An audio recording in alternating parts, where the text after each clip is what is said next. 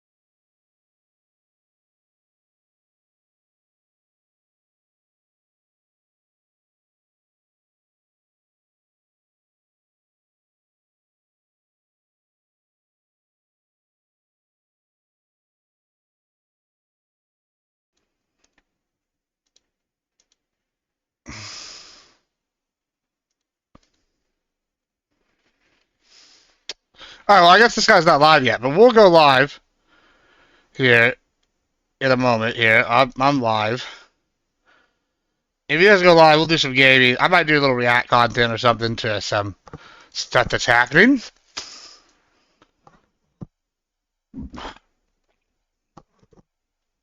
How's everybody doing?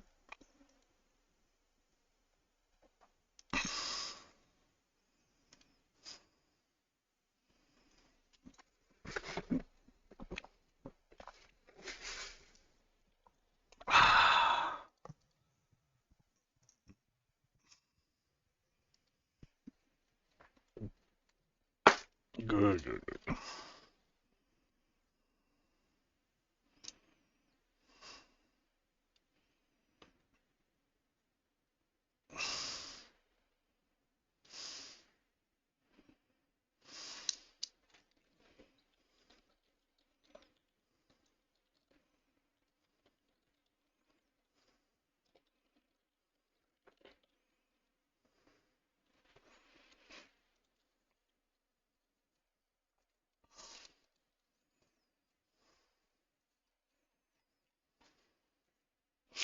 All right. Well, while we wait here, let's go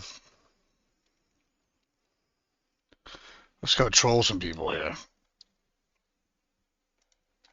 I think Baby Liberty is live. I have found the secret that the biggest YouTubers don't want you to know. Have you noticed how going viral on TikTok doesn't translate over to YouTube? Well, I found an app called TubeBuddy. It helps you go viral on YouTube the same as you do on TikTok. They have a feature called the Related Video Manager, which links your shorts to your long-form content, helping your views to absolutely skyrocket. They'll take your shorts views. Hour, it's like, yeah, if you, I'm here for the commentary and the breakdown of things.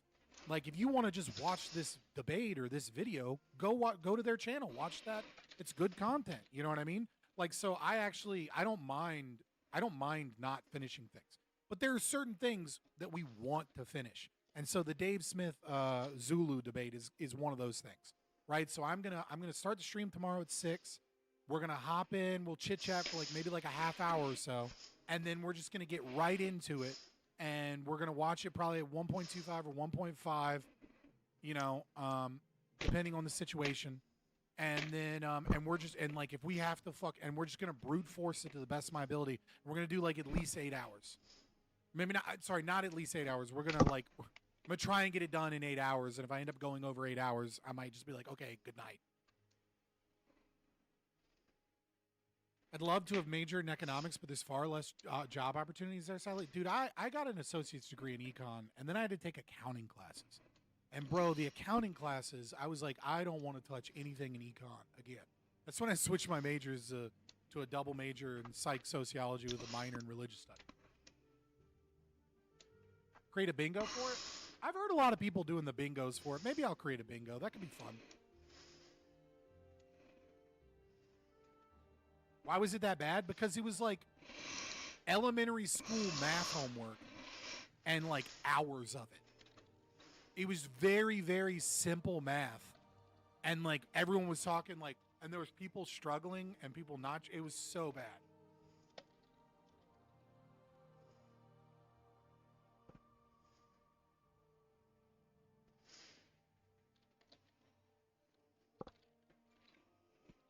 Yeah, it definitely does depend on the school.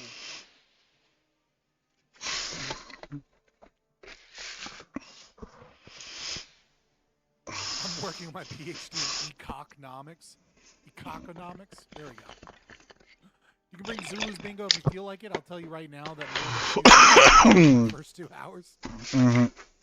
Hey, Agrilopolis? Is that a Greek name if I remember correctly? Because I see Polis and I think maybe it's a made up name of some D&D city or some shit. But but then it could just be a real name and I'm an asshole.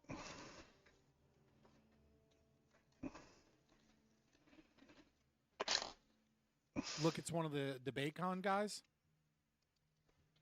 Polis is just Greek for city? Yeah, I just said that, brother. I just said that, half hippo. What do you mean? Yes, I know. That's what I mean. Supply chain is fun. I get to play Factorio and it counts as studying. That's funny.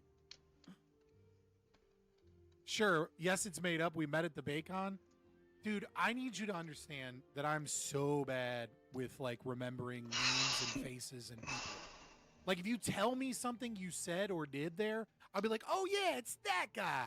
But like when I get a name, What is GTSY? you know what I mean? Like I never tie a name to a face. I just forget that shit. Oh, good to see you. Like I'll tell people, I'm like, "Man, I really love this band." And then they'll be like, "Cool, name 3 of their songs." I'll be like, "Dog, 20 of them are on my Spotify, but I don't remember one." Wouldn't it be scary if you were bad with faces but good with names? Why would that be scary?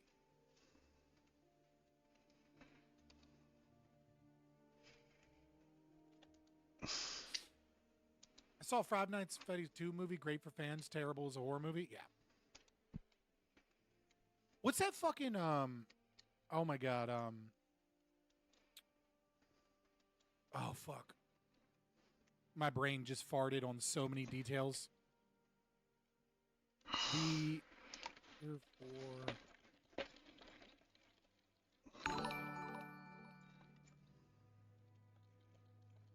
what was that like Nicolas Cage Five Nights at Freddy's movie? What was it called? Yeah, Willy's Wonderland, where it was like a Five Nights at Freddy's knockoff thing. That was a hilarious fucking movie. Have you ever seen it? It's like if you haven't, it's like a Five Nights at Freddy's knockoff movie where like teenagers and like dude is there to like clean the bill and he doesn't say anything and it's very clearly like I guess funded by Dr. Pepper because after every scene and after every thing he cleans it's just like go to the machine, get another Dr. Pepper. It's like it's a funny fucking it's not quite as good as like Velociraptor, but it's like a self-aware funny movie. Yeah, well the excuse is thank you guys so much. I'm not crazy. That's Elder Scrolls music. That is Elder Scrolls music in the background. One of those pieces of music that doesn't get copyright strike. I stopped paying for Pretzel Rocks because I was getting copyright strikes all the time with music that I pay for. So I was like, fuck this. I'm not going to pay money to have to constantly dispute shit. It just takes away time. It's not actually saving me anything. So I just throw video game music in the background. Fun fact, don't do that with Final Fantasy music. One of my videos has 17 copyright claims on it. And I just gave up. I was just like, nope, you guys can have the money for that video. Because it just takes your ad revenue, so it's like not that big of a deal. Because I don't make shit in ad revenue anyways. But I was just like, okay, not doing that again. Got it. I'm not trimming every single fucking bit of that out. But yeah. Fuck was I saying? But yeah, it's a funny movie. Velocipastor is one of the most insane titles for a movie ever, and I am almost afraid to ever watch it because what the fuck would even happen in that movie? Velocipastor is a fucking low-budget, self-aware, hilarious film. I'm Frankie Mermaid! Gosh, if you shove dicks in your mouth like you did those sandwiches, I'd be a fucking millionaire! Like, dude, Velocipastor is unhinged. Okay, there are ninjas. There is a priest that goes to China and can become a velociraptor with a hooker doctor lawyer girlfriend who's always referred to as a hooker doctor lawyer. Who and like you know, he goes to a Satan. He goes to like a exorcist and kills him and. Like, it's fucking, the Vietnam flashbacks are unhinged. All of it is unhinged, and it's a beautiful disaster. Sorry, guys. We were leeching off Fabian while I trolled him. I was about to tell people to hit that thumbs up. Yeah, that's what I was going to say. Like, share, subscribe. Donate me money like Computer Carnage did. The stream. If y'all like Fabian, I know y'all hate him. But if y'all do like him. I love you guys. Join the Discord. Follow me on X. But the main thing you want to do is... The main thing you want to do is hit that like button. There's Fabian. There's still 8 of you right now watching for sure that haven't hit the like button. It's just like move your mouse, click it, or move your hand over to the thing. Like it's not that big of a deal. I'll keep listening to it for a moment. In the algorithm. I have to watch that movie again. Yeah. Why would Big Food invent a food that's anti-Ozempic? Think about it for like just a few. With Google Play Games, you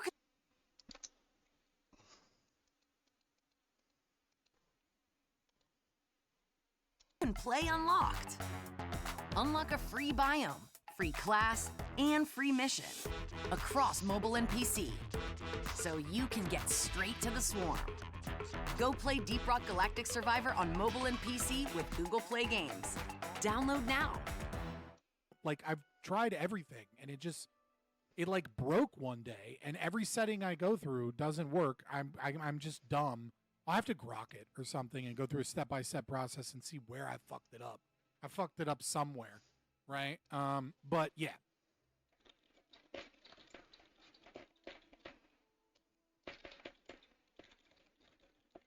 I suck at remembering names. I'm a fat gremlin, so I'm an expert on big food.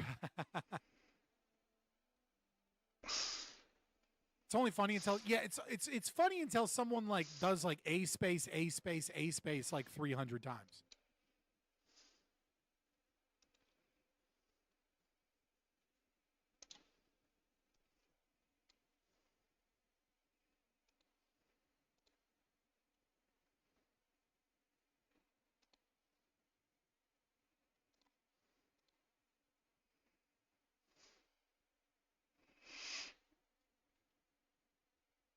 All right, sorry guys, we're gonna be getting organized right now. Hello. Testing. Okay, cool. Let me run to the bathroom real quick, and then we'll be good to go.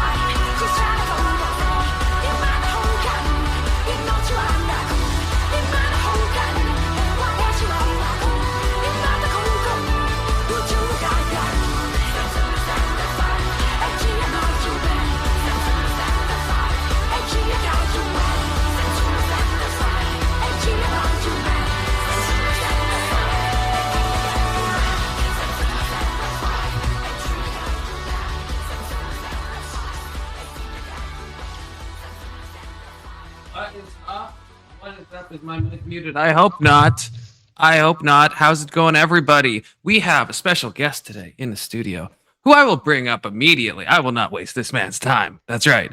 Give it up for Mr. Admiral Gibbs. Hey. Welcome to your own show. How you doing? I'm glad to be here. I'm excited. Yeah, I'm doing great. Are you familiar with Cinnamon Bun Girl? Because if not, you're about to be. I had to Google her beforehand, bro. The bitch made 100K. Yeah. This is what I want to talk about. But yeah, okay. First things first. Okay. Anyone else wants to join? Egg, good to see you. Big Soda, good to see you guys. Big Soda has some strong opinions. I found this from K2, so I got to give a shout out to K2 for hit me up with this. And then when I saw it and saw how much money this girl made, I was like, I gotta talk about this. So there's where I play the video. I've specifically edited out the TOS parts of this video so that I can actually, you know, show it without. TOS for both Twitch and YouTube. I don't know. I'm honestly not sure. But I fixed it so it's not. If there's no slurs, that's all I guess. Yeah, that's what I've edited out. Okay. I've removed them. But I honestly don't know, like that if someone else is saying it in a video I'm watching. I had Milo say it. He dropped an F slur and in a video on YouTube that I was watching. I'm like, am I in trouble if he does that? Yeah, so I mean, on Twitch they even changed the rules recently, so you can have banned people on your stream now. But if they if they break the rule, then you get fucked, right? So like the other night I was playing Arc Raiders and someone used the F slur like 3 times. Like, oh, am I gonna have to end it? And someone came in and was like, no, just like say don't do it. And then like, you know, if they say it like more than once, then yeah, but you know. Okay. But yeah, what if you're watching a YouTube video like with this one? Let's say I didn't edit it out, right? It's none of us are saying it, but we're playing content of someone saying it. Is that? I'm not totally sure. Is, you know? And here's the one. So Twitch banned somebody, not for playing what was that new game that had sex in it, but they banned somebody for playing Mass Effect. And the scene in particular was the scene where he's having sex with the alien. So alien sex banned, human sex if you're mutants is okay, I guess. And you know, I guess it depends on the slur. If you're watching a movie or if someone says, or like it's like a Discord, I don't know. I guess. Yeah, all the rules are frighteningly arbitrary, is what I'm realizing. Yeah, if you're conservative, they're just gonna ban us. That's really the moral. So. Yeah. So okay, so now to start off, I want to say, you know. Just a caveat this. Let me get to the beginning. Okay. Confluence agrees with everything she's about to say. He 100% endorses her positions. No, disavow. But like, so this starts like what in medias res? Is that like the technical term? Where it's like obviously we don't know what happened before this. K2 is in the studio. What the fuck is in medias res? What does that even mean? In medias res, it means like it starts in the moment. So we don't know. I will explain what each side has kind of said, but in the video we don't know what led up to exactly this. We just have a video because two Somalis are the ones behind the camera. Obviously, she is white, so I'll play the video, then give some context, and then we'll go from there and give our evaluations on what this means for society. I donated $50 to her. I know, K2. I can't tell if that's a joke, but I think it's not a joke. Is what I'm thinking. It's not a joke. It's okay. Not. So then maybe you can explain to me after we watch it. Because you know, it's a little crazy. So everyone, buckle up and let's hope I censored this correctly. I'm just kidding. I definitely did. I triple checked. Here we go. Your body makes you a better person. Are you recording? I'm gonna record you. Yes. You want me to throw water on you? That's. I am racist. So idiot, for And real. you are an. You are an idiot. I No, am I'm not. racist, and I'll say that to the whole entire world. Don't be disrespectful. You ruin your life. Thank God Oh, for this talking woman about- standing you up. talking about respect? You talking about respect? You are fired from this place, motherfucker. You are fired from this place. Suck it. Suck what? Look how you fucking look like. Well, she hit him with the DX. Bro, a base. Ugly? Talking about ugliness? You the Did I stutter? No, we not. I like how she No, we stutters not. when No, she we stutters, though. When she says stuttering. That's respect. That's respect. Keep squeezing that caramel, bitch. Get the fuck out of here. Okay, now we're gonna one more time because it's a little quiet. So we're just gonna listen one more, just so we know everything that was said. Okay, because some stuff is important and I think adds to the context. So we're gonna play one more time. Sexualizing A bit your louder. body makes you a better person. Are you recording? I'm gonna record you. Yes. You want me to throw water on you? That's. I am racist. So idiot, for Because real. You are an. You are an idiot. No, I I'm am not. racist, and I'll say that to the whole entire world. Don't be disrespectful. You ruin your life, by the way. Oh, talking about Bye. you talking about respect? You talking about respect? You are fired from this place, motherfucker. You're not gonna be working. Well, Suck it. Suck. Look how you supposedly, fucking look like. What's wrong? Just with hold on, This- K2. Hold on, K2. You fucking ugly bitch. Get the fuck out of Ugly? here. Talking about ugliness? Did I stutter? You the ugliest person I ever seen in my life. Good. Fuck. Your fucking No, we face not. for No, what? we not. No, we not. Because you know. windmills and chat, Respect. people. That's respect. Keep squeezing that caramel, bitch. Get the fuck out of here. The first thing I want to say is we do have stuff. Stuff is obviously kind of cut. I can't find the more full one, so I don't know if they edited stuff out. I don't know exactly what happened. The thing, I'll briefly say the context I've heard, and then K2, you could jump in and correct me if I'm wrong, and then we'll all give our opinions on what we think about all of this. So she says the Somalis were harassing her. They do say that comment about the beginning about like, do you think you're better by being more sexual or something? Now, I think they say it's because she made some comment about a hijab, and then so I think that's where that came from, because she's obviously not dressed immodestly.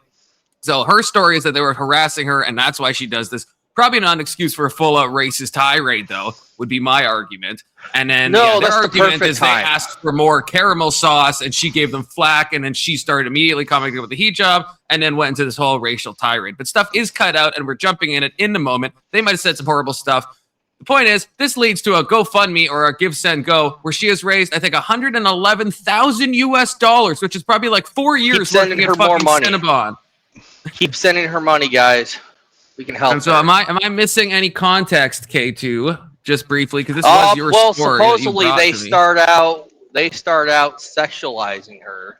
That's what telling her she needs to wear- says. Yeah. Yeah, And I needs don't to know. wear a hijab. She needs And to I- wear one of those things. a hijab. Yeah, I don't now. What I guess so, Gibbs. What's your thoughts? I know Gibbs. You can be a bit spicy, but are you at least conflu-pilled that this was probably a bad thing for her to say, and that we maybe well, should reward it with $100,000? First, I want to say, as a person of color, I know no one believes that I am, but I am Hispanic individual. Let me just put my fucking thing on here. I don't real know. quick. You look whiter Go than backwards. Emmett. My poncho. Yeah, sorry. And so, as a Hispanic, and I'm a proud Hispanic, I have this problem, right? I'm a güero, right? And so I'm not brown enough for the brown people. I'm not white enough for the white people. And for the white supremacists, they'll tell me they'll start blood testing. They might not get me in the first round of the camp, so they'll get me in the second or third. However, As a white supremacist, I will welcome you to the. well, just hear me out. Hear me out, K2. I accept. Thank you. I'm glad that you can vouch for me being one of the good ones. Okay. But unlike Nick Fuentes, I know that they'll come for me eventually. Then they're gonna have to dig my ass out of my bunkers on my ranch, and it's gonna take a goddamn nuke. So let them get in power. We'll have fun. We'll have a good time. I won't be worth their trouble. But coming back to this lady though, if there was ever going to be a time for a racist outrage, it's now. Like, yeah, these goddamn Somalis are a fucking problem, bro. They're coming in here. They're doing fraud left and right. They're sitting here sexualizing people. Go look at Europe. Go look at Europe. Countries where you used to be able to walk at night, you can't walk out no more because you'll get snagged by fucking Somalis and all these other countries from these Arabic countries. They're all attacking women. Rapes are the highest they've. We've been lucky in America for decades, since our existence, really. Latin people are Catholic, and Latin people are capitalists. Now, they're corrupt. We're all corrupt. I'll admit as a Latino that I'm corrupt. We like to cheat at life. We like to cheat in work. We like to cheat with on our women, and they like to do the same things, right? We know that. We're fiery, passionate people who are corrupt. However, at least we are still capitalist, and for the most part, we blend in over time with America, and we assimilate. These people don't want to assimilate. They're building Sharia law courts, and also this is the fight for our country, and it's not even like a white thing at this point. It's a cultural America's culture versus Western Islam, and that's how I see this as a microcosm. And some people, like this lady, she's got a litany of offenses, right? She might not actually be racist. She could be, who knows? But she probably doesn't have. Say, I am racist. Sure, she might be. She might be. She did say that. I mean, I'll take it at face value. All the time. I'll take it at face value. But someone like her, I would say, is maybe not educated enough to articulate the point that they're trying to make, which is that they see these foreign fucks coming in and taking their country from them. And that's a problem.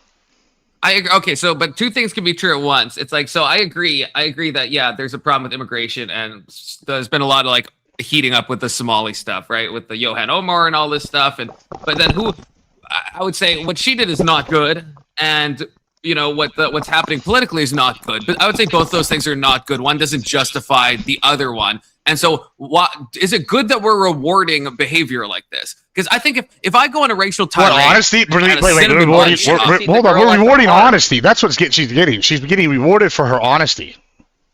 Okay, but okay. We've all had. Well, I don't know if we all have, but we've probably all worked service jobs at some point. or some type of job where it's like, okay, most people probably listening have had some type of job. Never mind. I did. I delivered. Okay, you did. Okay, yeah. And if I went on a racial tirade, I would expect that. That's fine, but I'm going to be fired. And then to like throw the amount of people throwing money at this, I don't know what that says about the state of race relations in America. Because even if I get maybe people are seeing it as, like you said, a microcosm for this is how I feel about immigration stuff, but it's like this is still someone who's going on a racial tirade, and we don't know if the people were actually like guilty or harassing, or all we see is her saying a bunch of like untoward things. If you lived in, I guess we lose the other guy. If you lived, he'll be back. He drops sometimes in fucking Dearborn, Michigan, and you were not, or like really all, or anywhere in Minnesota, anywhere where these Somalis are taking over. You're telling me, no, you know what, fuck it, I'll just do this. I'm Hispanic, right? I'll tell you what I get annoyed about here where I live.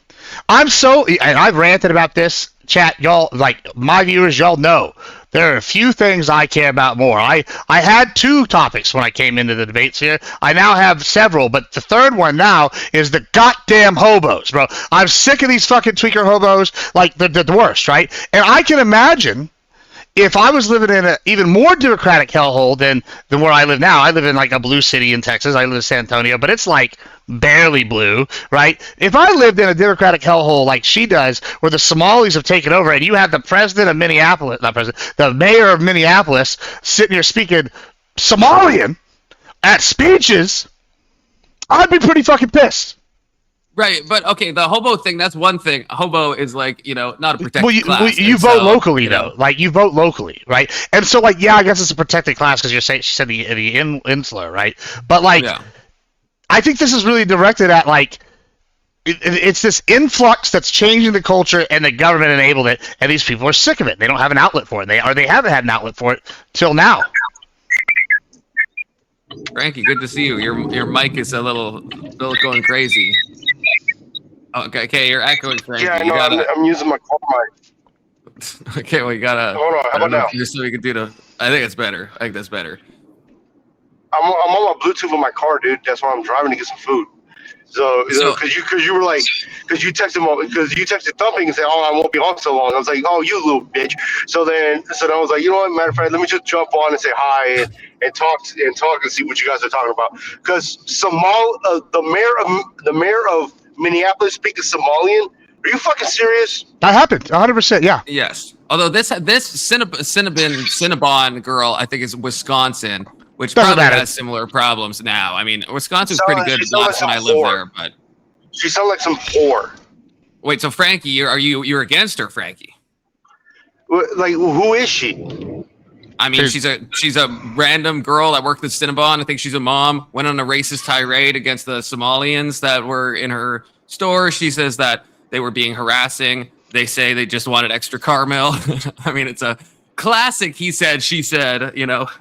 Yeah, but like, if you look at her, it sounded like some OnlyFans girls. No, she's got some OnlyFans whore. She's got a long rap sheet.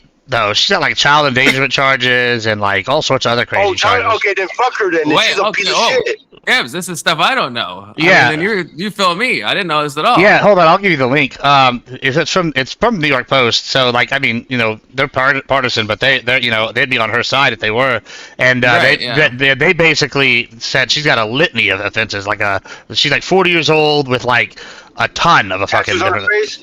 Does she have tattoos on her face? No tattoos. She just looks like a middle-aged white lady. I mean, she's not ugly, I didn't think. But hold on. I didn't even know she was. I thought she was probably like late 20s or something.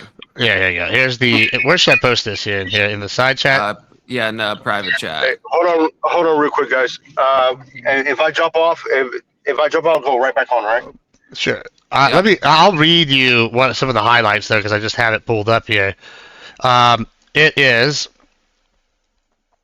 All right, court's records show Wilsey was charged with child endangerment, marijuana possession, marijuana drug paraphernalia. None of that matters to me. I don't give a fuck about the marijuana. The child endangerment, if it's related to marijuana charges, I don't really give a shit because, you know, sometimes they're overzealous. Yeah, but nobody cares. Yeah, and then she also pleaded no contest, probation, and minor fines. She's on the legal destruction across the Midwest with a history of more than a dozen charges dating back almost 25 years. 2001, she was dressed for disorderly contact and domestic domestic abuse and sentenced to 12 months probation. In September 2002, she appeared in court and charged with marijuana. Don't care about that. Disorderly conduct in 2009. She was driving without a license. 2015. She got a DWI. She was charged with resisting arrest and disorderly. She got DUI. Yeah, so I mean, basically, it sounds like she likes to get wasted and cause problems. Yeah, she likes to get wasted, cause problems. She's the party girl. Yeah. That's why she can't get a real job, so she has to stick to a fucking fast food place. Yeah, so this kind of changes things. So this isn't just someone that maybe was pushed over the edge. This seems like someone who is chronically over the edge in a lot. And now we lost confidence. And we lost confidence. What the fuck? This is no, she sounds. Go ahead. This is interesting. No, it sounds like she's just a party girl that just wants to get fucked up all the time. Yeah. This wasn't a one-off thing. This wasn't a Michael Richards. You guys confidence. Remember? What kind of panel are we running over here? We got everybody dropping. You see this? Look, I have a mouse button that has a back thing on it, and I accidentally hit it sometimes. Listen, listen, I don't want to hear no more of that bullshit. All right, you looking at me? You see me? How are you zooming in like that? Are you like? It's called talent. Are you gay? Why are you gay? You are gay. But okay, the bigger cultural question, though, I think that makes me worried because racist, tirades. I mean, they happen to a lot of people, They happen to everybody. No, not myself. I would never be caught on camera saying a racist tirade. But the thing that troubles me is the amount of money that people are donating. That's what troubles me because if you read a lot of the comments, a lot of them seem a little like xenophobic. And I mean, I know that word is a bit of a cuck word. Well, that's what I'm just saying. I understand that, word? But it's getting a little. I feel like things are heating up a bit. Like even Asmongold, you know Asmongold, right? You guys, right? I mentioned this on stream before. Yeah. He made a whole video and he's like, get these foreigners out of my country. Why? Why is he doing that? Why is he doing that though? There's legitimate reasons, but they're also U.S. citizens that he's talking about. Like I don't like Johan Omar. He's talking about. She is a citizen. What do you mean? What are you talking about? Let's hold on. First of all, let's just break down these complaints, right? Like I want to go. Like the literal reason I'm in the debate sphere at all is because my ranch kept getting destroyed. And I randomly found a WIC panel one day after doing a Halo tournament, and I turned it on, and they were arguing about immigration. Okay, and I go, oh, well, I would like to start arguing about this shit because these fuckers don't know, and nobody cared. Nobody cared at all until Greg Abbott sent people to fucking Martha's Vineyard. And then all of a sudden, people started giving a shit. Lefties, righties, oh, it's a problem, right? So then we fixed the border, and now we're talking about ICE, get these people out. And then what we do, I heard for months, years, immigrants, illegal immigrants, they don't get any welfare. They can't vote. No. Now we're finding out in droves that they've been getting welfare the whole fucking time. Yeah, and SNAP and EBT. And we're finding out that they were able to vote in some of these places. Yep. And we're finding these out. Yep. And then they told us to our face. And and that's in addition to all these other lies. We're finding out, the Democratic Party, the DNC is actually broke right now. Why? Well, maybe because we fucking killed USAID and all these nonprofit NGOs overseas that were funneling money back into them have dried up. Now, I can't prove that completely, but that's the leading theory. It's amazing how all this nasty nest is connected, right? And then I'm sitting here and y'all are going, well, why are people being xenophobic? Well, maybe because we're sick of all these fucking foreigners taking all of our goddamn money. I know, but there's a line between like okay, we go for the illegal immigrants. It's like I understand that. We secure the borders. I understand that. We kick the SNAP benefits from people who shouldn't have SNAP benefits. And we kick us people that removing. We're talking about we have the Department of Homeland Security tweeting out remigration. Good. With no context. Hold on. Are you agreeing that we're the superpower? Foreigners should go out. Yes, we're the world's superpower. It doesn't mean we should deport legal immigrants, like people who are actually citizens. Hold on. Hear me out. Let's follow my logic. Not people on student visas. I was fine with all this stuff. No, that's fine. Actual Here, I got one for you. I got one where we can maybe build a bridge on why some of these citizens got to go. Right. Hey, I'm gonna go off mic and order some food right now. All right. All right, I'm gonna give you maybe why we could give you a couple of these citizens, these naturalized ones that should be unnaturalized. All right, and I'll give you an example. All right, first of all, we are the world superpower. We have 11 super carriers. Say it with me, 11 super carriers. We got fucking a bunch of. You know how many the rest of the world has combined? Zero. Not another country has a single super carrier. China just put out 2 carriers. They're what they call like regional level carriers. They're like the step below like a super carrier. They're not even ready to fight us in the regional battles. They're like, okay, cool. So we're basically world police. You know that we literally have standing orders that if The Hague ever tries to put U.S. soldiers on trial, to invade The Hague. Right? They know that, right? So this is the Dave Chappelle skit where we go, you and what army? Well, for some fucking reason, we signed the asylum treaty, and we let all these asylum fuckers in, right? And we just saw with Afghanistan. Now, I agree, the Kurds got the shaft during the Iraq wars. I know I have some friends that are Kurdish translators. Some of them got over here, most didn't. They got fucked, and I hate leaving their allies, the Kurds, out. They seem to be the only people in the region who've gotten fucked by us, and like we should have backed them more, maybe even gave them their own country. Now, that's a whole different debate, but Afghanistan, the Kurds, where they have their own autonomous region, are capitalists and have been fighting against Saddam, is a lot different than Afghanistan, where we're fucking ejecting out of there in a hurrah. And then we're fucking sitting here going, okay, buddy, let's like let all these people come on board, not in-depth background checks because they don't have fucking records because they've all been bombed. And so we bring these people in here that we don't know who they are, like, and then they shoot somebody, the National Guard thing. And that guy, I don't even actually think he was a jihadist, even though he yelled Allah Akbar. I think he was just mentally ill based off other reports I've read. This bitch, she's got the same kind of situation but reverse. But it's like, then we look at the Somalians, like Ilhan Omar, who allegedly may or may not have married her brother, but clearly has been involved in a lot of fraud. We see the Somalian fucking influence that where they take all these SNAP benefits, and these people have become citizens because they sought asylum here and got here. Fuck those people. We shouldn't be abiding by the asylum treaty, and these people shouldn't have got citizenship just because they got brought here on a boat. Like, fuck that. You can't go back for anyone who's done fraud. Put them in jail. If you've done fraud, if we know Ilhan Omar, we can prove it. Put her in jail. Don't send her back. That's not what we do. That's not what America does. We let these people in. They're granted citizenship. That's in the Constitution. You can't get rid of them. You need like a 2/3 majority to like overturn it. Can I put my 2 cents in? All right. So my family is from another country. My parents aren't from another country. They're from Cuba. They came here in the 80s. They are naturalized citizens. You know, I was born here. So is Ilhan Omar, States, so saying that. But that's different. You're from Cuba, like, right? We have an established thing with Cuba. The reason why is hold on. The reason why it's different with Ilhan Omar because she hates the United States. My father refuses to even speak about Cuba. It doesn't matter though. Hassan hates the United States as much as I would maybe like to send Hassan back. We can't do that. We can't. And Hassan should should shove his own head up his own ass and fucking go to fucking China where he belongs. That's fine to say that, but we can't actually deport Hassan, right? Yeah, we can't actually do that because it's a violation. It's a violation of his citizenship. Yeah, same with Ilhan Omar. Why shouldn't we be able to? Okay, so you're fine with denaturalizing the citizens that got here via asylum that commit fraud. You'd be fine with that. Not denaturalized. No. Why? I'd be fine. If you got here based off an international treaty that we signed, like the asylum treaty, and then you become naturalized due to the asylum process, which is a different process than the standard naturalization process, right? I understand, yeah. And then you become a citizen through this side path instead of the main path, because you skip all these people waiting in the main path because of an international treaty obligation.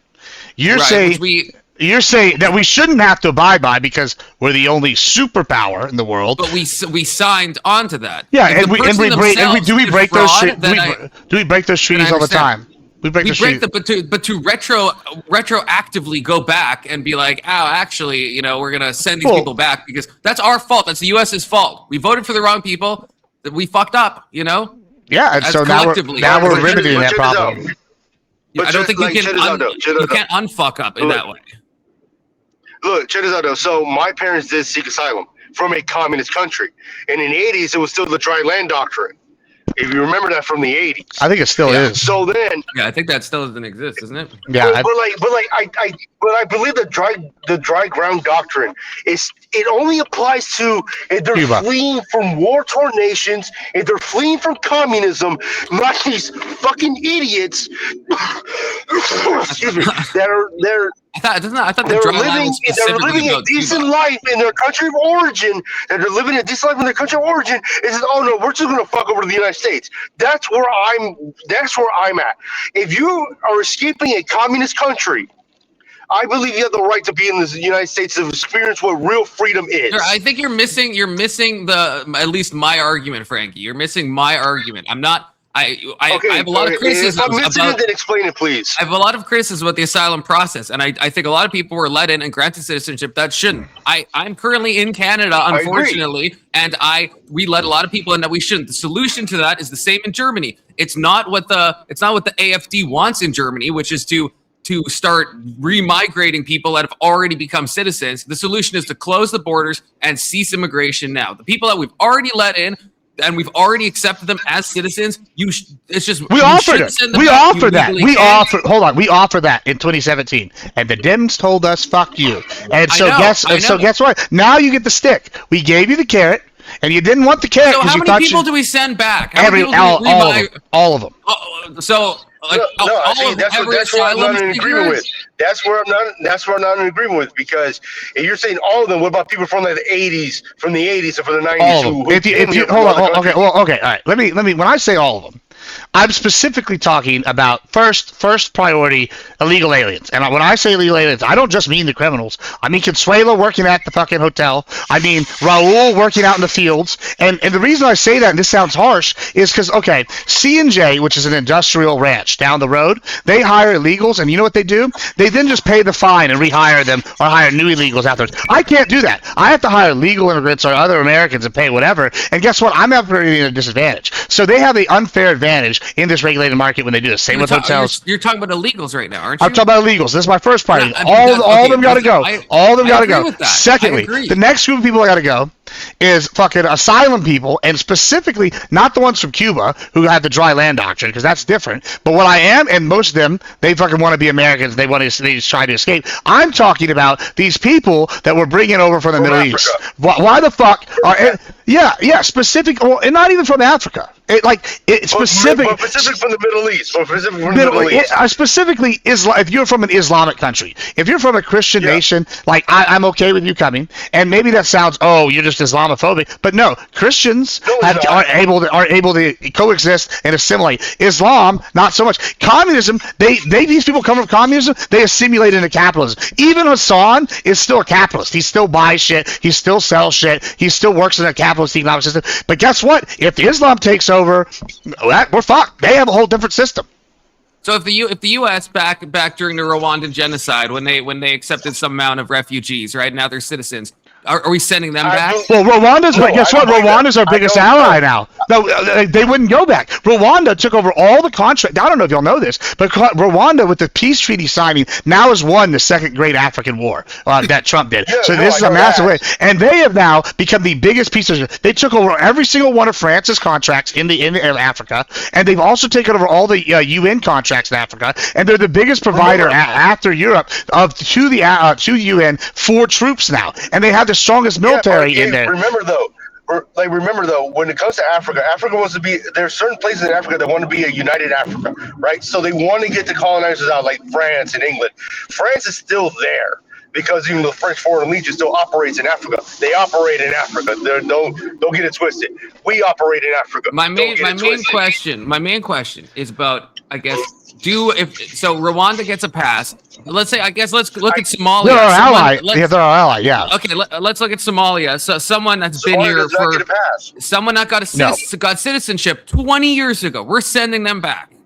Well, 20 years ago, but hold on. But here's the thing is, I feel like just because if you become a naturalized citizen, and I go and look, and you're sitting here like funneling money or like donating to the organizations that have like links to terror orgs like Al-Shabaab, then even if these organizations also do good things like charities and shit, That's suspicious. That doesn't And then when I negate see you, anything, though. That doesn't yeah, negate right. anything, But then though. when I see you advocating for policy that's anti-American, and like it seems like you're trying to do like a Manchurian candidate, where now you're a citizen, you're going to destroy us from the inside. Brother.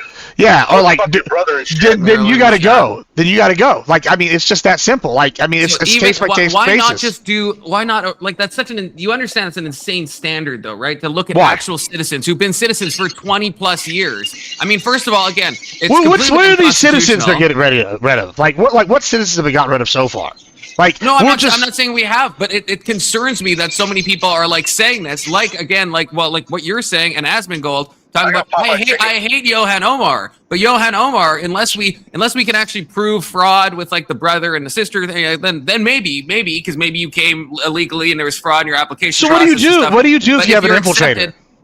Then you put them in jail. You put them in jail forever. What? So if Omar, I don't think Omar is this, but she could be. What if she actually was like an Al-Shabaab infiltrator? Now, like I said, I don't think she is, but like let's just say, and now she's got a position in our government. She's like working from the inside. Like that's what they do. Okay, so, Takia is a thing that Muslims do. So then that's treason, and you put them in prison. It's not treason level, though. If I do that crime, no, because it's not treason. It's just if they influence the NIFA this weekend. Hey, guys, I only got a few minutes left because I'm about to get off in bed. Look, go ahead. China is doing that. China is doing it. China is putting their own people in 30, 40 years ago and only activating them now. So that's a real concern. That's true. So because if you remember Dianne Feinstein, that one fucking weird fucking senator, right? Her driver was Chinese. He was a spy for the Chinese Communist Party for 20 years. No, you don't know what information he gathered from her. Yeah. That's like legit shit. That's like an actual real concern. Yeah, that happened in Canada. There's a case with Huawei, right? The phone company where a Canadian was arrested, and they were charged, and then they were asked if they wanted to be extradited, or we asked China if they wanted to extradite them back, and you arrest those people, but you don't cancel their citizenship and just send them back. That's not how the country works. Here's the problem, right? We are a cultural melting pot. All right, guys, I'm about to go. So 07's, brother. All right, 07's, Franks. We're a cultural melting pot. We blended a lot of. You have a good one. We have a lot of cultures, right?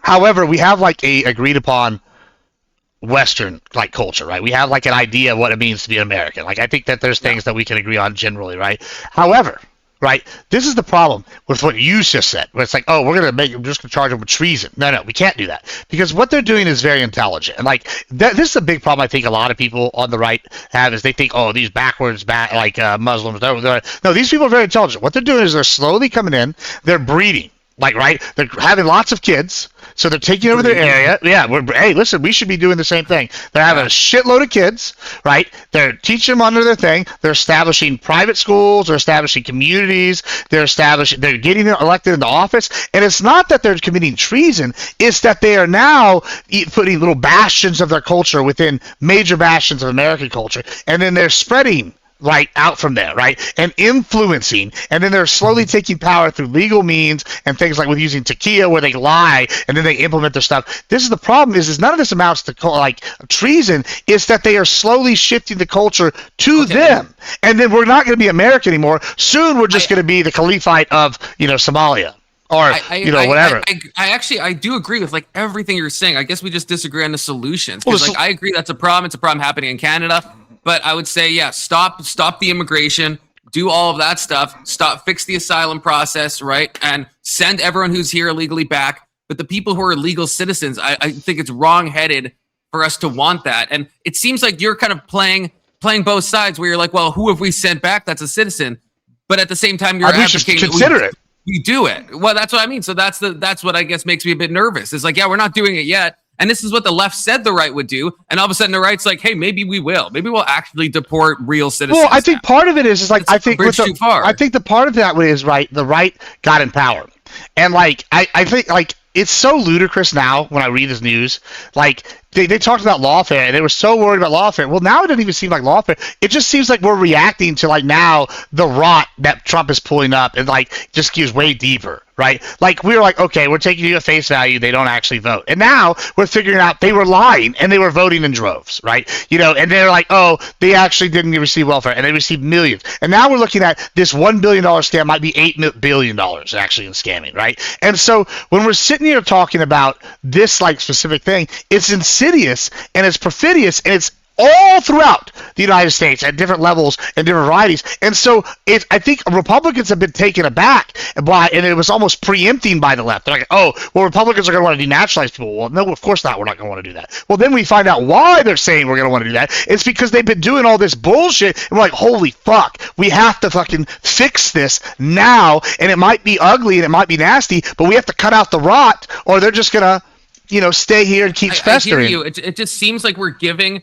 the left all the ammunition they've ever wanted, because now they can look at like these GoFundMes and they can look at the DHS posting the remigration tweet and what Trump has said that we're going to take a look at this type of stuff. It's like, and I think the left is like, oh wait, we were right the whole time. They were racist. Even if that's not true, it's like that gives them such a layup to be like, yeah, this is what Trump wanted all along. This is what the GOP wanted all along. And look, so many people are going along with it. That's what everybody wanted. That's what everyone who voted for Trump wanted. They wanted to get all the brown people out, even if they're full citizens. And it's like, that's not what I voted for. I voted to get the illegals out. I didn't vote to go back in time and take people who have already acquired citizenship and now relitigate it. That would be true if it weren't for the fact that you have minorities, for instance, in like Chicago and everything. They are pissed as well because they're getting flooded. You know, you got school buses coming into their cities and stuff. Massachusetts, I believe. I study this, you know me, about immigration. I study this vehemently, right?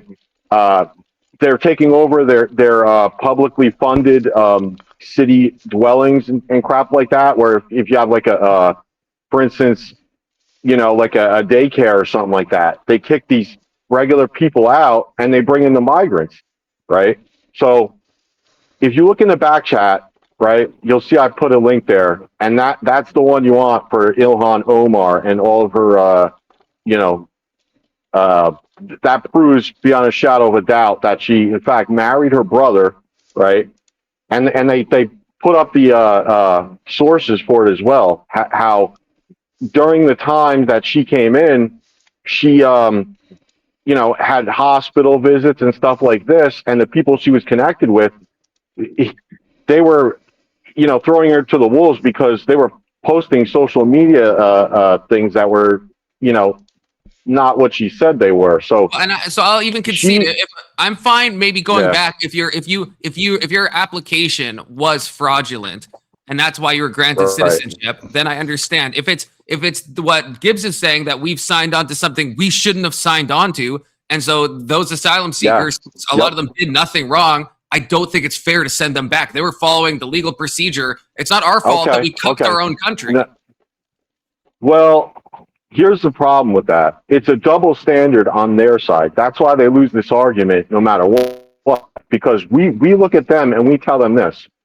Okay, when you're in charge, you're all about the federal responsibility for immigration. Why? Because they leave the border open. But then when we're in charge, you're all about states' rights, right? So if you want states' rights, then you have to close your state borders. You don't have a choice, because you can't tell another state, hey, we're going to force the immigration on you. We're going to let them cross our state lines. That's not states' rights, technically. That's telling other states, you have to abide by these sanctuary cities. Yeah, I agree. Look, I agree. That's a problem. I'm like fine with what's happening with ICE. I mean, for the most part, but that again is still separate. If ICE starts going after legal citizens, then that's where I get my back up, and I'm like, that's too far. It's just too far. So let's say I'm Idaho, and I look at like California, and I say, I got all these migrants flooding into my state, and I don't fucking want them. And I tell you, you know, okay, if you want states' rights, if you want sanctuary cities, you got to find a way to centralize them in your state. But that's a problem. So we ask them, we go, what do you want to do? What is your standard? And that's the real problem. They don't have one. They want to be able to just say, it's whatever happens when we're in charge or the wind blows. They don't have a standard for immigration, technically. They don't. It's just they want to flood people that, states that don't agree. That's it. That's their standard. I agree. That's a possible solution, I guess, would be, but I don't think we can say, okay, here's the solution, and if it doesn't work, then that means we're sending everyone back to their country of origin, even if they've been legal citizens for a long time. I mean, and I don't know, Gibbs is a big states' rights guy, right? Yeah, I do like states' rights. Yeah.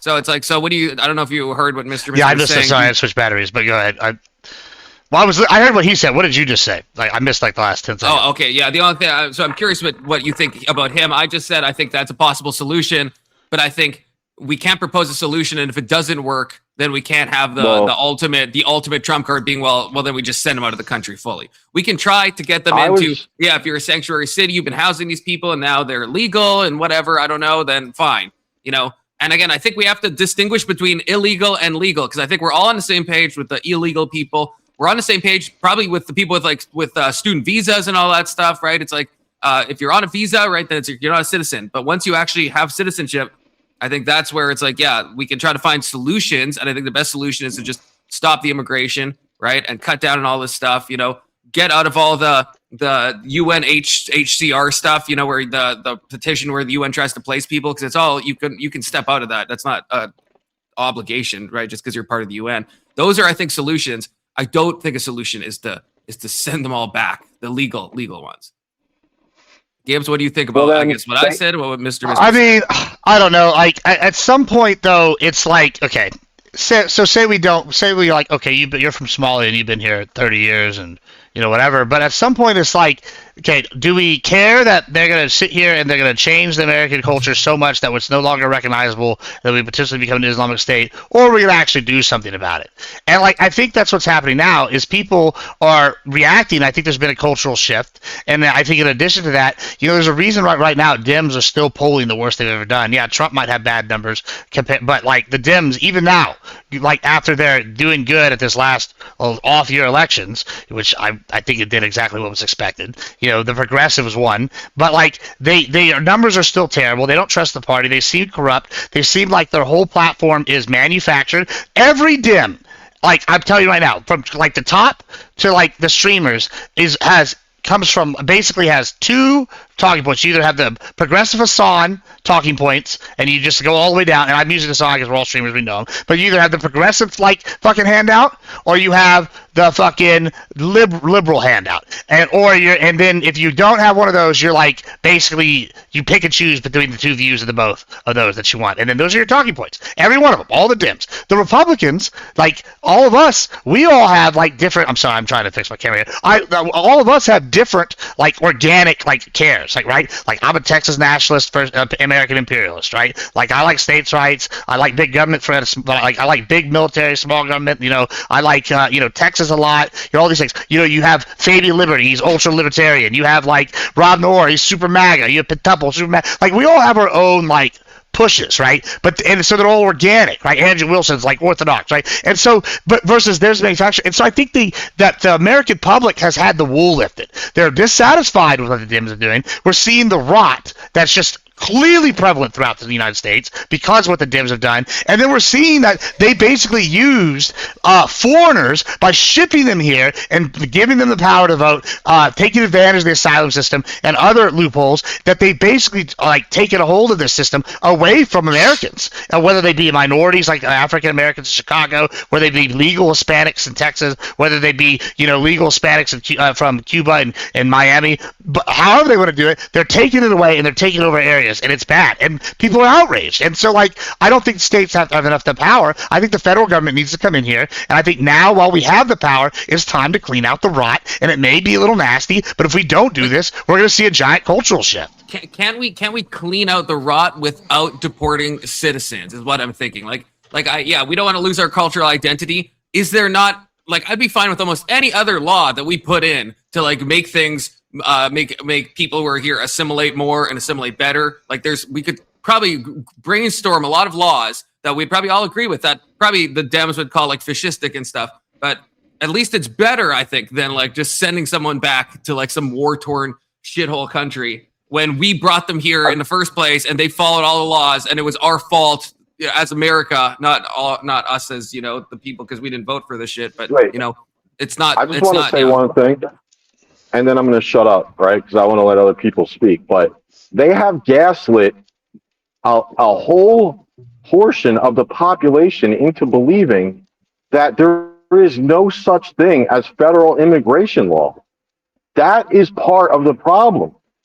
You know, you have people out there that are like, oh, that doesn't exist. It's like, wait a minute. You do realize that a sanctuary city is in direct violation of harboring, you know, asylum law breakers under 8 USC 1158, 1325, and 1227. Like, this is ridiculous, you know. And they're like, and then you hear COPE after that. They're like, well, you know, once you prove it to them that those laws do exist, then the goalpost gets moved.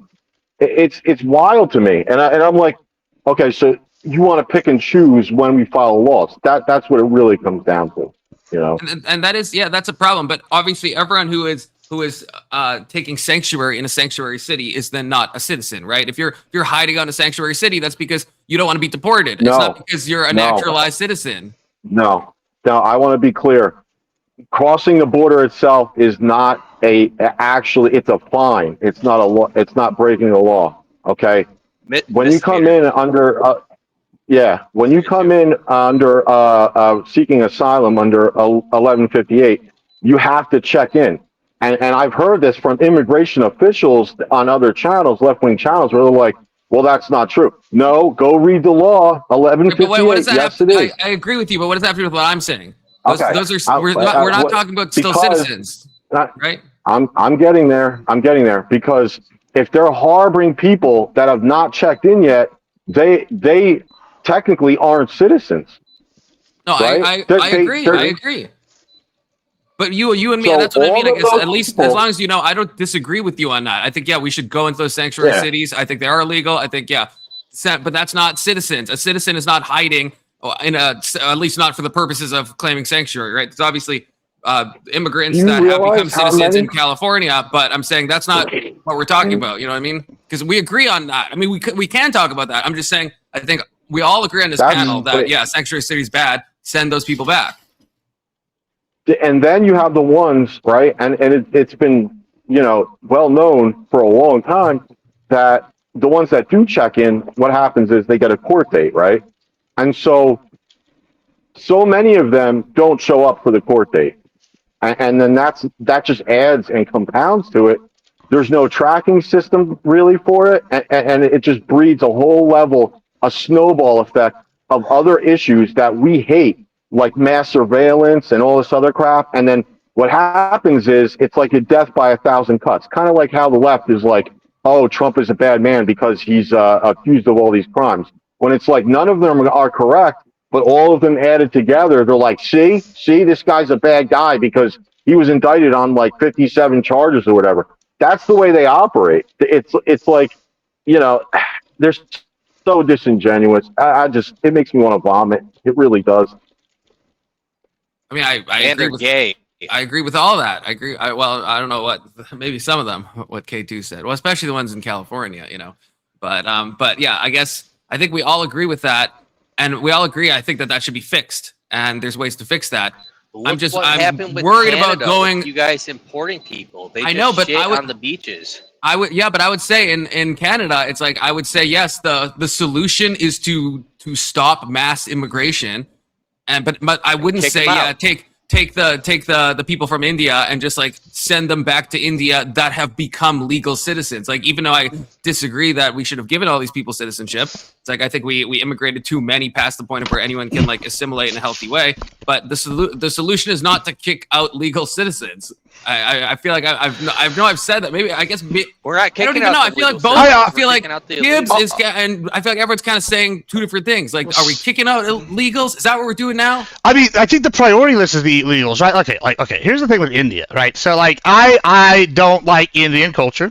However, couple things. India's at least capitalist, and the Hindus hate the Muslims. And listen, I don't like their culture, and I don't particularly like the religious aspects. You know, I'm a Christian, right? But I'm a minister and all those good jazz, but I'm not a practicing one.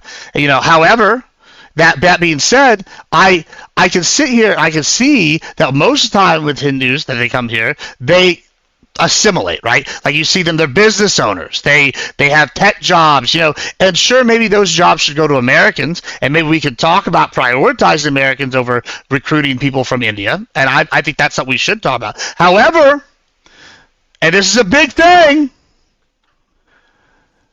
these other fuckers gotta go. Like, it's fucking a problem, bro. Like, they're changing the culture, and like, I just don't understand why. Like, you're sitting here going, oh, well, they've been here 20 years. If you've been here 20 years working on turning America into a Sharia like law country, like, what point's enough is enough? And like, yeah, I think we should start with the illegal aliens first, but at some point we need to go down the list, and we need to be like, well, okay, what about the asylum people? They got in here on some loopholes. What about these other people? They did whatever, and we need to like establish in America. We need, you know what? Fuck it. Let's just bring back the Inquisition. We can call it the American Inquisition, and we can start fucking asking some tough questions. I think like, where does this all lead? Does this not lead to an ethno there was state? already something legal put in place called like the Walton Act that didn't allow Muslim extremists to come here.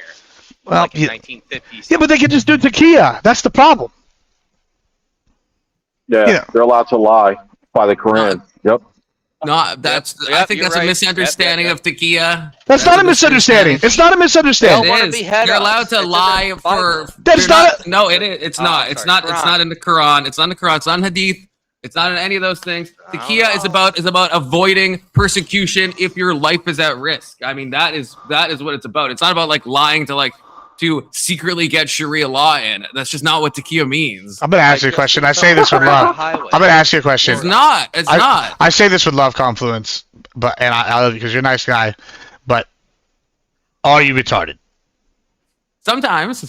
You're being retarded right now. Listen, we have at least in the last 400 years, we have prominent Muslim scholars, we have prominent Muslim leaders, and by I say leaders, I mean both clerics that were political and and as well as like scholarly, and we've had prominent Muslim leaders as in solely political, and we've had military Muslim leaders also all advocate for using tequila in the manner that I'm describing. So unless you know more than all these fuckers who read Arabic and speak that, I guess I don't want to source bro you, but do you have anything from the Quran or the Hadith that say you can do this?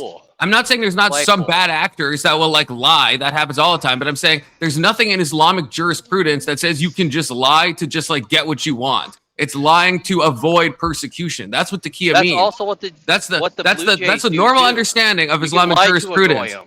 So, well, okay, that's the Talmud is a different animal, and you know. Hold on, here you go. All right, let me give it right to you. Surah Al-Imran 3:28. This is the part that you're talking about, and you're neglecting a major key to this. It says, allowing believers to outwardly show friendship to disbelievers to protect themselves from harm while maintaining their inner faith. The concept derived from the same root words as taqiyya, meaning to fear, protect oneself from danger. Hold on. Yeah. With early Muslim scholars, almost from the beginning, like Ibn Kathir and Al-Barkani, interpreting this verse as permission for strategic our compliance was under threat, and so hold on, and this is the best part, they basically say, go on to say, and I'm gonna paraphrase the next like 4 paragraphs. It basically says, hey, if you're in a country that's not Muslim, that's basically a threat, and you can use tequila to do whatever you need to do to get it done and make it a Muslim country. I feel like I need a quote on that paraphrase from an actual early Muslim scholar, a direct quote. That's what I would need, because that's not what I've seen. All right, let not believers take disbelievers as allies instead of believers who do so have nothing from Allah except for those who do so out of precaution, so in hostility. And Allah warns you of himself, and to Allah is the final destination. So yeah, he's saying exactly what I'm saying. He's not. No, he's just not. That's just not what that's not what your paraphrase was. I believe in Gibbs. Yeah, I think we all want to believe. Everyone wants to believe that tequila means. And I understand, you know, I could be as Islamophobic as the next guy. I understand we all want to believe that. I'm just saying, I personally haven't seen something in the Quran or any of the Hadith that say this. I haven't seen that. I'm not saying there probably is, some like Muslim clerics and imams and stuff that have like said some wild stuff that, you know, but I'm saying baseline from Islamic Lebanon, they're jurisprudence. Christian. I haven't seen it. Why? So I could be Why wrong. are Maybe it's you? something Why I can't are you? Why are you cucking for the Muslims right now? I'm just trying to be honest. I'm just trying to be honest. That's his. I don't want to. Cuck fluids. I don't want to. Let's see. I don't want to lie to myself or to other people. You are lying to yourself. You're lying to yourself right now by saying it's not fucking about fucking. By saying that they can't use this in order to If there's a source, then I want to see the source. If we have a source from Islamic jurisprudence, I just gave you that hadith, the Shura, and we're basically arguing over the. You didn't give me the Shura. Post the Shura then. I just read it to you. I read Shura. I'll read it to you again here. Not an AI thing. Post the actual thing. There's a whole. I'm sure you know the Muslim website if you've looked into this, right? They have all the hadiths listed. Sure, it's there's all a whole on bunch one of them. website. Well, first of all, there's one main one. First of all, all the hadiths, all the Quran, everything. Hold on. If they translated the English, then it's not a valid source because you can't translate the Quran to English. That's not true. That's illegal. See, more misinformation.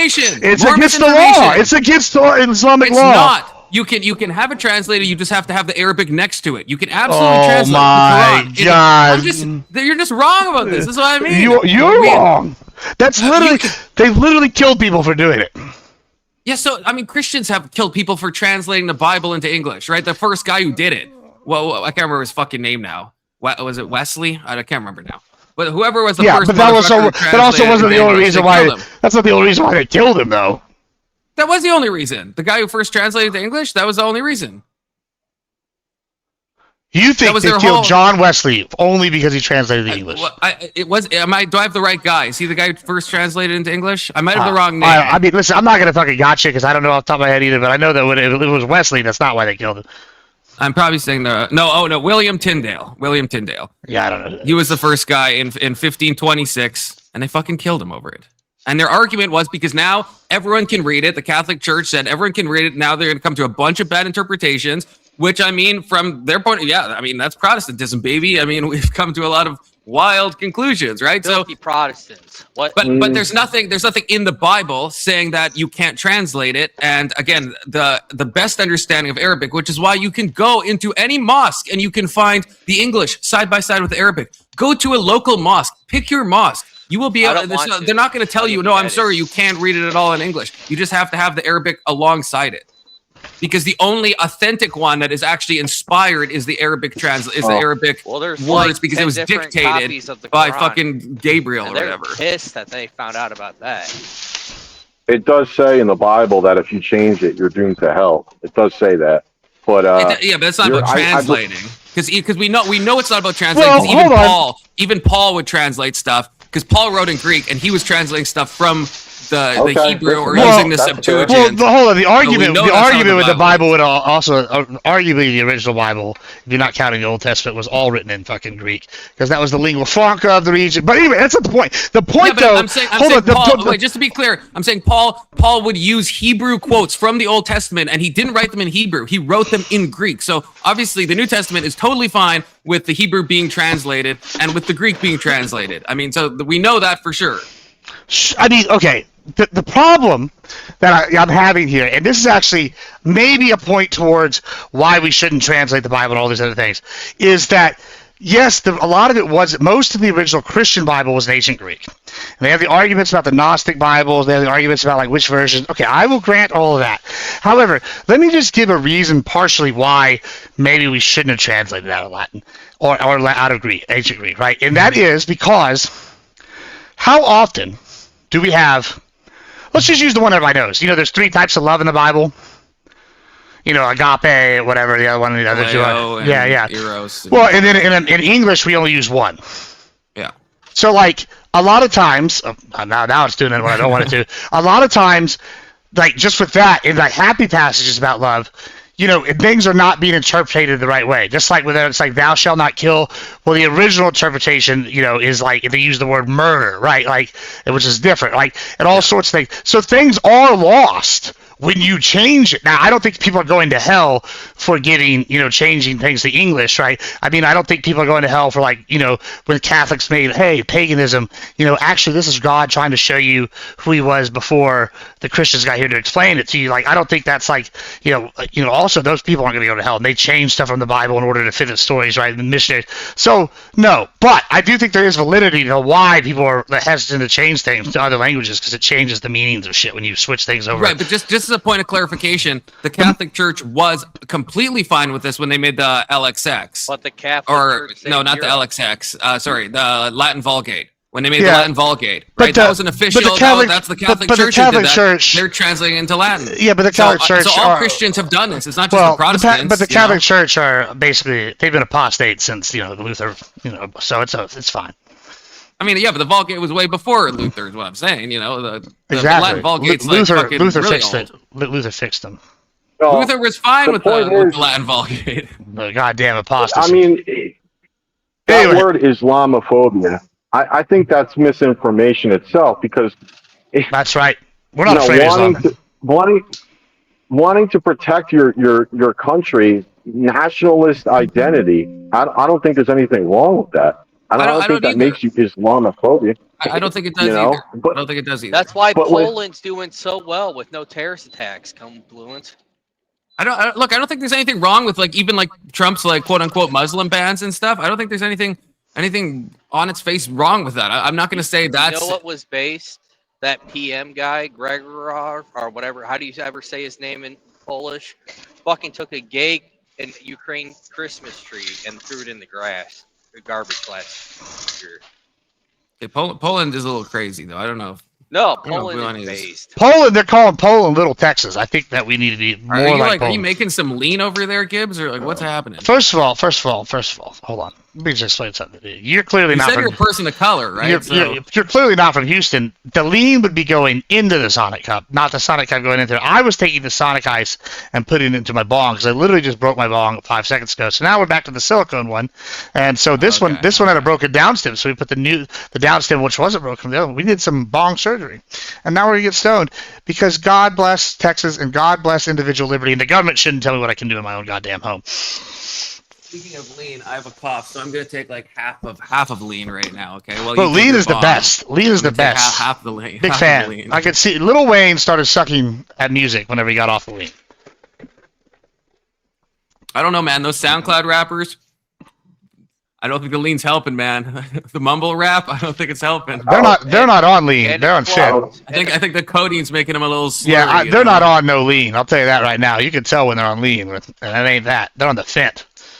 I blame And to K2. paraphrase Cardinal God. Rob Serra, whoever uses the Bible to justify mass immigration is retarded. Bro, listen, you know how retarded it is? What's the first thing they talk about when they say we're going to have the kingdom of God on earth? What's the first thing? They talk about the pearly fucking gates and the wall. Like, literally, even the kingdom of heaven has a goddamn wall and a gate system, bro. Like, not everybody's getting in. That's almost never mentioned when they talk about the kingdom of heaven. I'm just saying that. Almost out of all the times they mention it, almost never mentioned. Just gonna say that. Well, they mention what happens to the people that don't get past those gates a lot, don't they? Yeah. I'm saying the gates themselves, mentioned probably once or twice.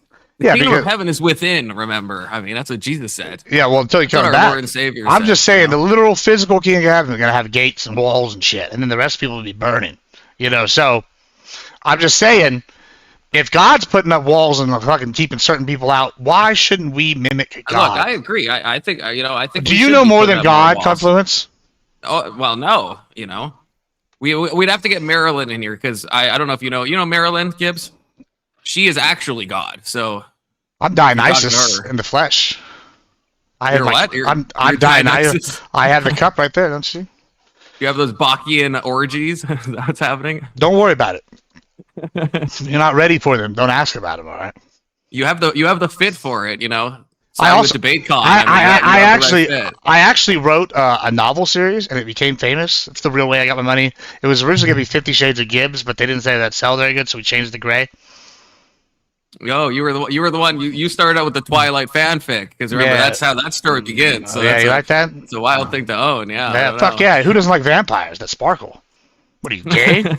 They sparkle in the sunlight. Yeah, what are you, instead of gay? bursting in the flames. Exactly. Are we gay? You don't want Yeah. a twink vampire? You seem like you're into the femboys. What are you talking about? Absolutely not. Disavow. Disavow. I don't know. I think Disavow. Blade was the best vampire series. I liked Underworld quite a bit for no particular reason. Underworld too. Yeah. But it's because she was in the spandex. That's the only. Nah, they actually made the vampires bad. Like especially the prequels and shit. Like you're like, okay, these are scary vampires. Like they're not nice people, but some of these other vampires are like, oh yes, we go to high school. We're not pedos. We're 300 years old and still in high school. I don't think I've ever seen a vampire show I like ever, or a movie. If you don't like Blade, there's something wrong with you. But I even like Vampire Diaries. It's not bad either. The originals, it's all right. It's girly, but you get a lot of hot sex. Yeah. Okay. Yeah. I mean, fair. You know. Okay. Different political topic because I want to make hay while I got Gibbs here. I want to make hay while the sun I got shines. 30 minutes, 40 minutes here. So yeah, let's do it. I got the same heart out, and then we will be going to the Indian Jesus, where Confluence will be talking to him about Tim Pool's house getting pew-pewed, and so Well, my chat. Shout out to Adam. We're gonna do that. He just posted. He posted a video today, I think in mine, of his recording with the police saying they don't have any record of this alleged shooting. Oh, okay. See now, And he was doing on the ground reporting about it. Okay, that's So that's Gibbs Discord exclusive, so y'all can watch it with a grain of salt. Yeah. But he's in the chat now. Go ahead. Sorry. Gibbs, you know what's gonna happen, right?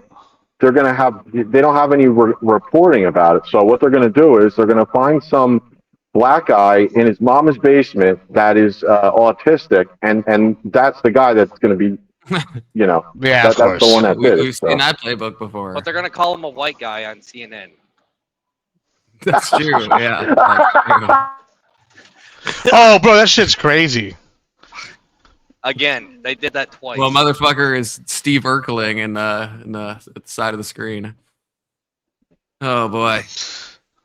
But no, okay. So the question I wanted to ask you, Gibbs, is, and I think I know your answer, so but I'll let you say it. I'll let you say it, brother. These boats they're blowing up, right? These drug boats with innocent fishermen that are just going 90 miles per hour, trying to feed their family. And then the U.S. is just blowing them up, right? Well, they have like 500 horsepower engines. And that's not the narrative. That's not the narrative. You want to hear the new narrative? Let me tell you the new narrative. Because I've now debated this. I hosted a panel. Just dropped. Yeah, a second narrative has hit the tower. Yeah, I hosted a panel on this on Thursday, and then I've done a couple debates now about this. And this is the new narrative. They're like, Gibbs, you are so heartless. You live in Texas. You know how the cartels work. Tell us you don't, and they're not doing this. Like, what are they doing? Hit it, dude. They are taking these poor and indigent villagers that somehow get in debt to the cartel. We can't figure out how they would be in debt to the cartel, but somehow they've gotten in debt to it, or they're holding them at gunpoint saying, we'll kill your families if you don't take our several $150 million in this fucking $2 million speed cigar boat, or this half submarine creation that we built for several $1 million. And we're going to put these individual villagers that don't know how to run any of this, but we're going to put them there, and we're basically just bombing slaves. Gibbs, do you like bombing slaves? That's what I was asked this week. See, that's an interesting, because I think even if I was to grant that narrative that they're saying, I would still think, I mean, if it's got like a bunch of kilos of drugs on it, even if the guy is, I mean, that's kind of collateral damage. It's like you're stopping the boat. Yeah. I guess you could argue the Coast Guard should go instead of maybe blowing it up. Now, I'll tell you what I wish. I wish that Trump would stop lying about the one thing, okay? And like he would just be open about his goal. Because I'm going to tell you something. I like cocaine. I like it a lot. It's good. And I mean, who doesn't? Cocaine, people I don't want to hang out with on the weekend, I'll tell you that. But I tell you what, the price of cocaine hasn't changed since the 80s. A fucking 8-ball is still between $200 and $250. A fucking bag is between 40 and 60. If you're paying more than that, you're getting fucked for like a G, right? Like all these things are about 60 and 80 depending, right? So like it depends. If you're paying more than you get fucked, and it's usually about 40 for some cheap shit, right? Cool. Guess what? Thanks to Trump, he got rid of all the fucking bullshit coming in. Cocaine now, not only is it as cheap as it's ever been, it's now coming in at a rate of about 97% pure uncut, and people are having to cut it down. Wait, why would it be cheaper? Because I would think stopping the Hold less on, cocaine. that's where we're going to go with right? this. That's where I'm going with this. Hold on. Okay. So it's more pure than it's ever been now. So we're talking over 90% purity coming in, and they're cutting it down, and we're still keeping over 60 to 70%. When used to, we were looking like numbers in the 80s. They were talking like right when it was fresh, the same kind of numbers, and then it drops about 83 to like about 40% purity nationwide, right? So we're talking higher purity, same price as the 80s, okay? Well, why? Well, that's crazy. We've had the war on drugs. If we're bombing these boats for drugs, shouldn't that cause drug prices like cocaine to go up? Well, you would think so, but clearly that's not the real story. I wish Trump would just stop lying and admit that this is against China, because fucking Venezuela has deals with Russia, so Russia and China are allies. Venezuela's got major deals with China. China's talking about sending stuff there right now.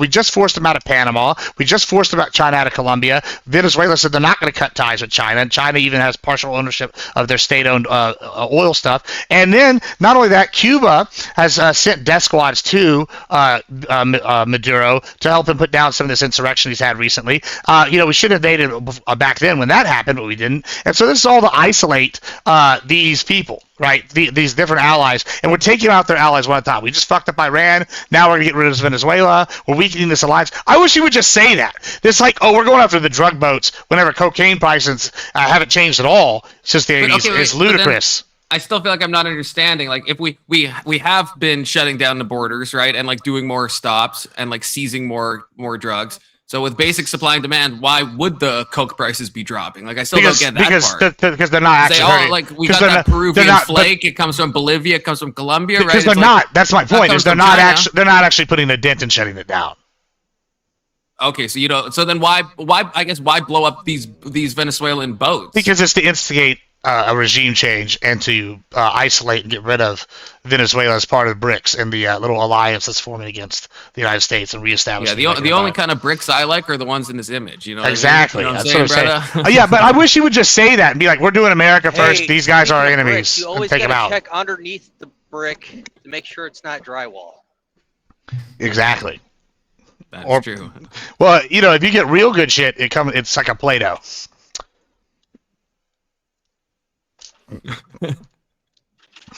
And they have to cut it down. Well, it's good stuff. But there's a story that they're letting in. They're continuing to deport Venezuelans into the country. So that story about the airspace being like they've taken it over, it's not entirely true, because we're flying their migrants back into Venezuela, which I'm fine with, of course. So that's kind of like giving them an extra middle finger, which is nice. I tell you what, as a conservative, I do have some concern, right? Because this is an extension of Obama's doctrine back in the day, which was extended from, first it was to go kill 9/11 affiliated people. Then they expanded it to like Mideast terrorists. And now we've expanded it again to like narco terrorists, which I think cartels and terrorist organizations, I think they're equivalent. They do the same shit, right? So I don't have a problem with that. What I do have a concern about is this slippery slope, right? And what happens when someone we don't like gets in office? Like right now it's Trump. But what happens, like let's just say Trump decides, we found out Antifa is Russian funded, which I think they have found some indication it might have Russian backing. And we go and we send the Marines in to go take out, I don't know, this Russian agent, right, instead of the FBI for whatever reason. And they kill eight Russians and they kill one American organizer. Nobody in America is going to be too upset about that, right? Maybe some people, but not too many. But then next time it's one fucking Russian and 8 American organizers, and you kill all of them. Then it's and they go, they're domestic terrorists, or they're foreign terrorists, working with, they're domestic terrorists working with a foreign operator or something. How much further can they stretch this? That's the concern.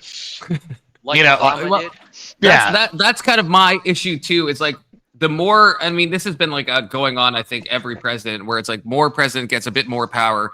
And then I worry about, when that's used against us, because in where I'm unfortunately located, as most of you know, right, in Canada, not from Canada, currently abiding in Canada, it's we have made the Proud Boys a domestic terrorist organization, officially in Canada. This explains the Proud a lot. Boys, yeah, it does explain a lot. And whereas Antifa, of course, not designated as anything. You know, even though we have Antifa in Canada. Okay, it's not as crazy, but we have it. And the Proud Boys have done nothing here. It was on the back of J6. Which, what does that have to do with Canada? I don't think the Proud Boys have ever done anything bad here at all. And it's like, you know, they're just now. It's like, yeah, just people wanting to meet up and have a little boys club and stuff. It's like now it's like, you know, that's a domestic terror group. It's like, okay, cool. So it's like, yeah, the worry is, I guess, is if we do lose in 2028, you know, when Trump runs for his third term in office, you know, if we do lose, then it's like, what kind of powers is the left going to wield against us? You know, that's always the scary thing, right? Got AOC in a video saying she wants to hurt working Americans even more. Exactly. And how old is AOC? When is she going to be? She's not going to be able to run for probably a couple election cycles. No, she could run. She could probably run the next presidential. Not in 2028, though, right? Yeah, 2028 should be old enough. Wait, how old is that misogynistic word I was about to use? I'm so angry, bro. Oh shit! She can. Oh shit! I thought she was younger. Yeah, she's 36 right now. Oh god, she is going to be running in 2028. Oh no. Yeah, but hold on. I thought she's like 27. Hold on, look at it like this. Hold on, but you're looking at it all wrong. That's actually a good thing. You want to know why? That means MAGA was a success because they've cleared out the rot so much that the old liberal Democrats and the old uniparty of the neocons and neolibs have been gutted, and now either the neocons have had to shift over to MAGA, or and then all the libs have had to either become progressives or get kicked out. Then that means MAGA was successful, and now you have something new, which could be worse or could be less threatening. We don't know yet, but that would mean victory by Trump. That would be the victory condition, but right? If AOC wins, though, that has she to be won. The Yeah, worst of all. That has to be the worst of all possible worlds. Well, you know, sometimes you have to have something real bad for something real good to happen. You know. I don't know if I'm willing to Confluent. think that. This woman once said that cauliflower is racist. I'm not kidding. She went onto a New York building, right? And there, you know how they have like gardens on top of their buildings and shit? She was in shock. She had like an Instagram or some shit like, oh my God, people plant gardens on top of buildings? I'm like, how is she a congresswoman? This is wild. Yeah, I mean, well, that's what I mean. It would be like, maybe the argument could be like, maybe she's such a bad candidate that she won't win. But I think a lot of young stupid people really like AOC. Women are going to vote for her. Yeah, like I think it's going to be bad. Women. And then I think she's going to pick up a lot of the Hispanic vote, which the Dems, you know, I don't think we're going to. But you are fucking. If you think Hispanics are going to vote for AOC, like you are crazy. You don't think so? So first of all, no one hates Hispanic women more than Hispanic women, and nobody. Yeah, like that's crazy. And two, like no Hispanic man is gonna ever vote for AOC. Like not, at least not in Texas. I don't fucking like. That's crazy work. Bro. I mean, so more. I mean, Trump. I mean, at least not the Hispanics here. Why are they voting for Kamala Harris? I didn't think the Hispanic people would vote for Kamala Harris. They voted more for Harris than they did for Trump. Yes, they did. Kamala got more of the Hispanic vote share than Trump did, and it's like it was way closer than it's ever been. Like Trump did grab a lot of Hispanic votes, but more still voted for Kamala. So like I mean, explain that. That seems crazy to me, you know. So Gibbs is an authentic Hispanic person. Why did your people vote more for Kamala than they did for Trump? Because they were the illegals that Kamala had brought in. It was fake bullshit.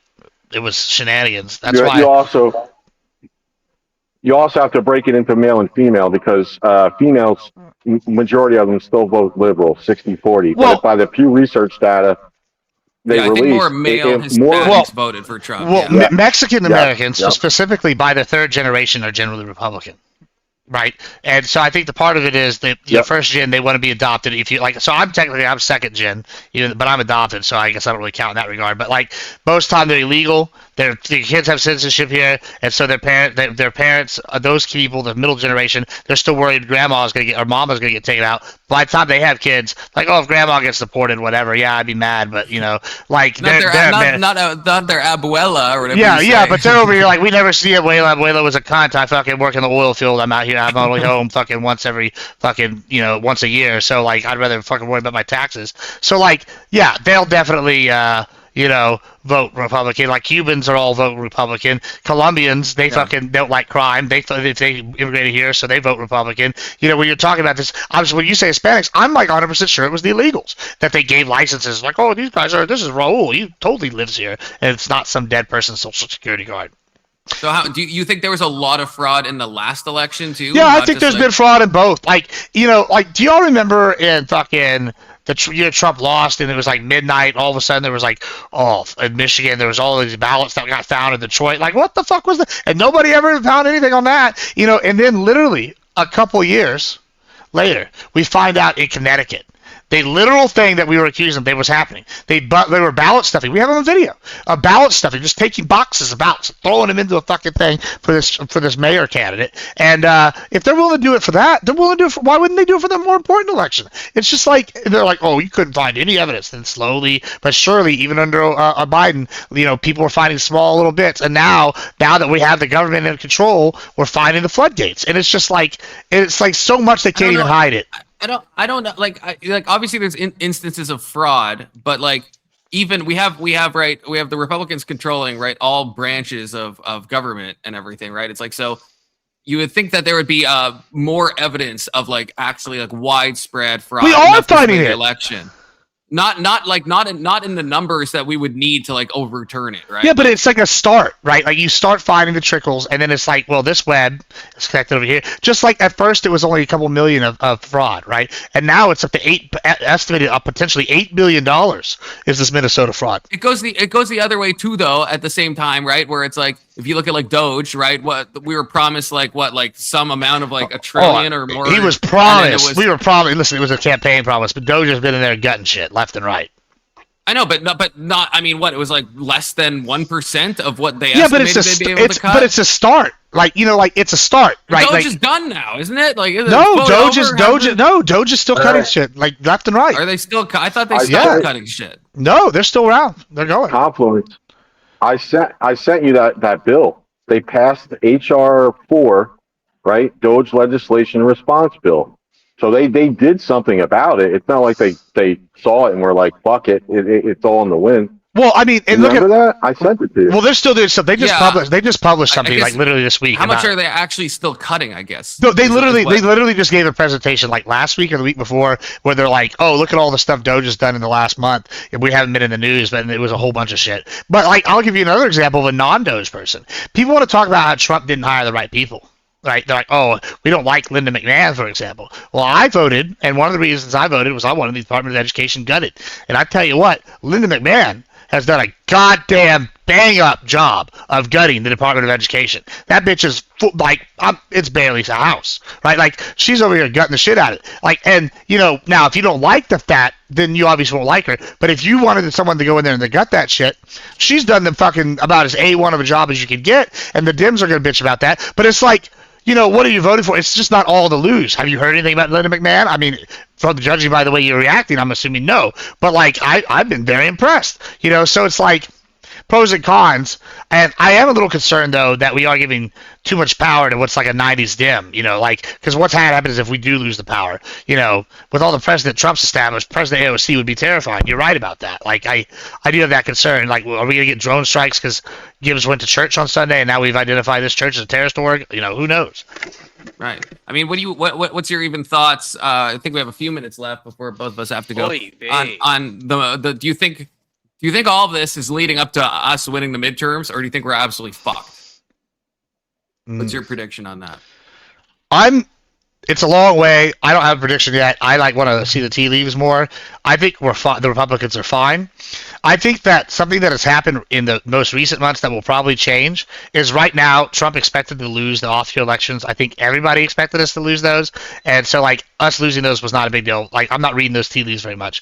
However, what I am reading is I think that right now Trump is really focusing on the actual side of guaranteeing we win the midterms. And what I mean by that is the redistricting fights specifically. Like he's pushing that hard.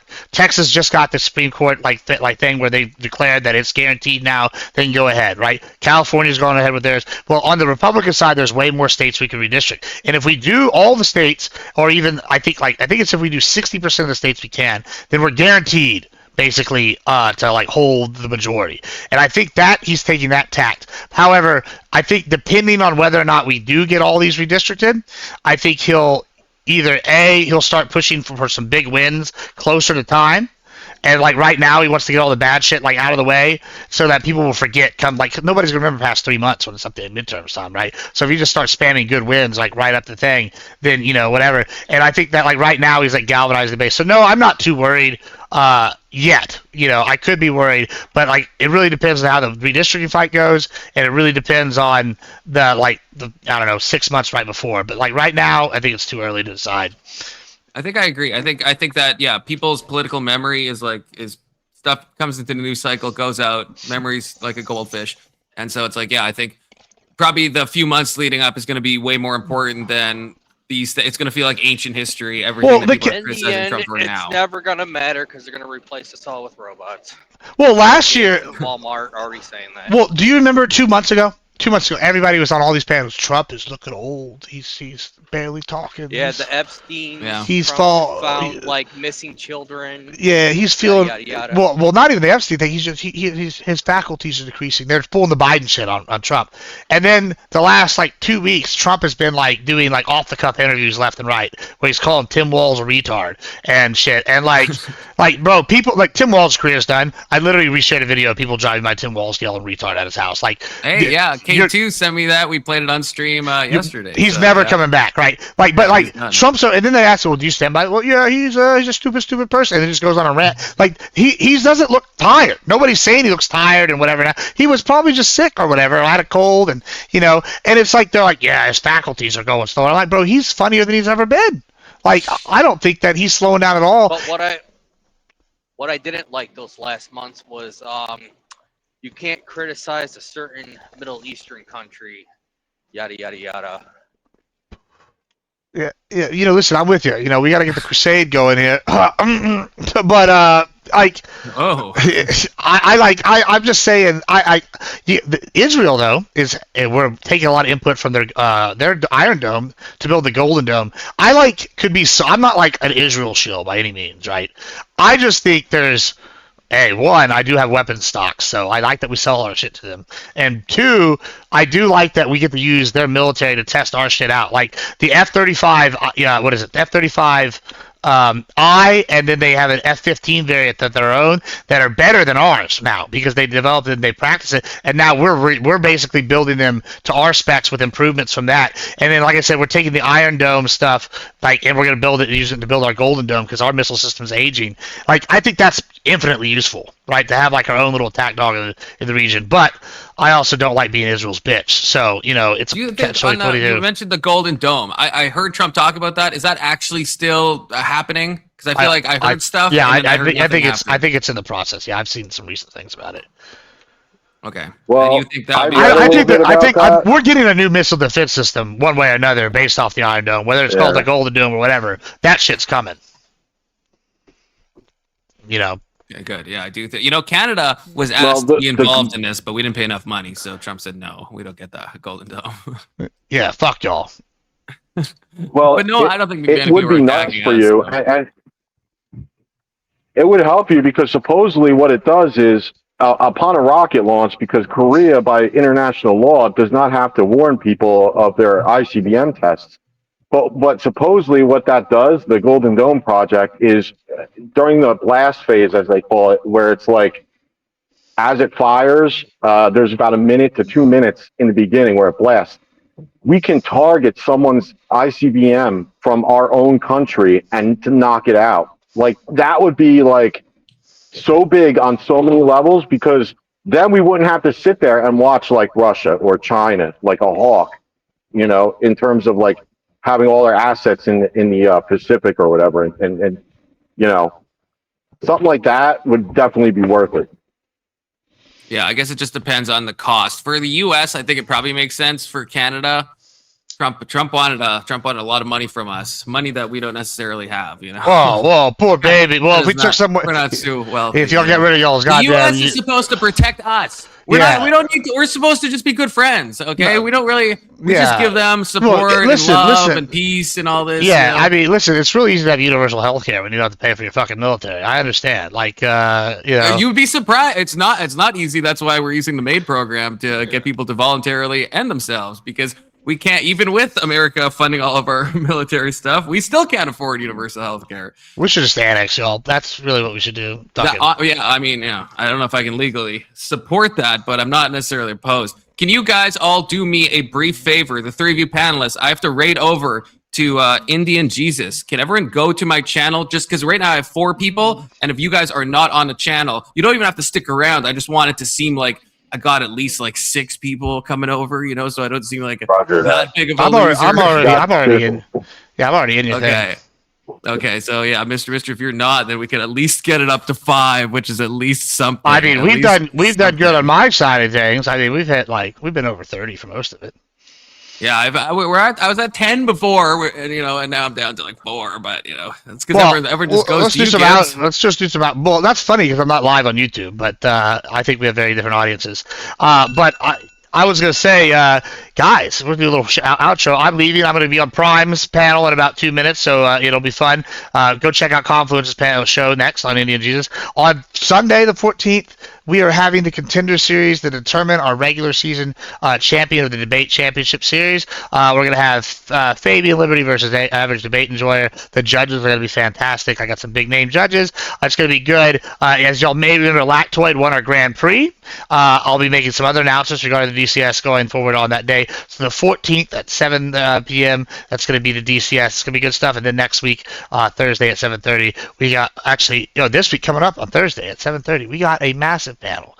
I got huge name, Hugh Fangley, the biggest panel on Thursday night, 7:30. We're going to be doing fucking a panel on what am I can't even think of the topic. Oh, Minnesota small league fraud. So kind of what we talked about today, but it's going to be a eight person panel, not including me, the moderator. So 4v4, and I got some real spicy fuckers in there. I'm pretty excited. Take that all into account. Go watch all that, and I'm gonna raid you guys to Indian Jesus. Oh, now it's down to 4 again. Oh, we're up at 7 for a brief minute. Yeah, they were excited about the promos. They're excited about the promos. But yeah, I will be on Indian Jesus right now. The Indian Jesus, resurrecting the second coming of Christ, or whatever he says, with his co-host Morty. He's live Monday, Wednesday, Friday, 8 p.m. Eastern, 7 p.m. Central. And thank you for stopping by, Gibbs. Thanks for having me. Enjoyed it, man. You have a good rest of your day. And yeah, I'll raid you over, and you can watch me over there. Okay, now I think I ended it. All right, let's figure out where we're going next. I gotta find the next stream link here. Give me a brief moment. I'm gonna use the restroom. We're gonna be going to Primes now. Oh, and we're gonna be debating Big Food versus, I guess, Big Pharma? I think that's going to be the topic.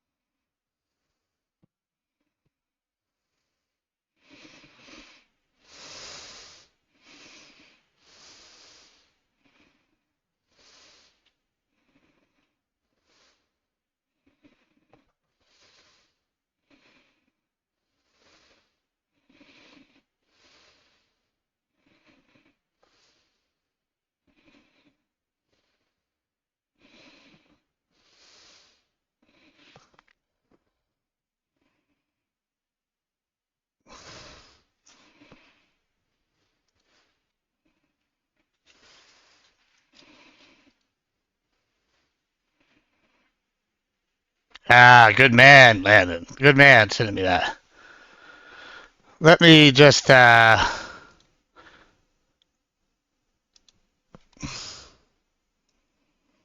organized here.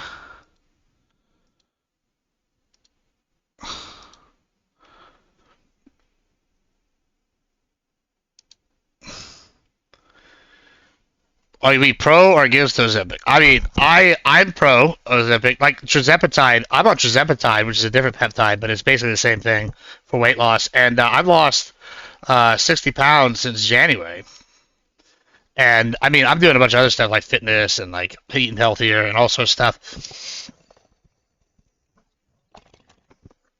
But this debate is going to be like about like I don't know how to describe it. Big pharma versus big food.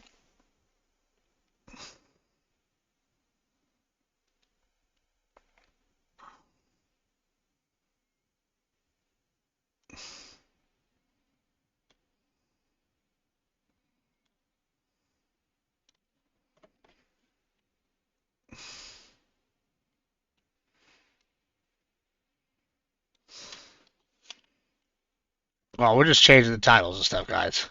Give me 1 second.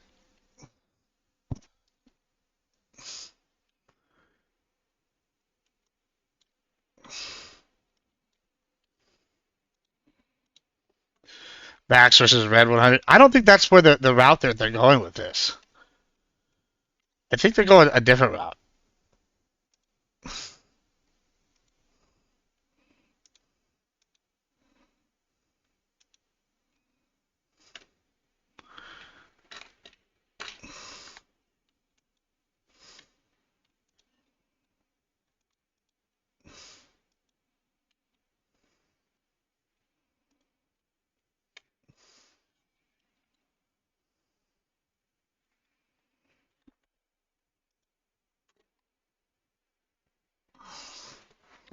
Damn it, guys. I'm failing here. What's up, guys? Let me join theirs, and then that way you can listen. You can at least listen to them while I set up my stream shit.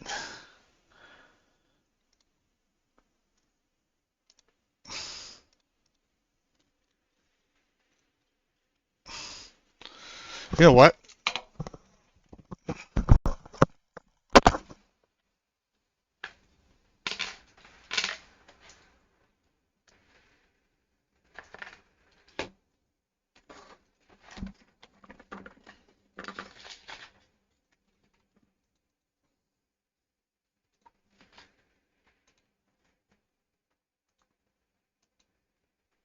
Testing, testing, testing. Okay, testing.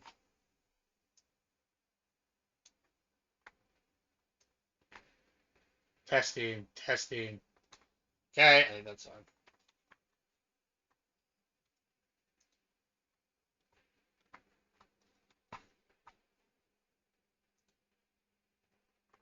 Yeah, the beginning.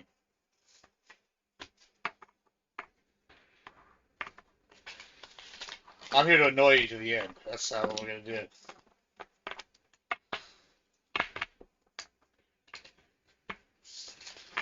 Yeah, I don't know what was happening.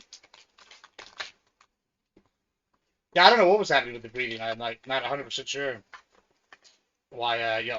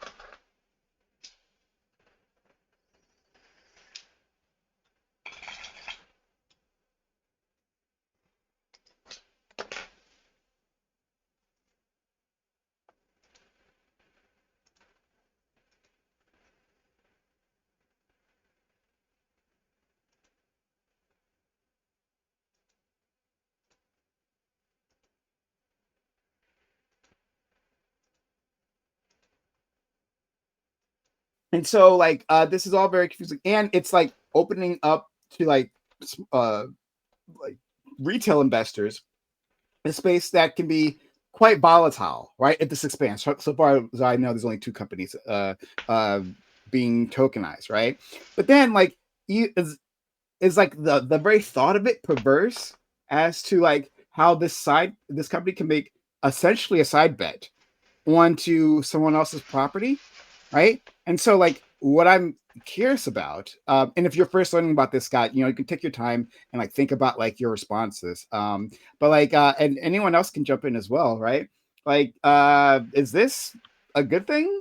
So so like I don't know that it's necessarily a good thing, but like tokenization has been around for a long time. But it's when you're talking about AI tokenization, that's like something different than like blockchain tokenization, right? So like that we've been since we've had crypto, we've had Gibbs, I think we can hear you tokenization typing. to a certain degree, right? Now it's good, and I think it's good and it's bad. It's bad because this is the type of behavior that led to the 2009 financial crisis, right? Which is betting on bets on mortgages, right?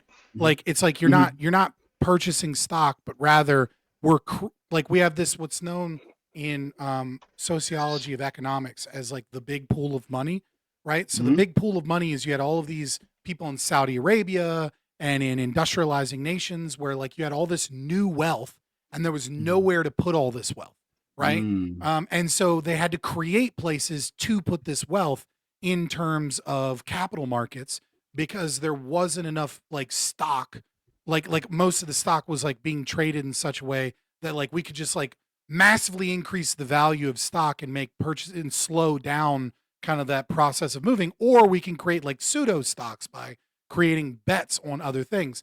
And so like all of that, like that process of like betting on whether or not a company will do well, as opposed to actually just owning the stock on a company, can mean that like if a bubble or a collapse happens, that like more wealth is tied up in it than in like the actual productive value of the thing itself. Right. And so the bubble can be worse. And I think that's really bad with our current market, where I think we're in a bit of an AI bubble. That being said, on the other hand, I think it's good because old school way to do it was that only large corporations that were like hedge funds that were managing like over $1 billion were even able to play this game.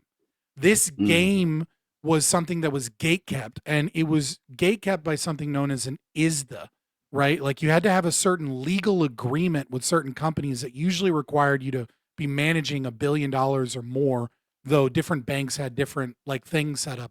But basically you had to be BlackRock or Vanguard or, ARK or something, like one of these huge hedge fund companies, in order to be able to make bets on stock and do these kind of, or to do like certain shorts, or to like make your own shorts and go to the bank and be like, I'd like to purchase a short on something that the market hasn't already created a short for, and things like that. So like, I don't know. You know what I mean? Like I think if you're dumb enough to buy something on an app and you don't know what you're buying, like, caveat emptor, buyer beware. But like, that's kind of like my initial thing, is that like, it's more funny money and fake money. And like, I think it probably leads to a less stable economy, but also it's probably good that like, the people on Reddit and Wall Street Bets and shit are allowed to play the same game that hedge funds have been playing for 20 years. So I would initially agree with you there. One one of the interesting things that I thought about is like, I know your whole ideology, and because you tell it to me very often, and I know that you dislike distributed ownership, right?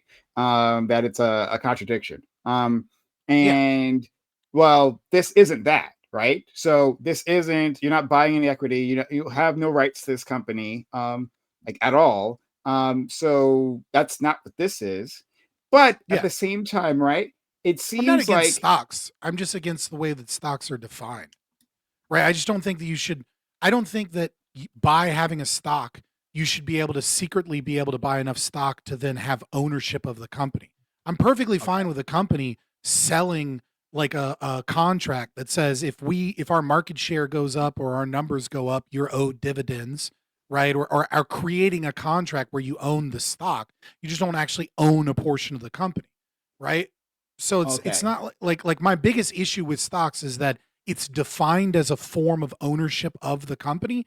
And this is how you get like private equity buying out businesses Yeah. underneath them against their will and shit like that. I'm against Yeah. that. That's really what I'm against. I'm not like against the making of bets and shit. Skydance, Paramount are trying to do a hostile, like a Of Warner buyout Brothers, of yeah. Warner Brothers. That's the interesting thing. Okay, that's interesting. So I didn't fully understand that. Thank you for helping me out with that. I didn't. Okay, fair enough.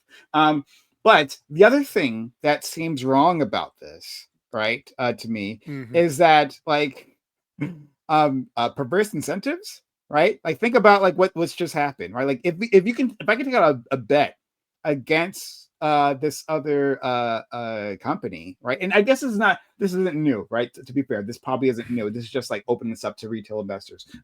But like if I can take a bet against like someone else's property, well then like I have an incentive to make sure that bet like goes through. So like if I took out a bet against Scott's house, right, against it, and like, hey, will Scott's house burn down? Well, now I have a financial incentive to burn down Scott's house, right? Yeah, I mean the exact opposite led to 2009, right? Like all these people are taking bets that the housing market is safe. Okay, well now you have this perverse incentive of the SEC and HUD and the credit rating agencies. All of these people had to just be like, "What? There's no fire. No fire's happening. What do you mean a fire? A fire isn't happening because it was all of this money betting on bets, right? Credit, credit default swaps and things like that, where, the exact opposite was occurring, right? So I do think that there is like, I don't think it's the best way to use money. I do think it can lead to some I think it's a bad investment. I think it's a bad business model, but I don't think it's inherently like aggressive or something. I just think it's stupid. Okay, all right. So this, according to you, doesn't violate your ideas about like ownership or how Yeah, no, markets I should don't think it's function any or anything like like that. I don't think a casino is a violation of the non-aggression principle, but I think it's degenerate, and I don't want a casino near my town. I don't want to be a part of a casino, and I don't want to go to a casino. It's degeneracy and stupidity instead of actually using your finances towards something that is more productive and less harmful. What about okay? So then I want to open this up to everyone else, right? To hear your thoughts. Yeah. To expand on this, right? Maybe So Doobie knows more about it because he has more money to invest. yeah, certainly. So yeah, Doobie, if you want to talk on that, but like to even expand it even past this, right? And so as my understanding of this, like this is a private bet. Like what Robinhood is offering you, right, is not OpenAI stock, right? It's not SpaceX stock. It's a private bet, right, on the health of the company. But this isn't the only place we're seeing bets, right? Now we're seeing a lot of betting markets, right? Probability markets, they're calling it, right? Like it's like a whole casino on everything, right? Like anything that you can like decide to bet on, like have like some sort of like a binary outcome, right? Then you can bet on that. So we've got like a Robinhood few of these does things. way worse shit than this, by the way. If you want to go down this rabbit hole, one of the things that Robinhood does is they hire people as day traders, and it's essentially like a pyramid scheme because what they do is they give people like $30,000 to play with, and you're like, how the fuck do they give $30,000 to people to play with? They don't.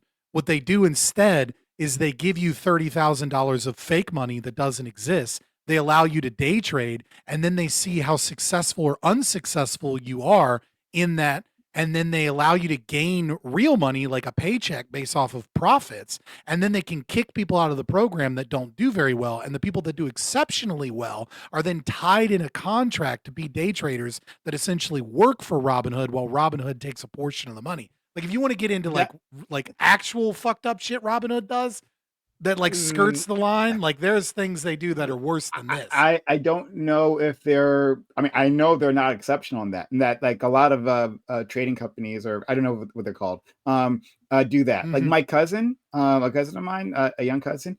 I remember he came to my house and he talked about how he was doing exactly this or some other bumfuck operation. I don't know what it was, but he was like literally exactly what you're describing. That's what he was up to. But and like I've heard this like discussed in other places. So this seems like a quite normal thing. Now I'm not sure like the legality of this. You'll have to ask someone else. But yeah, that's a thing that they do. But anyway, so I was asking guys, like, what do you think about these private betting markets, right? Like Kalshi, right, is now going to be working with CNN. Kalshi is one of these betting markets. Merged. And they're going to they merged. They merged. Okay. Didn't they purchase they like might have a bought significant portion of them?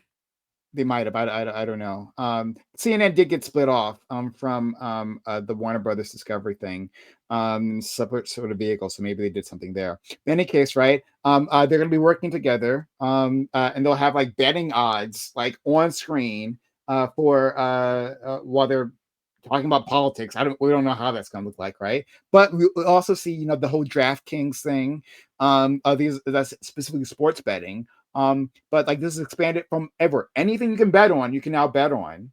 And so should there be regulations? Should we stop this? Like is this damage? It could be more damaging. A lot of people are now getting into the financial markets, right, through places like Robinhood, which have lowered the barriers, which is a good thing, I think, overall. I agree with Scott on that one in particular. But however, now we're giving them more and more exotic financial vehicles to put their money into, right? And most of the people are desperate. We're talking about these retail investors, especially with the economy now. People are feeling quite a bit desperate. Is this the direction we want to go in? So yeah, what does everyone else think? Well, about the stock tokens, I literally just heard of it when you shared it, and I just started Googling because I don't actually know what they are. But pretty much, I think I'm too ignorant to really comment, as I don't know exactly how they say that they're traded on the blockchain. I'm not entirely sure exactly what that means. But my intuition is like, well, actually, I have no intuition at this point. Yeah, and that's the blockchain. Calling it a token again, like on the blockchain. They call everything token on the blockchain. So article that I'm reading, which might be inaccurate, that they refer to them as stock tokens, but then you can say they're not stock. So I understand that maybe there's some misdirection or misleading there. Yeah, that's tokenization of stock, and the process of tokenization means turning a real product into a digital product that is a private digital product. So that's what it means when it says stock token. Is that we've taken stock, which is a real product, and then we've tokenized the product. And the process of tokenization is putting it on the blockchain. Now, there's AI stock tokenization, which is usually like AI programs not on the blockchain, whereas the blockchain, like I think it's it's just two different fancy words they're using for the same thing, which is that like we have data, right, and you have your own private bet on something, and so we've essentially created a new asset, and we're treating it like an asset, but really it's just a bet on the value of another asset. So anyone else? Do you guys have thoughts on this? Lactoid, DB, Gibbs? I think it's fine. I mean, as far as gambling is okay, I think it's fine. One of the things that I actually kind of like about this is I think this might be the thing, depending on how popular it gets, that actually like puts Native American reservations out of business, like as political entities. Which I'm like, Native Americans. All right, let's start with that. Yeah, I mean, is that correlated to your views of you thinking it's fine, or that just happens? I've long described my dislike of like the reservations. Just to start things off, and so, like, if everybody's using gambling that isn't going to like the reservation and doing the gambling there, which is how these rich reservations make their money usually, actually. I think this might disempower them, which is kind of, if people are going to gamble, and it has this happy little side effect. I guess that's kind of good. But in terms of the if at least like overall like more people gambling, probably not a good thing. It's probably not a good behavior. Now this is a little bit different though, because on prediction markets, unlike traditional gambling, like it's not, you're not always going to be down, right? The house always wins at a casino, but on these prediction markets, it's not quite that, where you're betting based on your prediction on something occurring or not, and it's not exactly 50-50, and your percentages aren't always less than 50%. If you're educated enough or smart enough or good enough, and yes, luck to a large degree as well, you could come out ahead. And so it's not like exactly like gambling. I understand like the brain chemistry is probably going to be pretty similar, if not identical, about like around the people that get really into it, which is kind of a problem in of itself. But I think this sort of you might dodge some of like the, I think, real concerning elements of gambling. Togi has a new thing to lose addicted. money on. Yeah, someone gets addicted and then just like inevitably will lose all their money at some point. Mathematically will lose all their money at some point if they keep going. So my understanding, to add on to what you just said there, my understanding is that how these betting markets work is that they're not one thing, they're not setting up the game, right? Anyone can just like start a bet, and then people can just jump into it. And so like you're right, they're not like playing with the odds there in the same way. And my understanding is that they make money on like each transaction, like the bets that you make. That's when they make their money, and so it doesn't matter. So if you win or lose, doesn't matter. They've already made their money. Well, I mean, Kalshi and Polymarket. I like that actually. Kalshi and Polymarket are interesting forms of data, right? They have usage beyond, they have functional utility beyond just betting and just gambling. And the reason they have functional utility is there is a different like all data that we take within economics and sociology suffers from all kinds of biases and all kinds of unintended unknown variables and things like that. And this is true of Kalshi and Polymarket as well. But as a new set of data, it shows it often gets rid of some of those biases while in introducing new ones, right? Like, so a new bias would obviously be those with more money have more purchasing power. Therefore, there's a selection bias towards those with more money, or those that have more money in the game, or those that tend to bet more, right? Things like that. But at the same time, you have a lot of things that are like, oh, this is a self-report survey, right? Who am I going to vote for in 2024? And it's like, okay, a lot of times people will say the thing to a pollster that they know the pollster wants to hear, or say the thing on camera that they want the person to hear, right? But then when you put your money where your mouth is, that shows two things. One, that you have some level of investment, and then the more money you put in, the more invested you are. And so if it's a bad source of data alone, right? If you're using Kalshi or Polymarket to like be like, this is the best data to predict the presidential race or something, you're a fucking idiot. But it can be really, really good at like a better, like opening up the data to go, okay, well, we have these self-report surveys, but then we also have the betting markets, and these things are saying two different things. Why are they saying two different things? They shouldn't be saying two different things. Why is it that the money knows something that the self-report survey doesn't, or vice versa? And it's shit like that can make that, I think that can be like there's value in that, is all I'll say. Gibbs?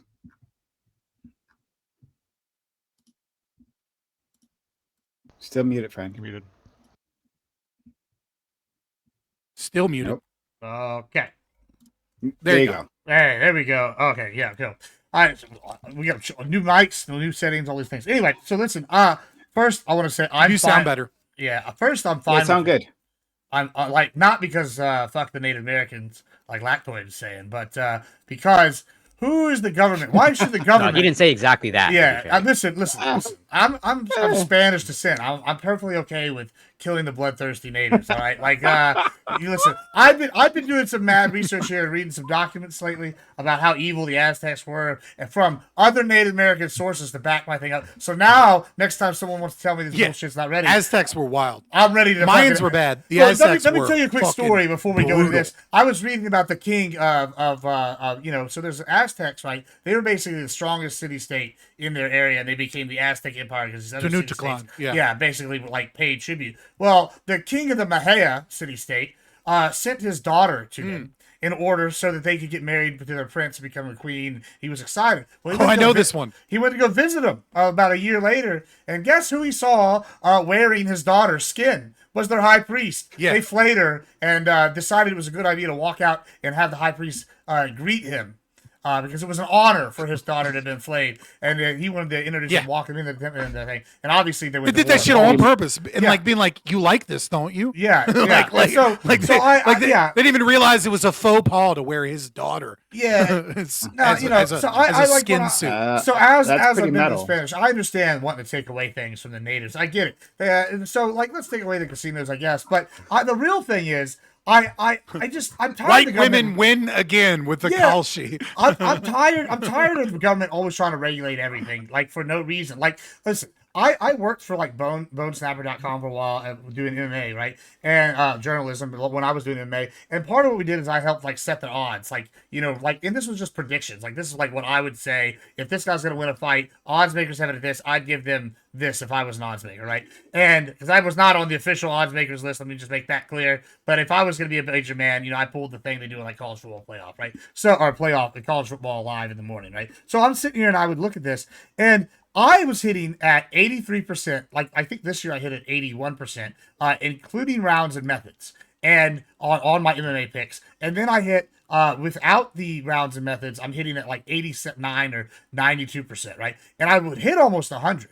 But you don't bet that way. What you do is you bet the card, and then you go, okay, well, this guy's an 8-1 underdog. He really should be a 2-1 underdog, right? And so, like, then, if you're smart, you'll bet the favorites, and then you'll put all your big bet on that one, and your favorites will win, and it'll cover the card, and 90% of the time you'll do all right, and you'll win money. So, like, it's just like Lactoid said, these people, if you're educated on the subject, it's not really gambling. And I would even make a further argument, just walking out your door every morning is a gamble. What if I get stabbed by Tweaker John down the way? Like, I could be stabbed by. That's why I carry a gun. Attacked by the Aztecs. Yeah, Right. or the Or a Aztecs. Native American, The Aztec spirits come back from my grave and hunt me down, right? Like their bloodthirsty gods demand. I'm just saying, like, they'll come and get me one way or the other. Like, listen, I get on a plane, who's to know that Osama bin Laden isn't on that plane with me, ready to drive me into 9/11. Who's to know? Who's to know? When I get in the car, literally just a couple weeks ago. I'll tell you this: if Osama bin Laden is on that plane with you, that's a safe plane ride. Yeah, that's probably. Listen, just a few weeks ago, I got a brand new truck. You know why? He's being transported somewhere for medical equipment, protected by the CIA if he's alive. No, listen, just literally, like literally last month. So just a few weeks ago, or maybe it's 2 months now. I was giving a friend a ride to work at like 6 a.m. Fine, and I nailed an illegal alien going 70. Boom, nailed him. I could have been dead. It's a gamble. I was sitting here, not even drinking, not even partying, just taking someone to work, and then I almost died. Every day's a gamble. So, you know what? Maybe we don't need daddy government to hold our hands when it comes to our money. They just need to stay the fuck out. And if you get addicted to it, fuck your weak I don't ass think genes. that's what people mean by gambling, though. No, to be fair, listen. right? If you Like, get I don't addicted to consider- gambling, you're a bitch. And I'm sorry, I don't feel bad for your Well, no, family. and I don't feel bad for you. Learn to get some Okay, self-control. that's a lot of okay, Gen that's Z not- men. That's very different. A That's lot very of different Gen than what Z I'm men. saying. But that's what that I'm doesn't saying. have anything to do with what I'm saying. It doesn't have Okay, to fair. do with what you're saying. That's what Okay, I'm saying. Fuck you, bitches. I'm just saying when people. Okay, cool. What I'm trying to say is I don't think that's what people mean when they say gambling, right? I think the term gambling is to refer to betting for money on the outcome of a game or of a future event. You could maybe then say that Polymarket is gambling because it's money on the likelihood of a future event. I think it starts to get into a gray area, but I think mostly, at least when I'm talking about gambling, right, I put Polymarket and Kalshi in maybe like a gray area where it's similar to gambling, but it's a different type of gambling. when I say gambling, like I don't like gambling because it's degenerate or in general, like not that I'm saying it ought to be illegal, but right. But I'm not saying that. I'm just saying like when I'm talking about gambling specifically, I am talking about like casinos and games in which the house is favored to win, overwhelmingly and things of that nature, right? Like I'm not per se against poly market existing. I think it has functional utility in its ability to procure data, and the way that we can use that data. And I also think that it's one of those things that if you have skill, right, you can make money towards a functional use, right? You can make money with your knowledge, and the same thing would be true of like buying stocks, right? Like the reward of your bet per se is, you know, moving capital towards the appropriate area to increase further production, right? Like it is good for all of us when capital investment flows freely and that people are able to participate. Okay, so and I want to bring in my friend Doobie here. Hopefully, he's listening. He's been And placing bets. maybe. Oh, and no private equity bets because you can actually go into those markets, like the rest of Let us me here, just right? let me Like just fix my big boy screen because we bets. have this Prime, put share giant chat on the retarded stream together, by the banner way. that makes everybody really small on the screen. So I Hey, just gotta Prime, Big put boy share chat on, by the fix way, if you this. can, in the stream together. Is it not? Okay, hold on. Oh, On the StreamYard? in the Sorry, stream are you together. mean in Twitch? Yeah. In stream together. Okay, Yeah. hold on. I'll do that. I'll in a Sorry. second. Oh, sorry, stream chat. Okay, I just did it. Okay. So to our friend Doobie, like what are your thoughts on these gambling markets? Now we've talked about gambling before. We've talked about DraftKings specifically, right? We've had a conversation about that. But now like like it seems like gambling is invading everything. You can gamble on like literally anything you can place a bet on, right? If you can place a bet on it, you can do so. You can do so from wherever. You can do so from an app, right? Specifically, our friend Lactoid, right? Well, he's my friend, but I don't co-sign on all the things he says, right? And his his desire to screw over the Native Americans. He's talking about like how this ease of use, how this opening up of these different markets, right? Like this will scatter the gambling degenerates, right, and eat into their profits. But like the advantage and the thing that was said previously, right? So this Hold on, this real was quick. something that Can we change that? I don't know how it might affect me or you in the algorithm to have a literal curse word constantly on the screen. Like that might I don't think it's gonna say anything. I not don't think be. it's gonna do Whatever. I'll but just take it off. I'll change. Okay, sure. But anyway, so fuck, what was I gonna say? Where was I? Oh yeah. So before the start, before like gambling was opened up to these online like sports bettors, right? Before that happened, there were people like the fucking Zionist toad, Sheldon Adelson, right? One of the things they were saying is that, well, because he was so concerned about gambling addicts. He's like, well, this is going to like increase gambling addiction, right? Because you're lowering the friction. If you have them come to our casinos in Las Vegas, right? If you have them have to come to a physical place, well, that limits the spread of these things. Like it introduces a useful level of friction between the consumer and gambling, and that is in itself a protection blanket, right? And so don't open it up to all my open up the markets to all my competitors. Please don't do that, right? So I like hearing that, like I dislike that argument. But at the same time, well, look at us now, right? Like we're gambling on fucking everything. And so is this a better a state of affairs than it was previously when you had to go to Vegas or you had to go to the Native American casinos that Lactoid hates of a burning passion? Was that a better state or now? What do you think, DB? I'm gonna be real with you, okay? Oh, So no.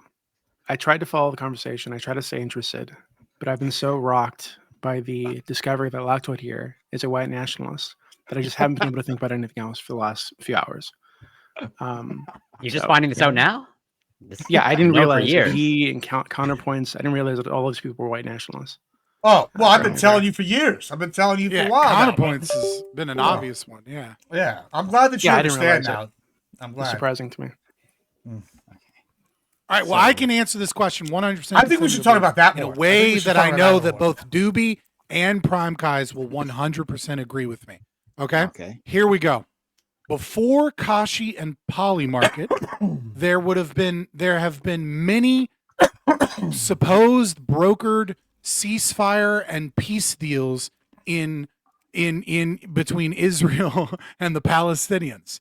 But after the existence of Kashi and Poly Market, the ability to bet has allowed for real data and money to get behind predicting the potential success or of these things. So you can bet on whether or not a genocide will continue or whether or not it will be deemed one. You can bet on how long it will take Israel to violate those ceasefire agreements, which is usually Like 2 48 seconds. hours. It's already Right. And so therefore the bullshit narrative of politicians about these things can be undermined by the real data of people that put their money where their mouth is in the betting market, and allow more people that want to use that specified knowledge to get and gain money off of the quickness of which Israel stops their ceasefire agreement. Therefore, the people are now more aware of these things. And so I know for you guys that are so deeply care about the presumed genocide in Gaza, not so much all the Christians being killed in the Congo, because that's not politically convenient for the UN. Oh no!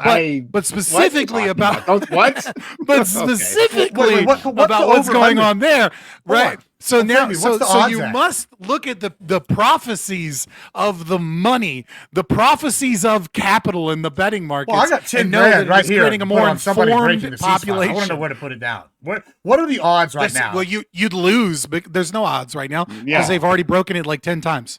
Yeah, more than that. They've been bombing constantly. Oh man. Well, like 10 times is the last update I heard. There's that number can go from smaller to larger little depending on like which source you believe. Because, and yeah, what little, degree, whatever. little bombings, right? What do you But think you the odds can are? clearly say What about that Maduro? there What have about the been odds of some Maduro bombings. staying It's not president of as it Venezuela? was. What are those? It's not as it was, but like that's not how a ceasefire works, right? It's not like, oh well, yes, you slowed down, so I guess it's like it doesn't. Actually, bombings between friends. Actually, depends on how you define ceasefire. in reality, though, in reality, ceasefires that do has have been them. how every ceasefire historically has worked. Yeah, but it's actually in the hundreds, not 10. I don't know where the 10 came from. Yeah, I think like, they keep doing it. Around 500 or something ceasefire violations and like almost 300 bombings. Nah. Okay, Sure. Really count. That was the last time I looked. Okay, I'm not checking in on Israel Palestine news every day. I'm just not. It was roll with it, brother. Don't get offended by the number. I'm not offended. standing I'm just behind saying. the number. I'm just saying. I don't know where you're getting It's that way number more than- from. It's like, come No, on. I'm just letting you know if that's what you think it is. You're way behind. Okay, I'm just trying to help you out. That was like an hour into it. Okay. Yeah. They've killed over 300 individuals. I forget where the tally is right now. But like, yeah, Israel has just not stopped. And also for the ceasefire in Lebanon, they keep bombing southern Lebanon. They just keep doing that. Like, just on a regular basis since like was it a year ago or so when that happened. They've just kept bombing southern Lebanon. So yeah, just keep that in mind. In any case, it's not where I meant to go. My family got out of Lebanon in the 70s, so like I could give a rat's So you ass. got mine. You're good. Yeah, good. Yeah, I'm good. Conservative. Yeah, sure. Yeah, just stop stealing my money for it. All right, like. Yeah. So well, Doobie, the thing that I was talking to people about like the expansion of like betting markets. And like we have like a Poly Market and Kalshi and DraftKings and all that, right? And more people like I think you've said this before. Actually, I forget what you said. I don't want to put words in your mouth, but what I've said before is that like, yeah, I tend to be a social libertarian on these things, right? I want to give people the freedom to do what they want with their body, with their money, right?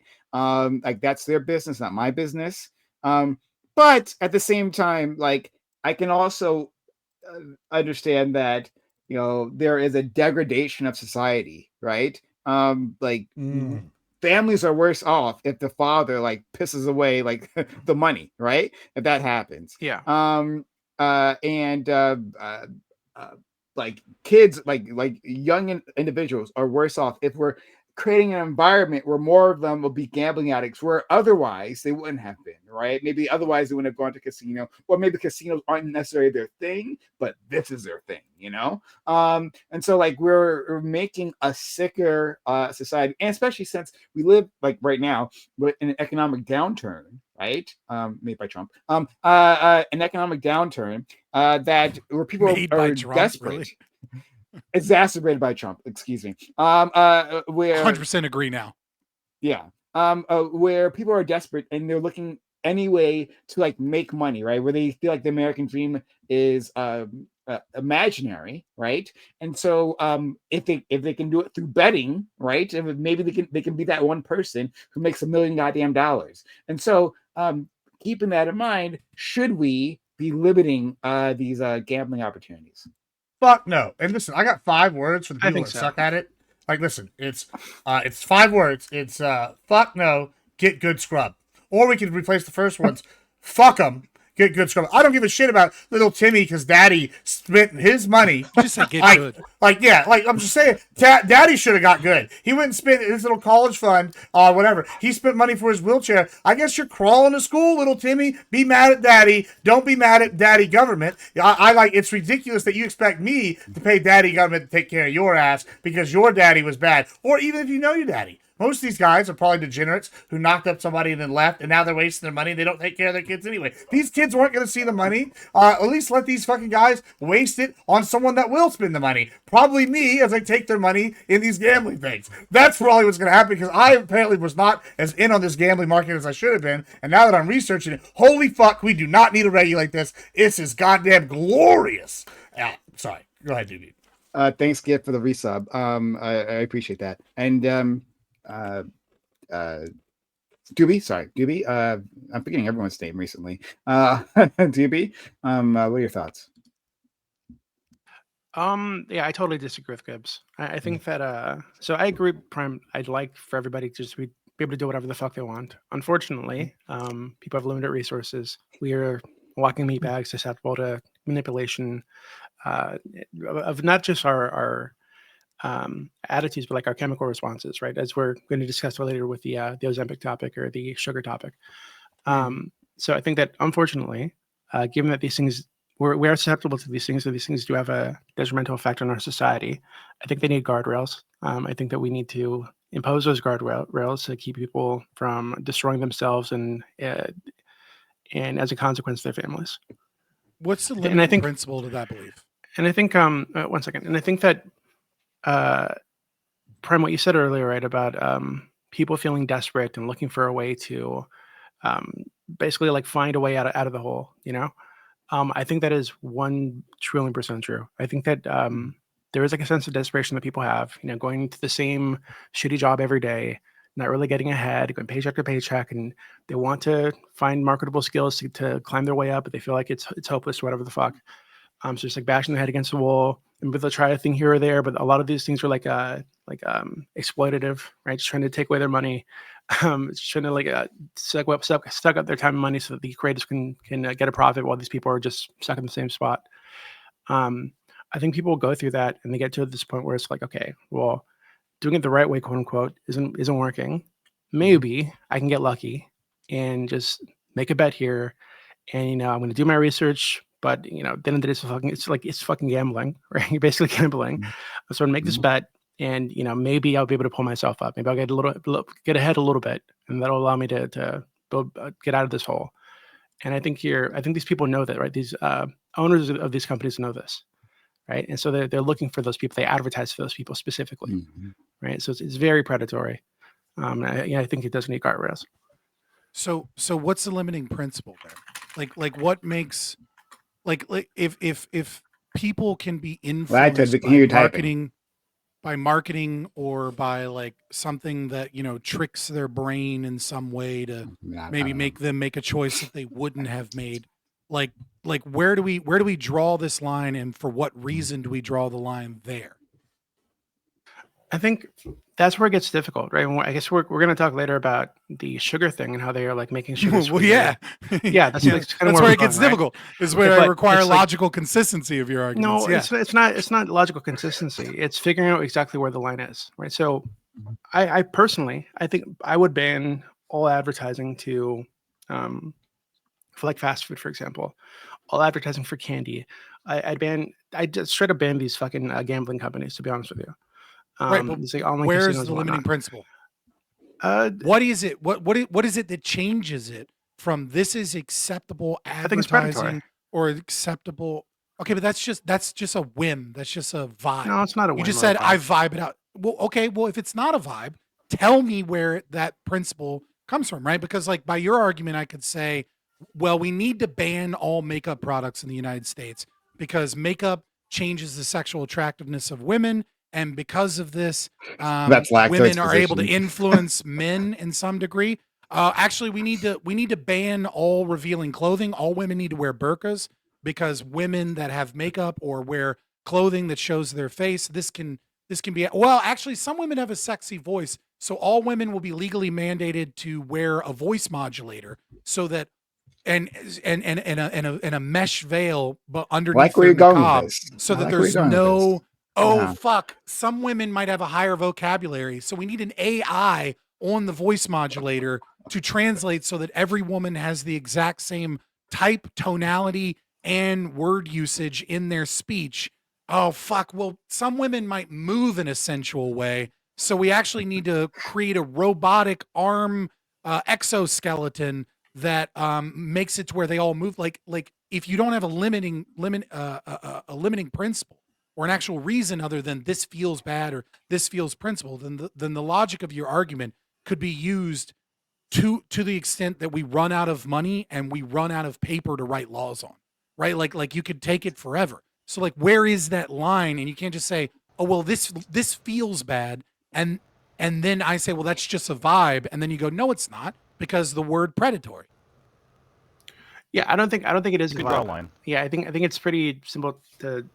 So hey, this company specifically targeting this group of people. This group of people is low income, or just the bottom of the tax bracket or whatever the fuck, and they're doing this for the purpose of getting these people onto their online casino to blow all the very little expendable money they have, or maybe even their fucking rent money, right? And then You just a lot of described the times vibe. You haven't given a limiting principle. It's not a vibe. It's literally the purpose It's of literally these sites and these apps. It's the No, reason you're literally they stream, just it's the reason describing they the stream on pragmatism. Twitch and on Rumble. There's no- to get, there's to no get line. young guys and kids involved into gambling, into the thrill of gambling, to get them addicted to that thrill, so they can go and waste all their parents' No, money. you're going and to their money on one gambling. end of the spectrum of things that people find distasteful or people find immoral, and then you're saying, "See, this is easy," but you haven't given a line or a limiting principle. You haven't given any principled reason as to why one thing ought be illegal and one thing ought allow people the freedom to act as they choose. You've just saying, if I go to this end where everybody kind of agrees that we don't like this, therefore it's easy to say that this ought be illegal because we vibed out that this is bad. Okay, but you haven't given a principle. You haven't given a distinction between the most minute means of psychological manipulation that are common practice versus those that most people find distasteful. Yeah, I don't think you need some like set in stone limiting principle, quote unquote, that would apply to every single situation. I think these are going to be So it's a very vibe. reflective. If you want to call whim that a vibe, worship. sure. I think that's how the world actually works, right? I think that when people make laws, typically there is no limiting principle. When they Hair come up over with laws, aggression remains immortal. It's just say, I think this thing is bad. I'd like to make this thing bad. Enough people agree with me to make this thing bad. That's it. It really is that simple, right? So what I'm describing is how the world actually works.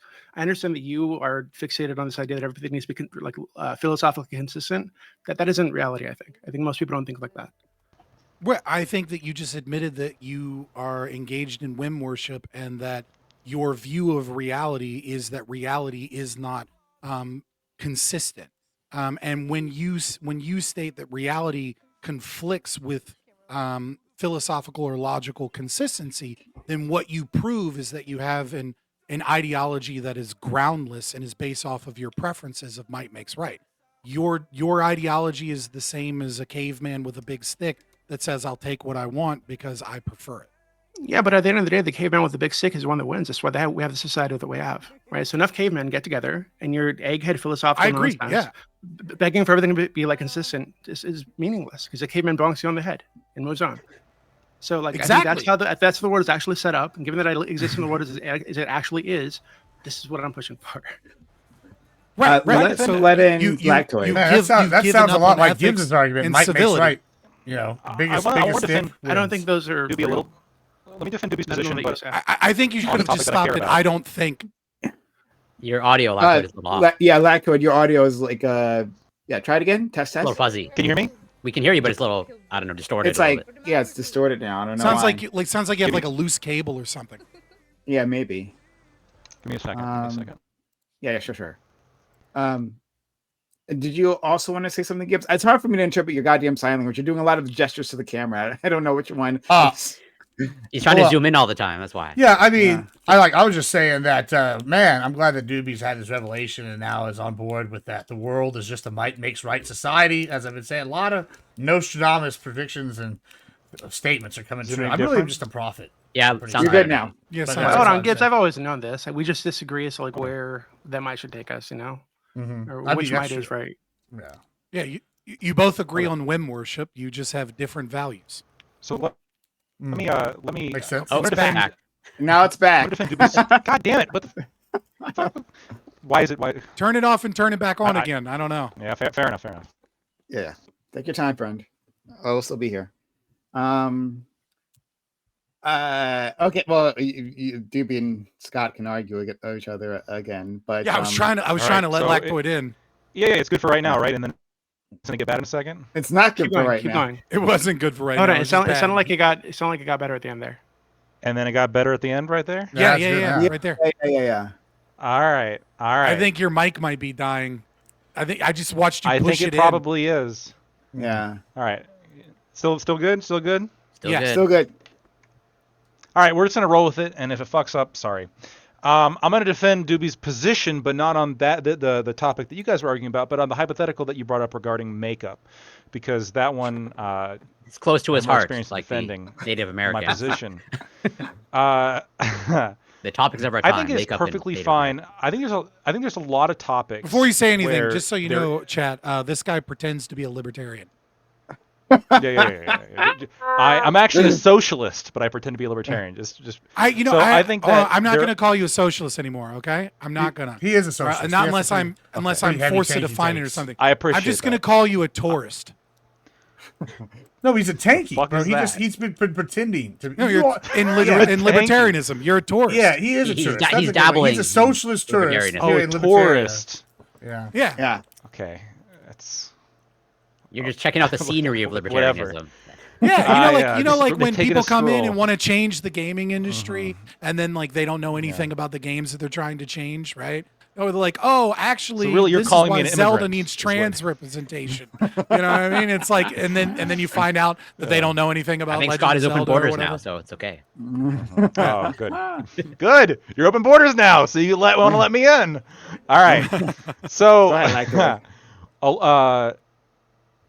I think that is perfectly reasonable, and it's actually necessitated oftentimes to have a sufficiency position when it comes to drawing lines.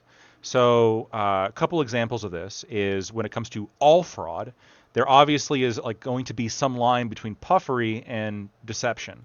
You're allowed to make your product look good.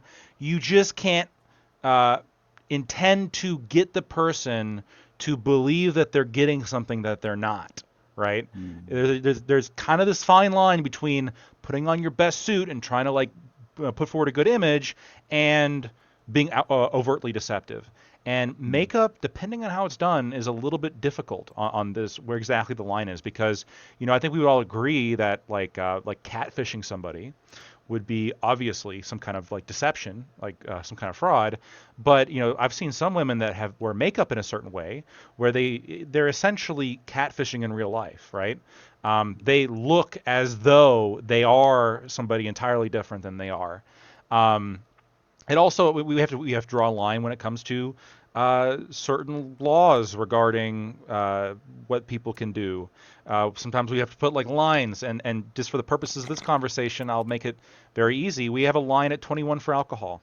And if you don't agree with that, well, we have a line at 18 for owning property or joining the military. And you might say, well, every individual. We have these other status whims. Yeah. We have these. Therefore, why not have these? Why not add new ones? I don't think they're whims. I think what it is you're looking at you're weighing interests, and you're looking at this is a sufficient level of development for this person to be able to be responsible for X, or this is a sufficient level of difference from what they're selling. I don't think they're whims. To be describes deception. Whims.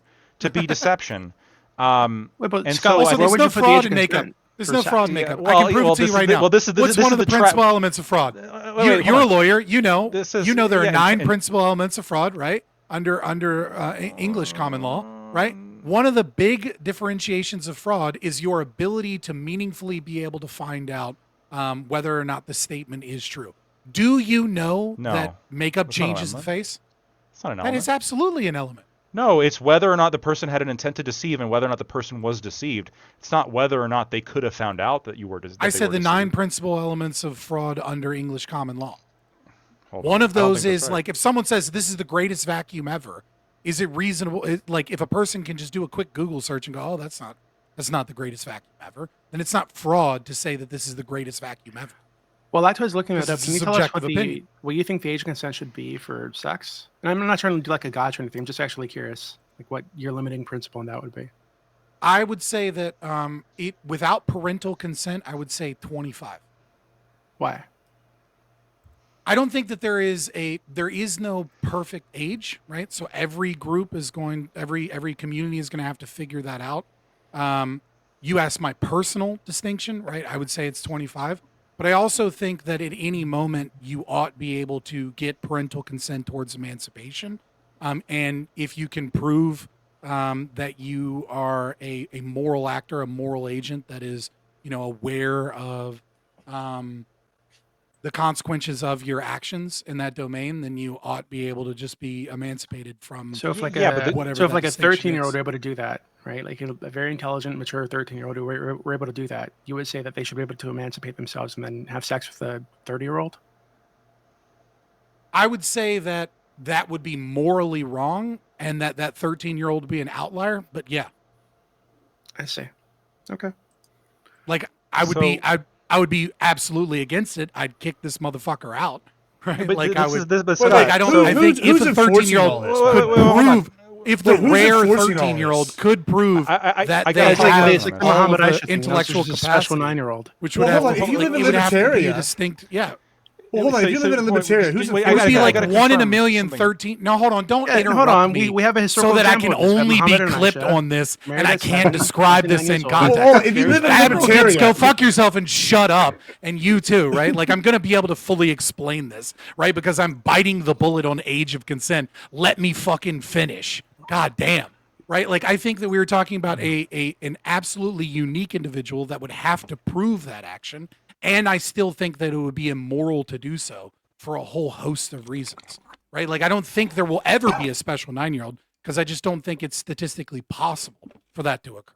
And I think the actual act of engaging in sex would actually be physically harmful at that point anyways. But yes, there could be without a doubt, there could be a special per se 13-year-old that was capable of that understanding. I just think that it would be extremely rare. Yeah, that is why I would set up a system that would say, yes, there's an age of majority, and then you would need parental permission, right? And you would need parental permission with this, or you would have to have, let's say, this super special 13-year-old go to a magistrate or a judge, whatever the local community has set up, and be able to petition for their. No, it doesn't. You're just throwing out dipshit words to try and. No, listen. I mean, because I want to know who's enforcing No, it doesn't. This. Shut up. Who's Shut up. enforcing Shut all up. this? Shut up. I've had these Who conversations with decides you a that the million 9-year-old is times. special You're or not? asking the same questions you asked the first time No, you I mean, encountered you're not answering it. I mean, Actually, I just want to answer either it. you're too retarded to remember but our who's previous deciding? Yeah, I mean, that's conversations, the or you're question. throwing Who's shit, deciding? trying to throw. Who's this? No, I'm not trying. Like, who's deciding? Yes, who's we've had the these special boy? I refuse to answer a question I've answered for you 100 times. You've Okay, known well, me answer for so his. long, you already know the answer. Answer his I'm question. not. Then. I'm not answering the Okay. question. I'm not answering Okay, your so monkey Muhammad were wrench reborn question. today, right? And he had a special 9-year-old Aisha.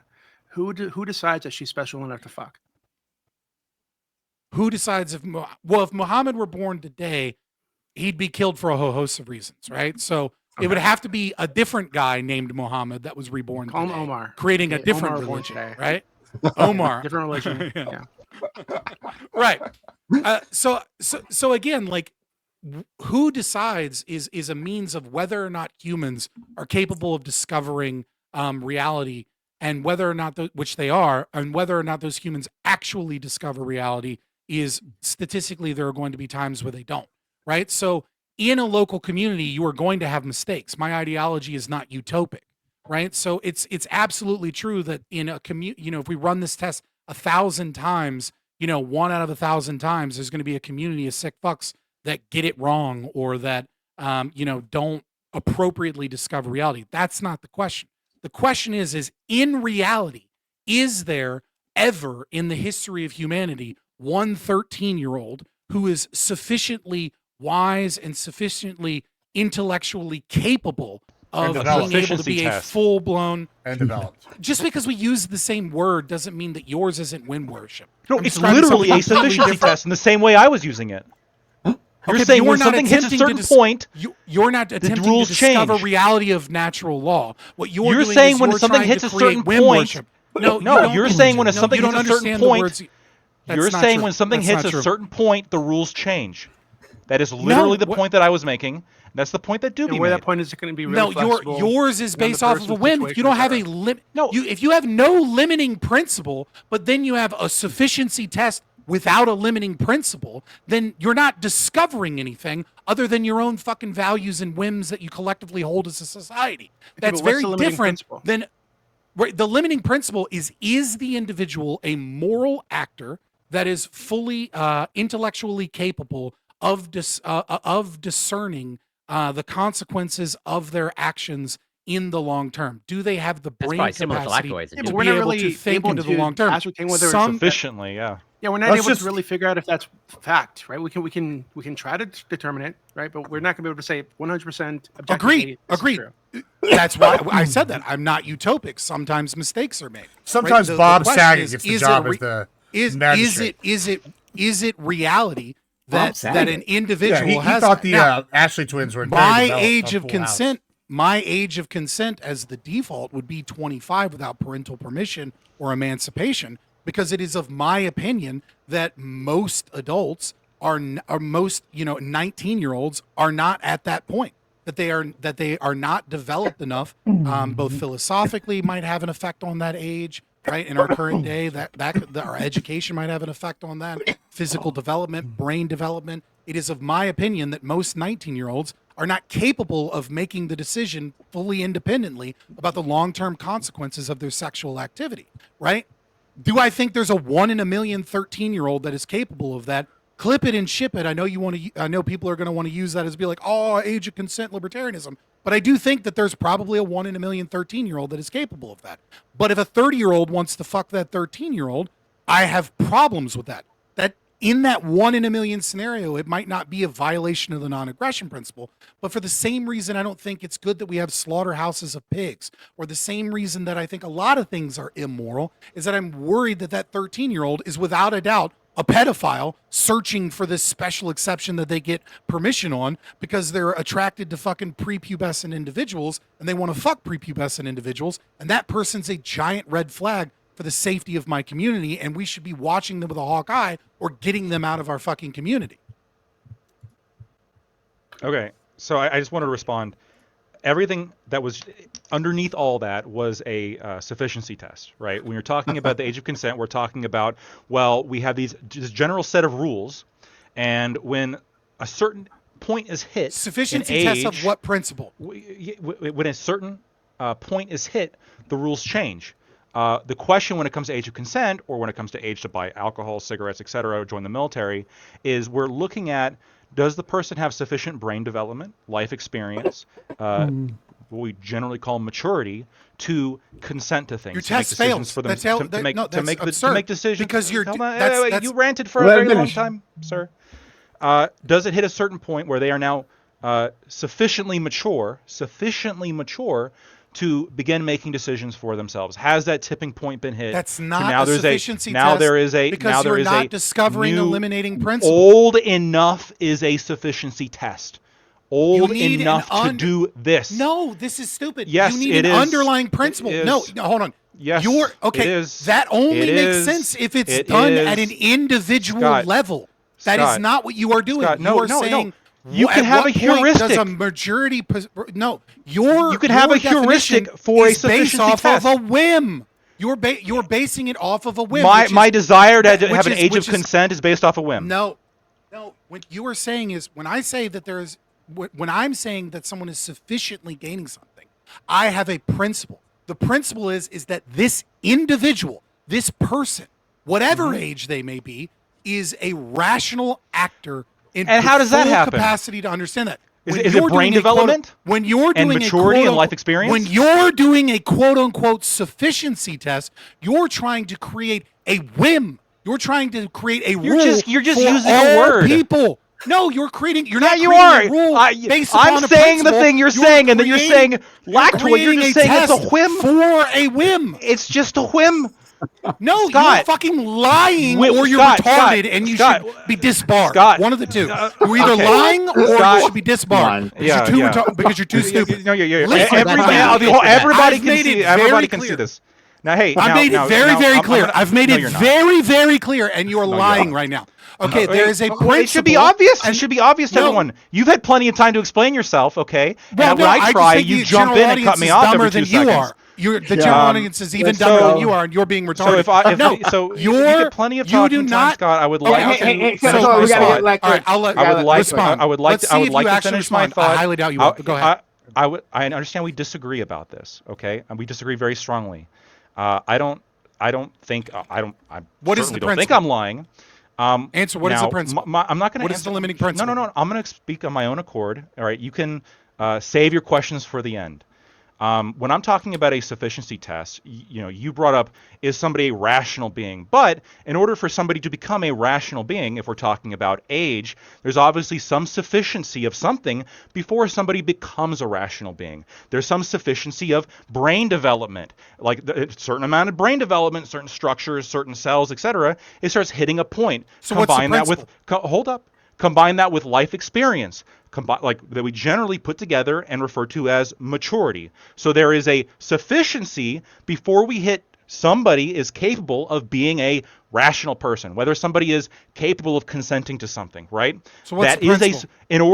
in order to determine the principle is somebody developed enough to consent? Okay, so That's that's the question. an individual. That would be an Yes. individual, right? Well, wait, you're correct, but sometimes in society we have to generate heuristics in order to. So fucking whim. I win. Shut the fuck up, Lactoid. If you think heuristics, and maybe I agree, you're against all laws, so I guess maybe you actually do hold. I'm this not very against all consistently. laws. I'm against. I'm against ones that violate the non-aggression principle. What law is not a heuristic? What? What law? We have laws that say You okay, ought not violate the non-aggression principle. Okay, It's if not a I heuristic. sure, if I get drunk, ought not and I steal. Go, That's if, not if a I heuristic. get if I get drunk and go 85 miles an hour, You ought past a not murder. kindergarten- That's not a heuristic. Hey. If I get drunk and go 85 miles an hour past a kindergarten, should that be illegal? What? If I Drinking get and drunk, driving. So, hey, answer the question. If I get drunk and go 85 miles an hour past a kindergarten, I will answer the question. should I will that answer be the question. illegal? I promise you that I will answer this question in detail. Mm-hmm. If you admit bet. that there is no underlying principle to what you said, that you were There- trying no, to there's steal of the course a word, principle. trying to steal the. Oh, what was it? You didn't name it. The principle I was a did. heuristic, was a whim, Consent. Consent based is off the of a principle. collectivist. No, heuristic No, it is not isn't. whim. Mine, Heuristic is not, the ability to heuristic consent is not whim. my principle. What do you think heuristic means? Heuristic is a low resolution means by which humans map reality so that they can deal with things no longer at like an individual basis, but like in day-to-day activities, so that they can like move about their lives. Right? It's a cognitive process. It's a generalized It's a attempt to solve cognitive process of generalization. It's a pragmatic attempt to solve a generalized problem. Okay, so pragmatism and whim worship is what I accuse you of, and you just keep doubling down on pragmatism and whim worship, and then pretending like you're not doing that and getting angry. Are you going to answer the question when I'm right? Are you gonna Yeah, answer the sure. question? So you won't, but that's okay. I will respond. Should it be illegal to get drunk and drive by a kindergarten? I believe that 85 private miles an hour. properties should, yeah, sure, 85 miles an hour. I believe that private property owners that own a road ought make it a law on their road to not drink and drive, and they should probably have some speed limit around where children are. I believe private property owners Sure. absolutely should do that. Yeah. But I'm a really good driver. So doesn't this like general like heuristic rule unfairly apply to me? Absolutely, yeah. So when you say that should be against the rule, aren't you applying a heuristic? No, I said you asked me what I think ought be what And what why I ought that be? support Why should that this rule apply to individual. me? Wait, why should that rule apply to me? Well, if you don't want it to apply to you, use a different road.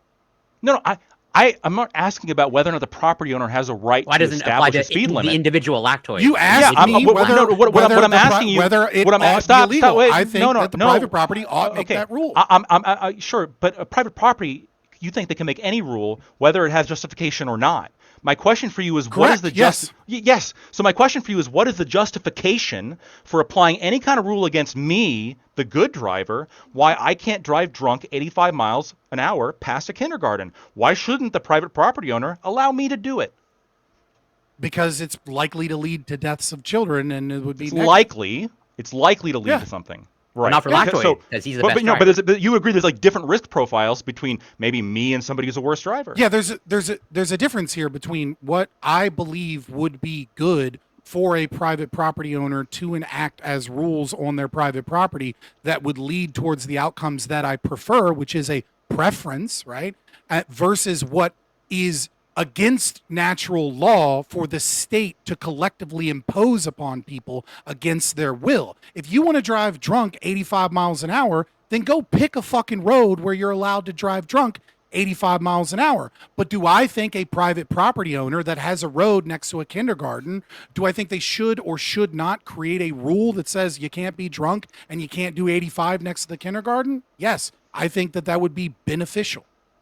Yeah, I think that whether if a private road, if they want to establish a rule saying you can't drive 85 miles an hour drunk past a kindergarten, I would say, look, this might not apply equally to every single driver, but what the property owner here is doing is they're going with a heuristic. They say, well, generally speaking, the risk profile generated by driving 85 miles an hour past Yeah, a I don't agree kindergarten with any drunk of this. is I don't disagree with any of this. sufficiently high. The risk profile is sufficiently high that I'm going to have a rule in place. You're using that sufficiently bans, now as that just like a bans, magic word. That, You're not that, saying anything I that disagree bans that bans that activity. Now, if we're gonna, again, deal with the world that we're in, which we have public roads. I'm dealing with the world that I'm in. We have public roads. You would agree, and so I'm guessing that in the world we live in, where we have public roads going past public kindergartens, and you just said we're dealing in the real world, I am sure that you would not be in favor of. Maybe I'm wrong.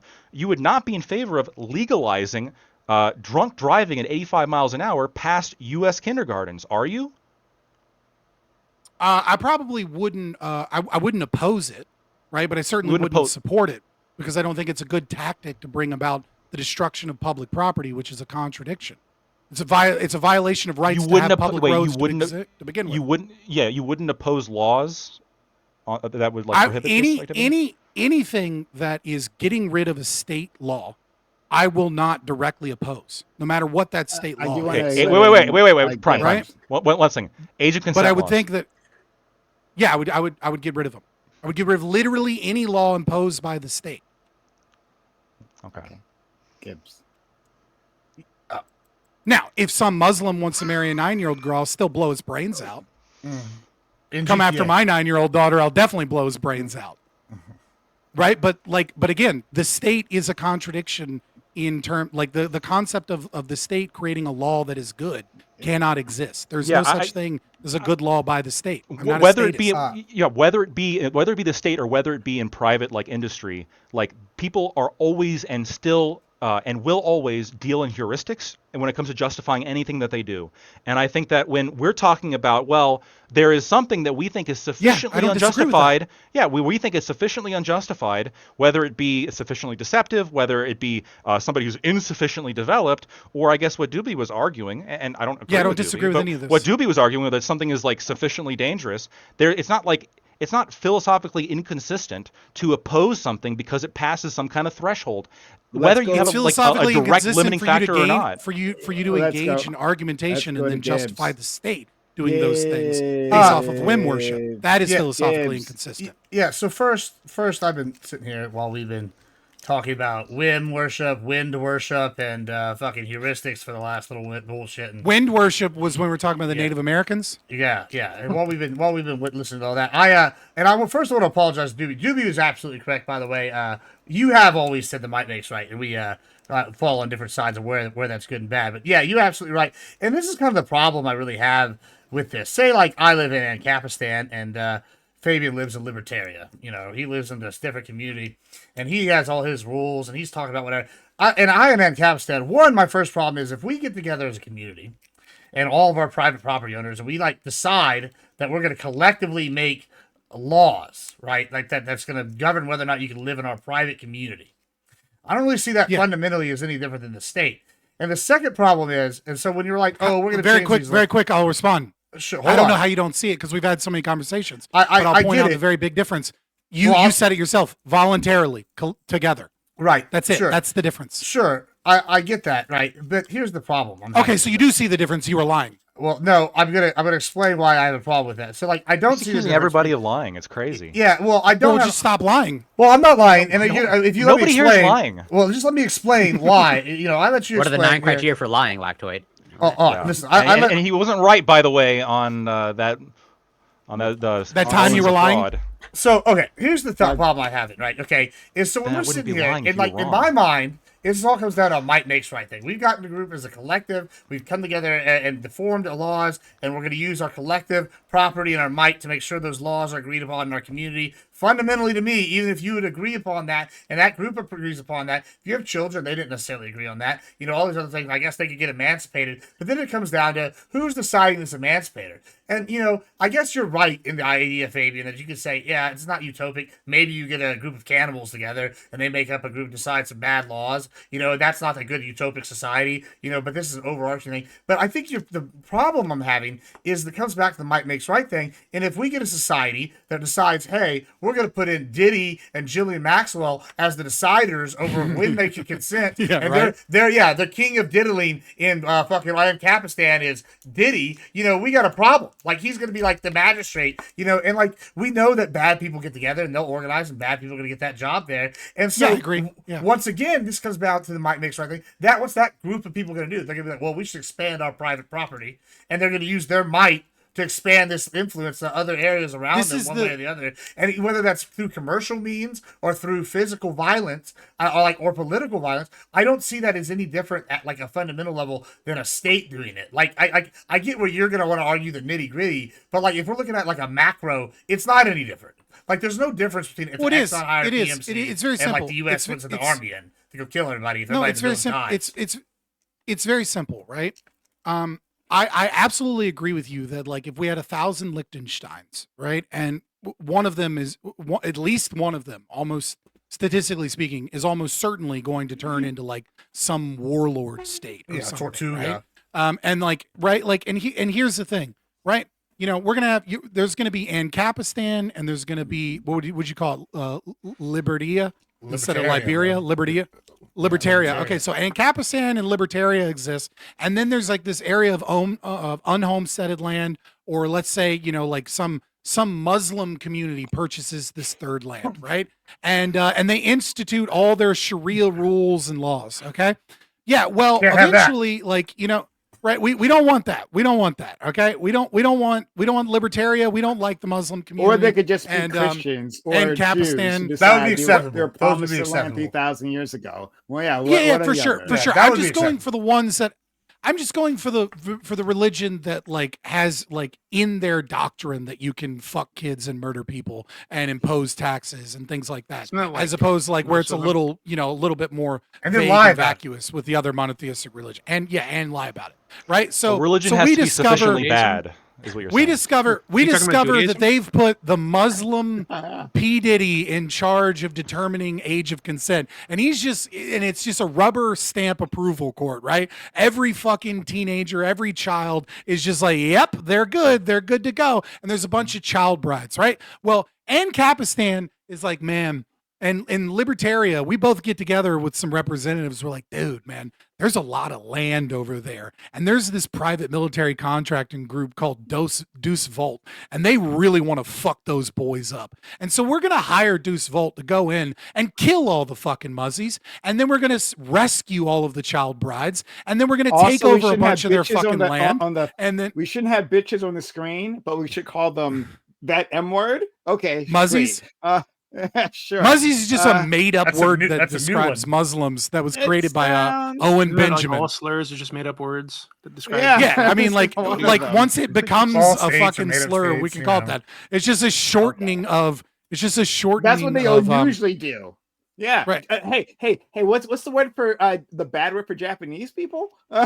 What's the bad word for where I black learned people came hold from? on, Where did that just word for the come record, right? But anyways, we're gonna take them over. We're gonna take all their what shit, and we're gonna get new land. All right, problem solved. Anyways, I discovered a new slur today, right? That I didn't even know was a slur because I was attempting to search for my thumbnail to like a picture for my thumbnail. So I Google searched junk food, but I changed the U to an I. And I learned that is a slur for half Jewish, half Chinese people, of which the mother is Jewish, but they're raised in a Chinese household. And I was very confused because I was getting recipes for kosher Chinese food, and I was like, "What is this?" And I learned that there's a slur for half Jew, half Chinese children that grow up in a Chinese household with a Jewish mother, and that's junk food misspelled. I didn't know either, brother. Yeah. I discovered a new slur. It's always a beautiful day when you discover a new slur, isn't it, boys? Oh God. Okay. But yeah, there's a specific difference between the state and this, right? That all of that was just a fun little story to tell you that that it's very simple, right? Hold on, if I hire under libertarian philosophy in a voluntary government be that a small community, a tribe of elders, a covenant community, and Capistan, whatever it is, that has the possibility of being non-aggressive. That has the possibility of being ethically justifiable. There will be mistakes. Bad people will exist. Warlords pop up just like they do now. The difference is that the state is not ethically justifiable. It cannot be ethically justifiable. It cannot be good.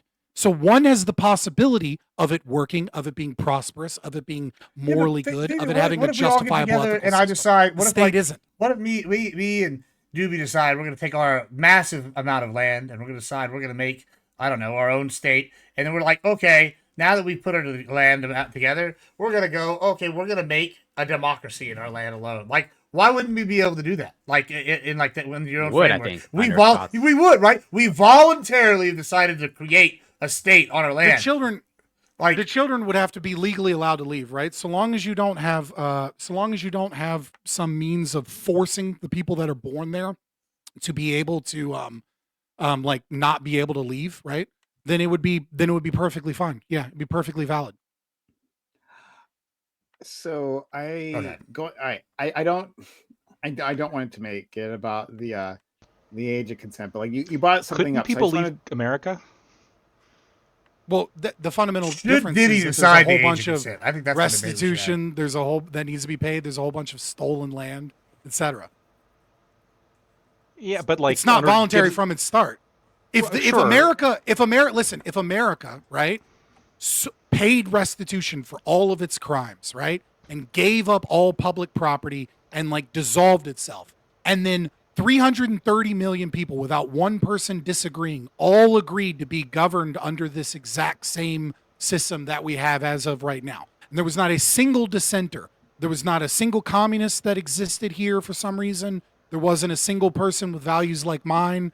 for some reason, all 330 million people collectively agreed that they wanted this system to be, what governed them, then it would be commiserate with anarcho-capitalism. Is that likely to I don't occur? think. No, of course no, not. but you can think of like a different, I guess, foundation or I guess like trajectory here that could accomplish the same thing. So like Gibbs' example, where some people get together and they form this like private enclave where it has democracy. Okay, they all come together. You totally could, sure. yeah. Well, hold up. Yeah, they all come together and they sign a charter that controls some land, and then over time they expand and they expand and they expand, and before you know it, it's like roughly the size of America now. They did so like the people voluntarily sold their land, but the charter of the company allows for the leadership to change even if some people disagree, if it's based solely on a vote. And if you don't like it, you can just leave the private country. There are certain things that are like laws and systems, right, that are currently just like straight up violative of the non-aggression principle, right? But like if we got rid of those things, right, we got rid of the concept of co-ownership, right? We got rid of all forms of involuntary taxation that currently fund the state. But then we created a state voluntarily through growth, right, where people chose to do that. Yeah, absolutely. Like, but again, every time a child is born and they reach the age of majority and they gain their emancipation from their parents, right? And now they're considered, an adult, etc. The moment that they are, if they go out and they purchase some property somewhere and it's all under this charter, yeah, you could make that argument. But that's not the reality that we live in. Now who's engaging in like fantasy, right? Like that's not the reality of America. I don't think America could, I think it's highly improbable to the point of statistical irrelevancy that like we would grow completely voluntarily to the size and scope that we're at right now. But it is possible, yeah. Man, isn't that what the liberals and the lefties say about the society. billionaires? They're like, oh, they couldn't have got all this money without being unethical. That sounds very libtard. That sounds really smart if you're retarded. Yeah. Well, I think what Gibbs' point is like it would appear, no matter how unlikely, and I agree, it would be very unlikely, but it would appear to me that we could have America exist essentially exactly as it does now, but if it just formed differently, that's your objection to it.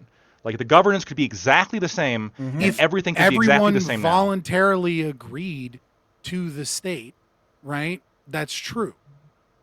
But also the problem then becomes how do you so that you'd have to have one property owner, right? Mm-hmm. So first and foremost, you'd have to have one actual individual that is in charge of this charter that owns all of the land in America. And everyone else is voluntarily agreeing. You couldn't do a co-op if we all had like 50 individual states owners?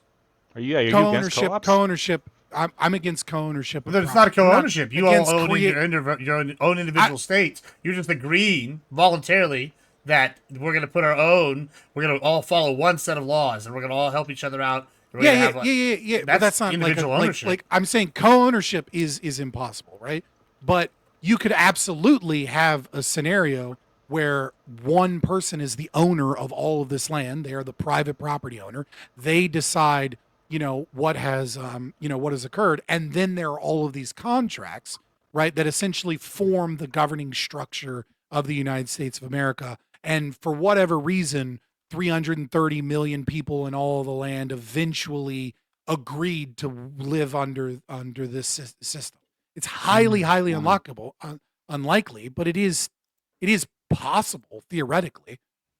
But then you would have a state that was formed without any stolen property, without ever killing Native Americans or conquering people or right. But then it would be identical. Super chat. I think there would be some differences in certain things for sure. Super chat from FQ. Is reviewing a man's porn of history a good heuristic of honesty from men on first dates? If you can see it. Dollars. Thank you so much. Do you think that would be a good heuristic for potentially? I think whether or not men lie about their income or their height is a really good heuristic for their honesty as well. Fair enough. Probably a little easier to discover. I think height is probably easier. Income, not so much. My problem with makeup is again, I think that the line is difficult, but like I've seen these makeup transformations where people look entirely different, right? And if that's done with the intent to deceive, which it usually is, I think that can kind of cross into being deceptive. In the Wait a same minute. way that like a man lying about his income is deceptive. But that's what I want to. That's the. I'm glad you brought that up, and so I don't have to talk about the age of consent. It's probably for the best. But you talked about like for the intent to deceive. But I've talked to women, right? On occasion, they'll talk back to me. Very rarely, and like some of them talk about how they use makeup and the reason they use makeup, and it's not to be more attractive to men. It's Not like a always. thing. Yeah. So a lot of them interpret it as a thing for themselves, right? Like yeah, some like women have short, what- straight bangs. You know. Yeah. Clearly, that was not done to attract men. Some people, some of them have described it as like art for their face, right? Like an artwork for their face. I get to like put this thing on, right, and it's just got like a pretty like art piece that I've like put it on my face and I get to wear around, right? Like it something to make them feel good, right? That might also like make a man more attracted to them, right? Along and like change their facial structure. So in that case, as long as that is her intended goal, it's fine to do like whatever to do the massive transformations. No, I think I disagree empirically that every woman who puts on makeup is just Not like every. trying to. Not Well, every. even most are doing it to Okay. like for some kind of like art project. I think that I would agree that probably not a lot of them, because most of the time women aren't going on dates, like just like temporally most of the days spent doing Statistically other speaking, things. yes. Statistically You're right. speaking, yeah. Heuristically, but I Unfortunately. think that there is when you like it's hard for me to divorce people's appearance as being really anything other than a expression of themselves to other people around them. If there was somebody, and there's no way to test this, but if there was somebody that was truly not, like if all of the humans disappeared and then a woman still put on makeup every day, I think that would be like maybe the person that I would believe. But I just don't believe the vast majority of people A would do lot that. of women put on makeup every day during the pandemic when they were stuck at home, when no one saw them. I'm sure there are some women that did that. I know there's a lot that didn't. How do we and I know that that? From their Instagram and- stories? And I know a lot of them that did. Yeah. Instagram or with the potential of running into somebody. There's women who wear But hold makeup on, to the gym, for example, for this hold on. purpose. One second. Do we think so? Yes, some of them Instagram stories, fair. That part's fair. But like, there are women who reported that that's what they did. There's no reason to believe, right, that they would have lied specifically for no particular reason, right? They're not like in a debate with Blackfoot about the usefulness of makeup. They're just saying, hey, this is something I did, right? Some women say that like the process of putting on makeup is like their way of getting ready for the day, right? Sure. And so like they're gonna get to work, not on a Zoom call or anything, right? But like they're gonna get to work, and no one's gonna see them. But like this is how like they get their mind right. Their ritual. Sure. Okay, Yeah, but if for I those- put for those particular platforms people, then in the my intent wouldn't be shoes to every deceive. day, and it became part of my morning ritual to put platforms in my shoes so that I appear taller than I am, and then I continued to do it during the pandemic because that was my habit, right? Then it that wouldn't be deceptive in that those. right, it wouldn't underlie, it wouldn't change the underlying reason that I started and that I regularly put platforms in my shoes. I have a question. Would it be wrong, okay, if I discover that a man is lying to his girlfriend, okay, or date or other women about his height, and I just start telling people I'm 6'2"? For the record, I'm 6'5". But like, if I find that some dude is like he's like, I'm 6 foot, and it's like, nah, he's like 5'10". Like, how wrong would it be for me to be like, I'm 6'2", and say that like to the girlfriend and him, like, oh hi, nice to meet you. Yeah, I'm 6'2". Oh, just so that she you're can be helping like, the guy "Oh." out so she doesn't. No, I'm I doing the see. exact opposite. I'm Oh. making him appear 3 inches shorter while he's trying to lie about being 2 inches taller. So now he looks like it just breaks reality to such Well, a if your degree. intent that people- is to expose him, then that's probably fine. Right? I want to. Right, But if I you're, just like- go around since everybody's lying about how tall they are, what if I just start telling people I'm hold on, shorter than I am, Yeah, so yeah, that yeah. all the dudes get caught lying about Wouldn't being just 6 reporting feet? your actual height also Yeah. illustrate the same thing? I imagine because you're Well, like because quite dudes quite are usually tall. only lying by like an inch or two, right? Yeah. But if I Yeah, but usually reduce it's like mine by like 5'11" 3 to inches, to 6 foot, and like right, 6'5", right. But right? if I'm 6'5", if I'm 6'5" and I'm saying I'm 6'2", and they're 5'11", saying they're 6 feet, and there's actually a 6-inch difference between us when we stand next to each other, and like I'm claiming women to can't be tell what a 6'2", and 6-inch he's claiming to be difference 6. is, so. They can't. Right. Like, can we, am I doing a wrong or a right thing? Am I helping out the ladies discover reality, depends what your or I'm intent. further fucking up the everything? Yeah, I think the intent, but that also like a predictive. I'm or height like smurfing, according a to reasonable chat. prediction, a reasonable like prediction of what the effect would be. I think in this case, would like determine whether it's like okay or not okay. And in this case, I think you're probably doing something fine. I know guys who've lied about like their job. There's one guy I knew, he lied about being a dentist. He was a bartender. And That's a I wild think one to You lie can find about. out real quick, unless Yeah, right? like a one date or something. Well, it was a one date thing. I mean, Oh, okay. Some chick at a bar is not going to like look up the list of dentists. Okay, it wasn't I for a guess. long-term commitment. Then I can understand. I thought it was, Yeah, but it was obviously a misrepresentation to get. No, I agree. this It's still person to wrong. sleep with them. I'm saying Yeah. I cognitively understand. I would endorse Yeah, that yeah, type yeah. of behavior. And so I've never liked that. I think that's scummy. And there's somebody on Twitter, Ayla, who made lies something about that I being think, a research scientist. Maybe I actually know very little about this person other than She collects some horrific charts. data, pretends to be a some charts that libertarian she posted. sometimes. But there is a chart, and then like acts like she's doing research science when Right. it's just like the worst data sets. But there is a one chart that I actually kind of liked, which was a rape spectrum, right? Which is like at the very bottom of it. You like was that like, spectrum, huh? I know. I thought it was like actually a good way to understand it, right? Where like the bottom is like what some deceptive activities could include, like lying to your date about like how much money you make, right? But I noted that she didn't put makeup on there, which I thought was telling of some kind of maybe internal bias that she had.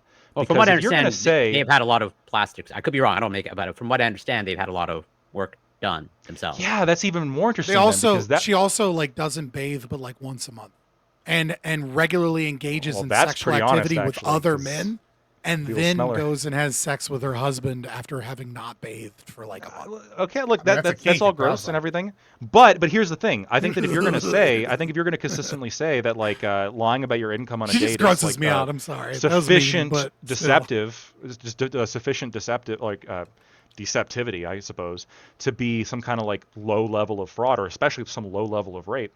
I don't see how you can get away from like plastic surgery. Like complete makeup transformations. Right, I see like some that women dude brag. in Korea that China who sued his ex-wife. I see some women brag about how like what was that thing, like take her to the pool on the first date, and there's women who are bragging about, well, I have waterproof makeup, right? So that's not going to do anything for me. I think that response is kind of telling. Why, like, you don't want him to find out is what this is. How is that not deception, Prime? It seems to me like if this was done on an app, Prime. this would be catfishing, right?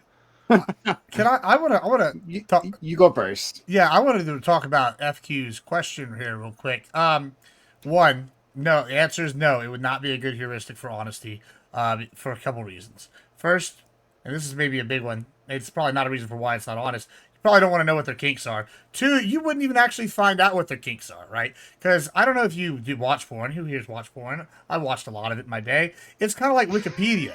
Right?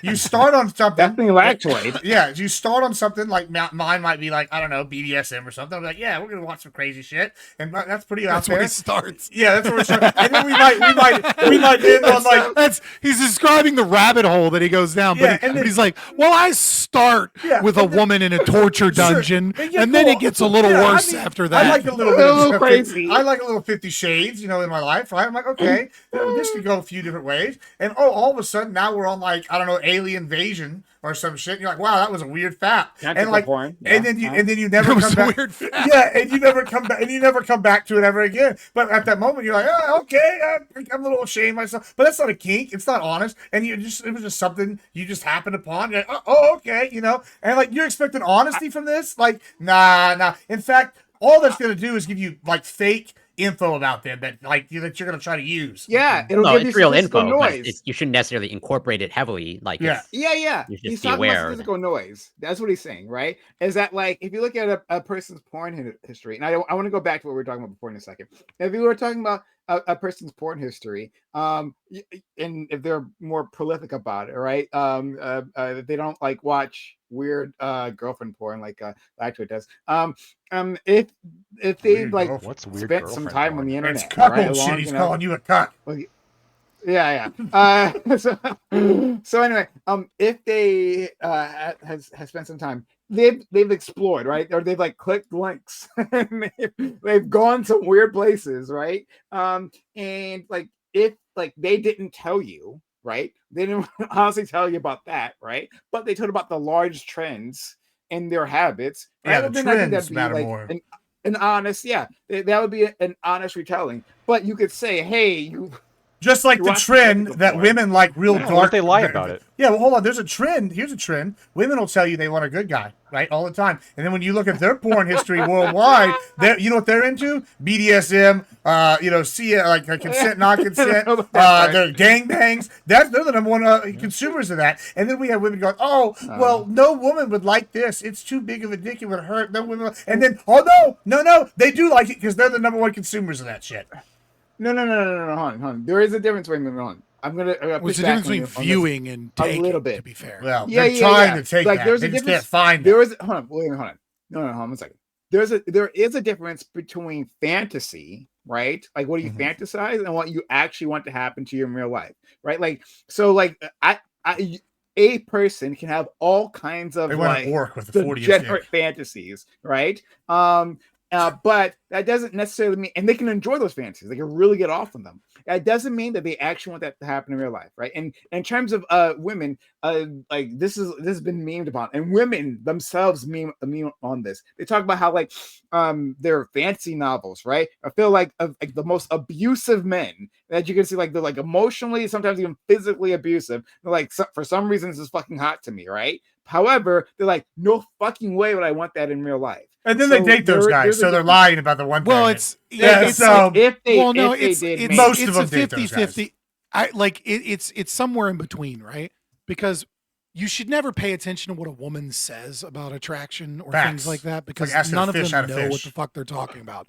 There's not exactly like women will say constantly, "Oh, I want a good man, I want a romantic man, I want these things." But if you're really romantic to a woman, you're just going to give her the ick and she's going to run away, right? Like she doesn't want that, right? Like what she wants is she wants to be seen and understood, right? Like and many men that are like players and things like that are actually better than overly romantic men that put women on a pedestal and romanticize them at actually seeing them for who they are.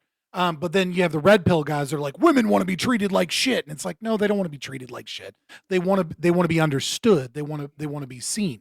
They want to be validated. But they don't want to be validated in a way that like validates all of their emotions, but doesn't actually understand them. They don't want to simp. But like, so yeah, it's somewhere in between what women report they want and what women read about. The truth is in between those things, right? Like what if you're trusting what women actually like, what women say they want, that's not going to. That women don't know what they want. That part I agree with. But on another, they know. To rewind the conversation They're for a little lying. bit, and we are going to move on to like our also actual any topic, Pornhub this has been a lot history of is fun. bad, regardless of what it is. Fair. Okay. But so there's a quote from I think she's like a big time designer, like a fashion designer guru, someone. But anyway, a woman named Betsy Johnson, and the quote is, "Girls do not dress for boys; they dress for themselves, and of course each other. If girls dress for boys, they just walk around naked at all times." Which I don't think is completely true, because I think there can be sexy clothing. But beyond that, like I think that the sentiment is correct, and Do that women not dress up for dates? Hold on, wait, one second. They do, right? But like overall, hold on, but as we understood, right? Hey, that's the statistical noise, right? That's the rarity that's happening. Most of the time, the vast majority of their lives are not on dates, correct? Right? Yeah, Right. but that's when the sex gonna happen, right? When they're not on dates, they're just having no. No, when they're after the date. No. I'm saying like I'm talking about their entire lives, right? Yeah, so they're Let's deceiving say other adult women. lives. Oh, hold on. That doesn't mean they're deceiving other women. Wait a minute, hold on a minute. That they're okay. So the way that women talk about this to me, right? When they've had these conversations, they say, yeah, like I've said to them, why do you dress this way if it's such a problem, right? Like I've talked to women who are like, yeah, like putting on makeup is like a big issue, right? And I'm like, oh, okay, you don't want makeup, you don't want to use makeup, and you don't want to be objectified, all right? And putting on makeup might help people objectify you, right? And they're like, hey, yes, I understand that. However, the harshest critics are other women, right? The reason that I engage in this is because like other women will can be quite vicious about these things, right? And quite judgmental. And since women might be my bosses or my superiors in other places, right? To reduce that friction, that's why I do this, right? And I always say, like, well, it would take someone to like push to just like break the system and get out of that, right? And to start the trend. They're like, yeah, but I'm not gonna start a revolution on this. I'm just gonna like follow the trends. I'm gonna follow the conventions here. Okay, all right. So women oftentimes, according to them, what they've told me, yes, they dress to impress other women because women have an eye for this. They're looking at other women. They're comparing themselves to other women and they're judging those other women, and that's just like their culture. So yeah, like oftentimes it's not about the men though, right? They're It's not about not- necessarily fooling men, but like doing some sort of I don't know, like no, they're not. Yeah. They're not dressing for men, and they're not dressing for women. Both of these things are oversimplifications of something that's not really that complicated, right? Women are dressing because of two things predominantly: their own sense of identity, right? Who they are and how they want the world to perceive them, which includes both women and men. And as part of that, they are dressing to maintain or grow their state in the hierarchy of their social standing. So when they go to work, they might be quote unquote dressing for women, but really what they're doing is they're trying to express their identity, right? And their clothing tells a little bit about themselves, how much money they have, what their sense of style is. Am I quirky? Am I sexy? Whatever I am, this is who I am, right? And then they're insofar as they're actively thinking about it, not like, just throwing on some clothes because they're like late for work or whatever, right? Is they're dressing in that regard. And then they're dressing to maintain or grow their position within the social hierarchy, right? Reputation management is a very big part of how women engage in social situations. And so the maintenance of that reputation is going to be based on a number of factors, one of which is male attraction, one of which is, gay fashion designers, one of which is, what is seen as respectable in a workplace by both men and women, right? All of these factors that go into your reputation management is how women are dressing. So they're not fucking dressing for other women, though other women do engage in reputation management, and so they're more likely to tear down a woman for what she wears or not like her because of what she wears than a man is. So in a sense, it's more towards women in that domain. But it's not to dress for women or to dress for men. It's to showcase their identity and to maintain or grow their status within the hierarchy and then the domains of where they're going. Right? So No. they dress for work for that situation. And when they go to the club, right, they're dressing quote unquote for men, but they're also dressing for women, right? But what is the social hierarchy at the club is going to be based upon different factors than what it is at the workplace. And so they're going to dress sexier because the sexual attraction of men plays a higher value at the club than it does at the workplace. Well, hold on. First of all, let's just go through some of Unless those you you're a just said. stripper. Like, listen, you mentioned gay designers. I don't know if you know this about gay men, but they're very horny and they're trying to get fucked too. And so, guess what? It all comes down to attractiveness. They're making designs. They hope people want to fuck, so they make more money and get fucked. And then these women, they're going to the club, just like you said. You agree? I agree with all that part where you're talking about them getting. I would say it's all based off attractiveness. The only reason why we wear clothes is to make us look more attractive. Yeah, that's retarded. No, you're wrong. Like, I look much better in some outfits than I do without totally naked. I feel like a lot of us do. It's pretty simple. You know, like you get something that flatters you, you makes you look just right. Hey, hell yeah. That's how a lot of women do. Sometimes just a little peek of something good is better than, whatever, build the anticipation. I mean, I would say arguably plenty of people wear weird shit that is unattractive. Yeah, right? and this like okay, women and listen, specifically will engage in. Hold on. I'm not saying there's not outliers. I'm saying society as a whole, just clothing outfits are based off fuckability. And then if you're not wearing clothes off fuckability, then you're a fucking loser. No one gives a shit what you think. And that's really how that works. Like, and they don't because they don't. What have evidence? What evidence do you have to suggest that your theory is better than mine? Well, I will tell you what evidence I have. Every time I walk outside, it's anecdotal, I guess. But every club in the world has hot people in outfits advertising on commercials. Every club, every magazine has outfits with hot people that are wearing certain things that make them look more attractive. Everything, sex sells. This is just reality. That's the real world. I hate to break it to you. And if people don't care about the real world, and you brought up magazines. Hold on. I'm going to keep going. I want some more. How about people that are rated more attractive make more money? That's the real world, right? It's pretty simple. How about people that are rated more attractive do better in politics and get voted in more often? That's the real world. I keep going down the list. We know attractive people make more money. We know people they tend that to vote Republican more. And then when we take people, but none of what you said goes against what I said. You're just oversimplifying it to it always is about sex. It is all about sex. And because guess what? Even the people when they go buy these outfits, they make these outfits to make them more attractive, make them look sharper. The ones that don't buy these outfits, you are the societal low tier. Nobody cares. You don't have any say in that society. You don't get to decide what fashion is. So fashion is determined off sex. It's really that simple. Because what are you doing? You're just buying whatever you think looks cool or putting something together and making less money and not having any impact. So it all comes down to sex. It's really that simple. And whether or not I feel like that's so reductive that it doesn't even need a response. I feel like anyone with a room temperature IQ could understand that what I said and what you said, entailed the same things. You just cut out all of the things that all that other shit's too obviously extra. Also true. Nah, it needs to be simplified. Sex, that's it.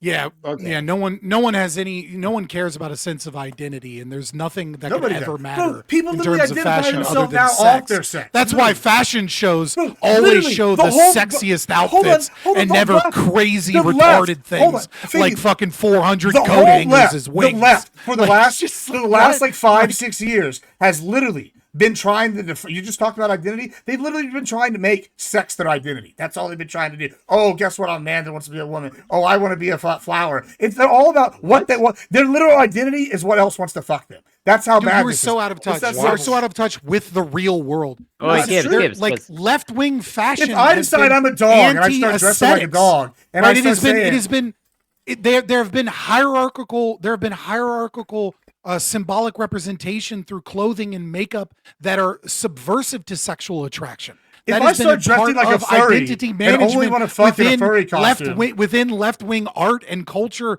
for years. Okay, there are plenty of people that have gained reputation management by having outfits that are specifically not as sexually attractive. Like that is just true in the fashion industry. I think there's to Scott's point. So was Lady Gaga's meat dress? Was that about sex for you as well? Yeah, it's a vagina. Okay. It's a representation of the vagina. I think you just see everything. You remember that era where they would go on Newgrounds? I think that's just a you problem. No, Newgrounds. I would agree with Scott here. Lady Gaga has even talked about this. Lady Gaga's talked about how the meat thing is how men treat women like meat. She's represented in the sex. Also, if you remember at the time, to Lady Gaga's credit, Newgrounds is a big website, and one of their most prominent games in the adult section was, is it meat or is it a vagina?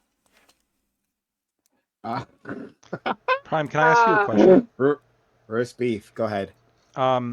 If I find out that and I wouldn't even really need to find this out, if I reasonably expect that a woman might be interested in how much money I had, something crazy like that, let's assume, and then I went and I got a fake Rolex, and I put on the fake Rolex, and it's like a super fake, so it looks very much like a real Rolex, but it was like, $200, $300, and I like flash it to her and make it clear that she sees it.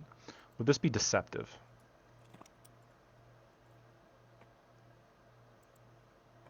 The silence is speaking for Who itself. are you asking? Are you asking me?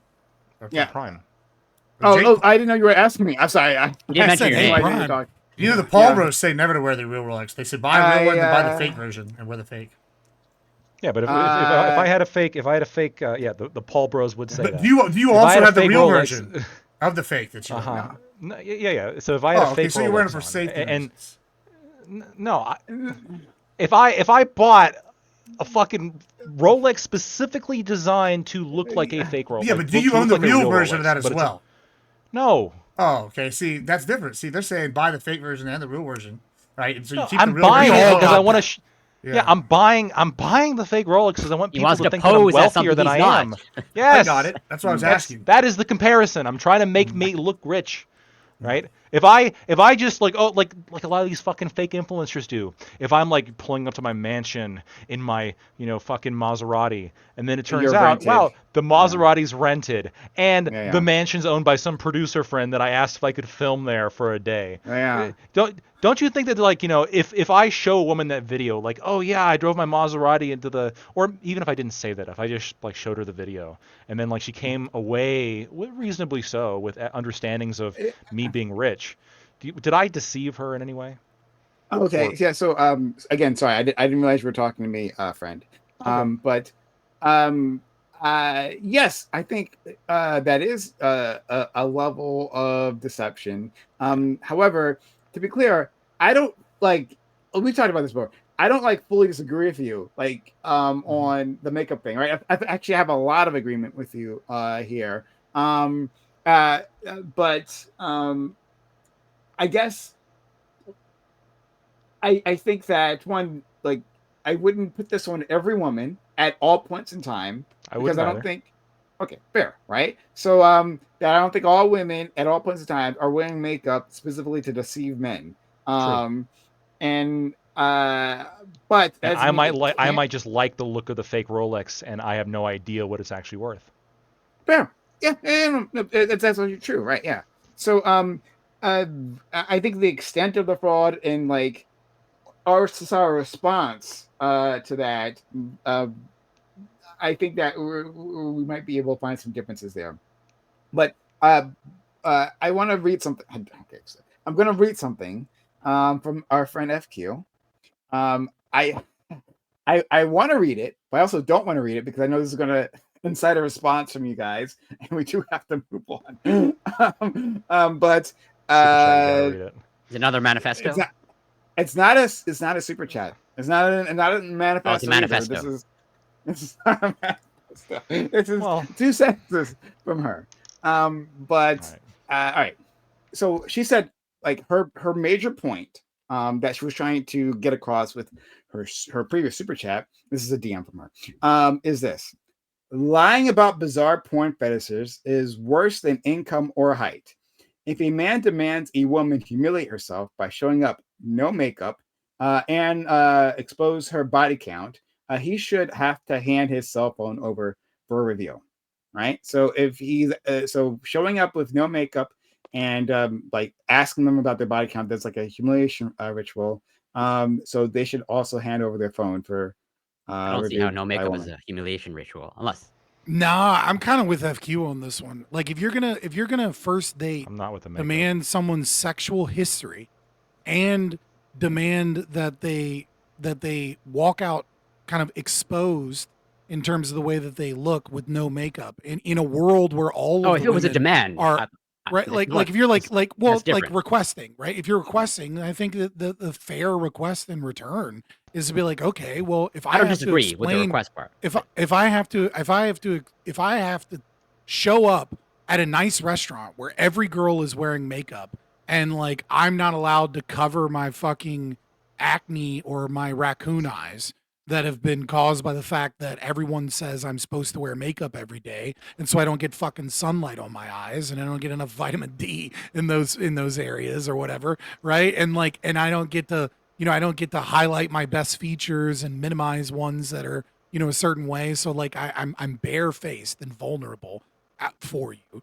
And I have to, be honest about my sexual history right from the beginning. Then why are you not going to be honest about your sexual, like your sexuality and the things that you fucking jack off about at home? Like, yeah, no, that's a completely fair and valid request. If you're going to be like, no makeup and you better tell me how many dudes you slept with, then like, yeah, well, I want to see your fucking phone. I want to see what weird shit you're into. Well, I agree. If it's a reciprocal demand, I read it and I might have misunderstood. No. Of like the woman voluntarily shows up without makeup, and then voluntarily shares a body count, and then therefore the man is obligated to share. No, it's a request. It's I think regardless of if the woman shows up without makeup or whatever, I think that it's a good idea, not because it's a heuristic for honesty. I think we should just be showing each other our porn histories and talking about our kinks right from the start. Because if you're not into the cool, wild shit that I'm into, you're boring. Get the fuck out of here. I don't want to. I'm not gonna be. I'm with my man Gibbs on this one. If you're not into the same wild shit I am, how are we gonna get married? Like, if I can't tie you up in the bedroom, and I don't want to be with you. Like, come on. But let's just stop wasting my time. I don't think I think that when you present your face somewhere, that is a statement, right? I think the face is sort of unique in that respect, where when you present, and this is one of the reasons why like masks were so disruptive during the pandemic, or at least what people argued they were, is because like the face is the gateway to the soul. Like you are presenting yourself, you are expressing yourself, you are making statements whenever you present your face. I just think that that is a physical statement in some regard. And so if you show up, I don't think that I think it's perfectly, I don't see it as the same as I get to see something that you have that is private, like your phone history, if I can't cover up or misrepresent the statement that I'm making to you throughout the entire date, or even before the date, I'm assuming, unless this is like a blind date. Now, the body count, the example, I think is more comparable, potentially. I think it's actually pretty closely comparable, actually. Like STD risk maybe is like some kind of argument you could say where you have like a vested interest in knowing, but at the same time, like asking if the other person is clean kind of accomplishes the same thing potentially. So, I mean, if a woman is gonna be like vulnerable and engage in sexual activity with you potentially, or a relationship towards that, I think it's also fair, knowing a woman's body count for maybe STD reasons, right? Because of the safety in that situation, she's gonna be alone with a person that can overpower her. Maybe she wants to make sure your Pornhub isn't 90% like beating the shit out of women. Look, I think it's perfectly, if a woman wants to make a request for any information during a date, I think that's fair. Valid, yeah. Yeah. I mean, like you can just say no and end it there. Yeah, you can. You can just say no. Yeah, there's no obligation to be on a date with anybody. For me, the only problems that come up if things are misrepresented. So if I ask somebody's body count and they say 3, when in reality it's 300, well, that's a problem. If she were to ask me my income and I were to say it's like, oh yeah, it's 300,000 and really it's $3,000 a year, that would also be a problem, right? For obvious reasons. But yeah, I don't think there's anything wrong with asking. I just think when it comes to now, again, with the makeup example, it's difficult because you can ask somebody, well, are you wearing makeup? And the answer is going to be yes, in almost every case. But there is a huge range of what that means, right? And it's not always clear which end of the spectrum that's in. Someone could say, yeah, I'm wearing makeup, and I can't. How much? Like, are they going to give me like a in weight exact? No, they're not going to say an that. inventory. Yeah. There's no actual quantitative way for them to express that to me. But they could look completely different without their makeup, or they could look more or less the same. They just have eyeliner on or something. I don't know. So when it comes to and I think the same thing with plastic surgery. Scott brought up the case of, well, somebody's showing up and everybody else is having it, so it's really kind of embarrassing for them not to have it. This is literally what South Korea is experiencing with plastic surgery. Yeah, South Korea, exactly. I was going to say, yeah. And there's kind of a compounding problem that happens when there is this expectation that everybody has this thing, where all of a sudden it becomes expected that everybody has this thing. I don't like that. I don't like, what have we gained in this world now where everybody must look like a Barbie Well, one doll, person will otherwise stop having plastic surgery when everyone else does it and takes the leap. They're going to be waiting to start the this revolution. reminds me of I agree that's yeah. a dumb argument, but that would be the Yeah, it's like, mentality. yeah. Yeah. It's almost like I mean, Gattaca a little bit. Like it's. I don't Yeah, know. yeah. I mean, I agree. Look, I don't want anyone to have the expectation to have to change their face, right? Unless it's like established like for like a job, like, hey, I'm going to pay you money, like this is a requirement. You got to change your face in some way, right? To for the job, like a clown, right? You put on clown makeup. So I agree with that. But I don't know. I think that our societal response to make up the burgeoning response, right? Like within these red pill spaces mostly, right? And I'm not calling you red pillar, to be very clear, right? But where this thought process is like springing forth, I think this response tends to be overblown for the problem that's presenting. I don't think it's not necessarily fraud in the way that we've been talking about it, right? But how do we deal with this? Like, what is the damage? I think there's a lot of room for discussion there. But anyway, let's move on to the actual topic. Thank you once again, FQ, for the kind $5 super chat. That was once again another stimulating discussion, and I wish we had some women to add to that. Hey, Dewey, please. I got terrible news for you guys. Okay. No. I'm a father. I'm a husband, and I have to go. And your wife has shown up with makeup, and you can barely recognize her, but you kind of want to fuck her more, and then you're like, "Is this fraud?" Actually, one thing I right? appreciate is that she doesn't wear very much makeup. She does, but not very much, and I appreciate that actually. I agree with Lactoid about the everything you told me. She's an honest woman, so yeah, extremely racist but honest. Yeah. Well, that's What more could you ask for? I'm trying to train her not to use know- the N word anymore. It's a process.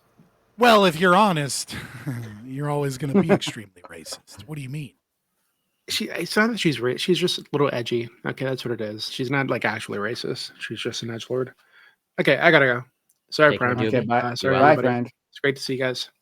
Bye bye. Yep. We got a ringer who just showed up. Hold on. One second. Hold on. We're gonna add them in.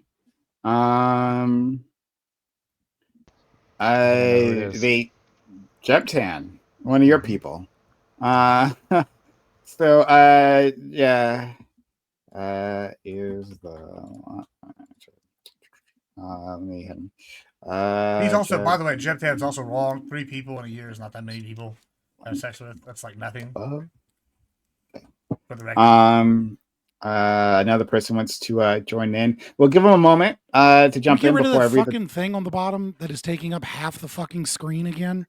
Jesus Christ! Also, for the record, before Jeptan comes on, he's wrong. 3 people in a year is not that many people to have sex with. It's just, it's not. 3 people in a year is not that many people to have sex with. Yeah, think about it. 2 6-month relationships, and then you have like one night stand between the 2. It's a lot when you compare it to the American average. Well, I'm sorry that some people don't have game. I think my average number of sexual partners is 10, and so if you're doing 3 a year, that's you're going to surpass it within 4 years. So I have a lot more than 10. Listen, wow, way to brag. The context, not, but the context I'm talking about is the issue with Gibbs's thing. Gibbs is saying 30 isn't a big body count, so he's not saying had a 1-night stand, 6-month relationship, 1-night stand. Yeah, everyone agrees that's fine. You're saying they do that again and again for a decade. Having 10 6-month relationships and then fucking a person in between each of them, that's red flag all day. I'm never going near that person. 10 6-month relationships that failed. I mean, maybe and they're your solution every time is to go and fuck a random after 3 every months, 4 single months, one. some of them are 8 months. That's I'm sorry, you're fucking 2 randoms in between each one. You're fucking 2 randoms in between each relationship. And wondering why your relationships only last 6 months? Come on. Yeah, I'm just. It sounds like just no game. Is what it sounds like. So Or I have the ultimate game because one and done, baby. actually, oh I boy, rest my case. oh boy. I have thoughts Yeah, on Jeff, that, but you haven't had your clothes burned or your car keyed by a crazy Latina. You're Right. really Chat. missing out. Yeah, Someone in my chat says I've been catfished into red pill content. because obviously Yeah, the pretty much. description and the title of the video Oh my God, has yeah. nothing to fucking do with this. liar. And it's, and it's fucking past 10 Blade- o'clock and we're still on the Listen, topic. I'm not saying Blade- sexual market value, any of that bullshit. I'm saying if you're saying who you want to be in a relationship with, and someone's like, yeah, I've had 10 6-month relationships, and every time I get over one, I fuck a if couple they're randoms. fucking 30, But what if all of them were crazy? Hold on, what about hold on, that? hold on. Yeah, it's just a coincidence. There's no assortative mating going on. It's just It's a coincidence. They're all at fault, and not me. Hold on. Let's just say you were dating you're doing only 2 people a year, and you just started from 18, and they're now 32. That's like 30 people even then. 2 people in a year is not that many people. Like, I don't know why That's you're a acting. lot. Maybe if you're Wait, fucking, Gibbs, not Gibbs, good Gibbs, at like just- getting laid or not good at talking. Wait, to just women, just it's out of not that curiosity, many. Gibbs. But if I had Gibbs, less than 2, wait, had sex can with I- less than 2 people can in a I year, clarify I something? would probably like I don't know what I'd do. It'd be bad. Okay, so in your 10-year period, if let's say someone, let's say gets married, okay, and then get divorced, and then 5 years, get married, get divorced, is that a red flag to you or not? Wait, say it again. In over a span of 10 years, if they get married and they get divorced 5 years later, they get married again 5 years later, as in they've been divorced twice in a 10-year period, is that a red flag to you? Or Sure, you it's should a red incorporate flag. that. It's a It red is for flag. me. Yeah, Well, why is that a red flag? And then people sleeping with 30 individuals not a red flag. I'll tell you why. Once again, it's real simple. Because one, if you're dumb enough to sit here and like commit your money back to back in the 5-year periods, and you all sit here, you're either A, a woman and you have no consequences from getting divorced, or B, you're a man and you're a dumbass. And that's really the only explanation I have there. So yeah, Listen, I think Gibbs, it is. your I think answer, it's a red your flag. answer told the story for me, right? Then hear me out. You just said 2 people a year for however long until you're 32. That's 30. That's not a lot. Otherwise, you're bad at getting laid. The implication there is I am engaging with someone whose goal for the last 10 years until they were 32 was just getting laid. No, that's not the goal. And That's now not all of a the same at sudden- all. That's now not all of even a true at sudden all. I'm They're having being- to deal with them. If, Hold on, if that's that's- the case, they're being very ineffective by Yeah, getting they're laid. being- Listen, if that's not true, then they've been in like 10 short relationships that haven't worked out, and they're a red flag. Listen, young Padawan, let me explain something to you. I mean, I know that you're just now getting married, you're all excited, and you think it's normal, but I've you're been in a some- relationship for 8 years. Yeah, I rest my case. Listen, so like Red listen, flag. Yeah, red flag. You know, Red no, it's a flag. green flag. Sure, it's a good thing. But listen, if something was to happen, and you get depressed and you get divorced, it's very common for people to be okay. I'm gonna go start trying to have sex now because I miss being able to fuck every now and again. Right? But I don't want to date. Those people having one night stands, reasonable, makes sense. And if you're only getting like 2 people in a year and you're going out every other weekend 52 times, 1 time a weekend, or if we're going to do 2 times a weekend, that's 100 times, and you're only getting laid twice, that's a 2% return rate on 100 Okay, times. if out. you're that's going, really if bad. you break You're up very from a bad long-term at getting laid. relationship, And listen, hold hold on. If you tell me if you go out 100 times a year and you get laid twice, guess No, what? I'm saying you're a you scrub. going out 100 times a year is the red flag. No, hold on. That's a very common Going thing. out There's to get drinking laid culture. 100 times a No, year is a hold red on. flag. Drinking Gibbs and culture Jeb have just different goals. They're just different Yes. people with different No, goals. it's not different Like, goals. Not different. that's, Hold on. that's the end of it. red flag to No. me. Gibbs, No, it's no. the hole. That's the goal. No, To that's Jeb's not true. hand. Hold on. This is ridiculous. The hole with the Listen, I W know is that the y'all are goal, probably yeah. online only people, and I'm going to introduce y'all to the real world. We'll get Oh it to my y'all. God. But listen, Yeah, I'm most dating- people, my fiance and I have in been dating online America, for most years. people in America, drinking culture is a big thing, and part of drinking culture and part of dressing up and fashion, just like we were talking about, is trying to get laid. And guess what? If you're single, it's pretty common, especially if you're single all year, to go out more than 100 times in a year. That's not that many Factoid, times. you're a good That's debater. literally twice Does that feel like a walk for like back 50 from going weeks. out trying to get laid Hold twice on, a weekend? Now he's saying, and well, hold you're on. trying If to you get laid hold on, anytime you hold on. dress If you up. get It's a moving laid target. 2 times in a year off one night stands off 2 different people, that's literally 2% of the time you went out. Literally 2%. All right, and so you're telling me, oh, they're bad. It's because they're bad at getting laid. It is because they're bad at getting laid. If you only get laid 2% of the time and you go out and you're trying to get laid, you're a scrub. Sorry, don't give a shit about you. And if we're talking about people, you're a scrub if you hold go on, out and then 100 if times a people year trying to get laid, hold on, period, people even if you're date for long successful. periods. Right. If I date for somebody for 6 months and I break up with them, and I don't date anybody for 3 months, and I meet somebody new and we start dating, and in 3 months, hey, before the end of the year I have sex with them, that's still 2 people within the year, and I had a 3-month grieving period between my 6-month relationship. And Yeah, then guess but what? you're We go on, extrapolating that over 10 years, and that Over means someone 10 has years! had 10 short-term failed Bro. relationships, and that's a red flag to me. Bro, it's a red flag. Just Okay, because you had an right. 8-year Yeah. relationship, 6 months is not a short-term relationship. Well, You think 6 months it's a is red flag for short-term? Jeb. 6 because months he is not a he wants short-term to- He wants to relationship. get I want a married. long-term No, relationship. I think 6 Wait, months. hold on. Wait, Gibbs does not want a long-term If you're relationship. dating somebody Gibbs. for 6 months, Yeah, if of you're dating for course. somebody for I 6 agree. months, You don't you're think you far- think 6 months is a long-term it's relationship? It's a serious one, at least. You're not going to date someone for 6 months if it's just going to be 6 like, oh, we're like months? dicking around. Bro, I'm not. If I'm dating somebody No, longer I than get 3 what he's months, saying, but that's why it's such a big red flag. You've tried to really go it with 10 people and it hasn't worked out. I think there's a Bro, problem with most your people selection. date more than 10 or people. there's a Like, problem. I don't know if they No, fuck no. more than people. Stop. Most people Not date more than 10 most people. people do not date for 6 months or longer. Yeah, but 10 most people people. date more than 10 people. You're sitting here. Yeah, but Berkshire you indicator just was said like, 6 oh. months is more And you serious just than said just for 10 dating. people. What's 6 your months point is here? serious. So It is serious. okay, It's a serious all right. relationship. So all right. Anyway, yeah, I just let's want go to into make it Arthur's- clear because Lactoid said something. That I was not bragging like at all, like not at all. Be so clear, not at all, right? What I'm trying to say though, is that like I reject and this is consistent. I think it's consistent. Everyone knows if you watch this channel long, it's a consistent refrain of mine, right? That I reject the morality attached to sex and like consensual sex. Like I reject people moralizing and shaming individuals for their body counts or like what they do in bed or anything like that, right? Sure. The consensual sex between adults, of course, right? Then like you should be able to do what you want of however many people you want, right? I reject it all. So no, I am absolutely positively not bragging, right? I don't feel elated or I don't feel disappointed. I don't feel proud. I don't feel shamed, right? And I don't think anyone else should feel that way either, right? It's just a I think thing, everyone agrees. you've done. Probably. Yeah, and I want to clarify too, I'm not because sure I said red flag, and I do want to clarify because that can sound red pilly. When I say red flag, as Corey mentioned, we're talking about red flag in terms of is this person a compatible person for me to fulfill my goal of a long-term relationship with, right? And so I'm not saying that women or men are bad for having a lot of sexual partners or bad for pursuing them. I think that you should have better goals than that. And definitely someone who spent 10 years primarily trying to fuck is not going to be a compatible person for me to be in That's a fair. relationship with long term. That's very fair.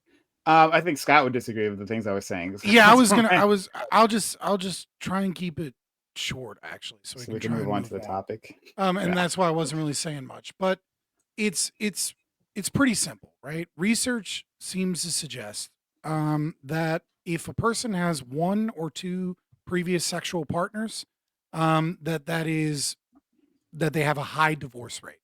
If they're a virgin, they have an incredibly low divorce rate. Now, the commonality between most of these things is probably religiosity, right?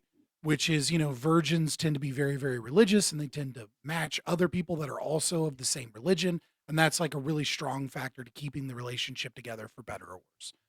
Once someone gets a divorce and then they've only ever had 1 previous sexual partner, it can be like a bit of an issue because they've tasted something else.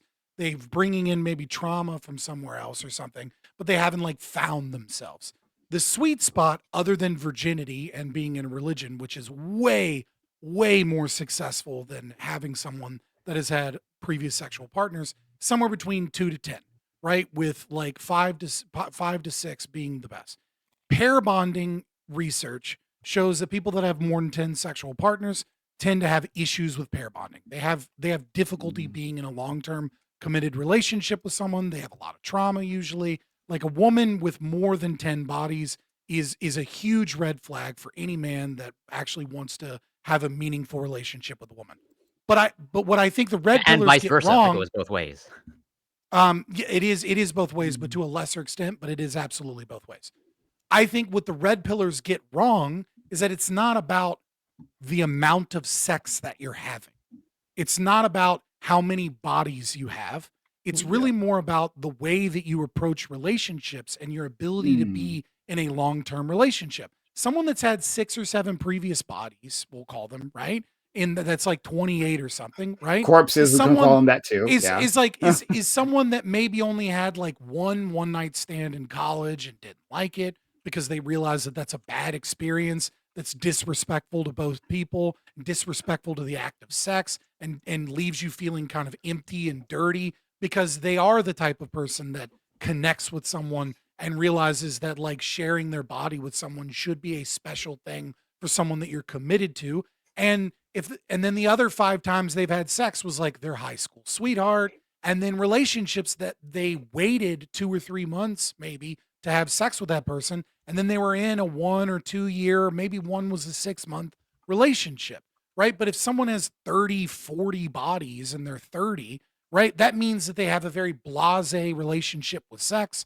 They've had more than one night stand. They don't think about sex as sacred. They probably have a lot of trauma. They probably have a lot of expectations and a lot of problems. Outliers exist and people change, right? Sometimes people can have one way in their life and then they're different later. But by and large, if you're trying to marry someone with more than 10 bodies, that's a bad idea. I do want to move on to the topic at hand, right? But I do want to reject the framing here a bit, right? I think I agree with a lot of what you said, right? And more to the point, it's about like how you approach relationships, right? Like if you're a serial dater, I think is actually a bigger problem than a person who's had a lot of different sexual partners. I think that's the issue that's the heart of it.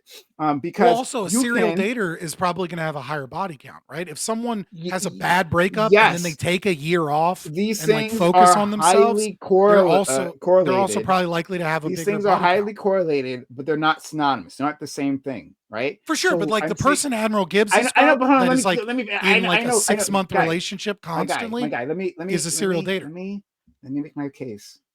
Yes. So then I agree, right? Serial dating is actually the problem that's being identified here when we're talking about pair bonding, right? Sorry. Okay. So we'll have to talk about this later, right? But I just want to get my point in before we move on, right? But you can respond afterwards. I won't Well, yeah, it's just the data doesn't suggest that. Yeah, It could be a yeah. factor So for sure, but it's not the problem being identified. It's not even the biggest one. Yeah, I don't think that having some certain amount of a body, say that bodies, sexual Bodies partners is just a correlation. I know. Well, you're saying relation? Because relation is not what I'm identifying here. Sexual encounters someone here are that not likes the same as relations with bodies. relationships. Yeah. Sexual. That's what I'm trying to say. Sexual encounters aren't relationships. You can have a bunch of sexual encounters and have a low number of relationships, right? It doesn't say anything about like your ability to get and stay in a relationship. It's talking about how much sex you've had with how many people. That's right. But that would be correlated with a high divorce rate, right? I said they correlate to right. That's why I'm saying the data just like if you haven't been in a lot of relationships, but you've had a lot of previous sexual partners, which you'll see in like a certain subset of women in Gen Z, right? I'm not saying this is all women, right? But you'll see a lot of young women, for example, saying, "I've never been in a serious relationship," or like I'm not in a lot of relationships, and then people are like, "Oh, they have a low body count." And it's like, "Oh no, they don't," because they're engaged in a lot of short-term flings and a lot of sexual activity, and that also is a problem. Yeah, and it's super granular, and I think this goes to just show. But hold on, this is to just show the problem with red pill or sort of dating optimization ideology from the get go. And I know this isn't going to hit with like younger people who like it because they want a simple answer. There's never going to be a simple answer when it comes to things so deeply individual as dating, because like you can take even the really popular thing that just blew up, right? Charlie and Andrew Wilson. And Charlie's point in pointing out the issue with Andrew Wilson's oversimplification of the value of women. And Andrew being like, well, my wife has 3 baby daddies because she was in 3 long-term relationships. And there were instances of abuse that pushed her out of those relationships. So even the ending of those relationships weren't her fault. And it's like, grant all of his premises that they're all true. And it's tragic. But what it shows isn't that Charlie should have pie on her face for bringing it up. What it shows is Andrew's consistent oversimplification of the context, of the possible context for all the women he talks to, is a problem. because he comes from what should be such a deeply informed background that there's so much potential context in the lives of these individual women. And the fact that he told the woman he refuses to be lectured, meaning in that context, he didn't want to engage in a debate with a woman who's had 50 dicks in her mouth, is probably the actual problem. The overgeneralization is the issue, not the sort of attempted but potentially what about a mistargeted dude with 50 critique. pussies in his mouth? Does he lose credibility, or is it the same? Yes, he should lose credibility. He should lose it in the same exact way too. So because more like is legend. giving. No, listen, he should, because if a dude has had 50 pussies in his mouth, he has probably taken the chance to eat every pussy he ever had an opportunity of getting in his mouth. Whereas a woman who's had 50 dicks in her mouth has probably still turned down 90% of the dicks she could have sucked. I think that's more of a, hold on, that's more of a self telling you, just because you can't imagine convincing 50 different women to have sex with you. Like, it's a joke. It's a joke, but it's obviously a hyperbolic joke. Based in But reality. obviously, One day, I I just pray one day that everything goes good in Jeb's life, because his jaded arc is going to be epic. He's going to suddenly. Oh yeah, it's going to be wild. If he breaks up. Listen, it's it's not a awful. Jaded implies you are looking at the world inaccurately because you've been harmed. We'll see here in like 20 years. So to defend, right? I want Your your audio again. back. You have to fix your mic position. All right, can you hear me? No, probably click worse. to a different mic device in StreamYard and then go back to your original one. No. That It's usually literally takes me. his headset mic. He's Oh, using. is it? I don't know how he's a streamer and still using a headset mic. El Corsair, dude. I was using my other mic, but then we moved to He's StreamYard. gonna yell at me. So now this is the thing that works. No, well, it doesn't right now. Click the settings, Okay. go to audio, and It's select not a the mic settings you like. issue. He literally moved it. It's No, like I his know mic what I'm is saying dying. is to use his original mic. Sound Go like to the Alvin, settings no? and select the mic that you like. You are in not audio. understanding Jeb Dan. No, I His am. mic I is know physically broken. currently the one he's using is, but he is suggesting he has another mic that StreamYard wasn't letting him use. No, No. That's not what he Oh. was saying. No. Get another So, mic, you fucking dork. Fabian hold Scott on. was Wait, right. wait, wait, guys. What? Testing. Testing. Yes. Yeah. You're good.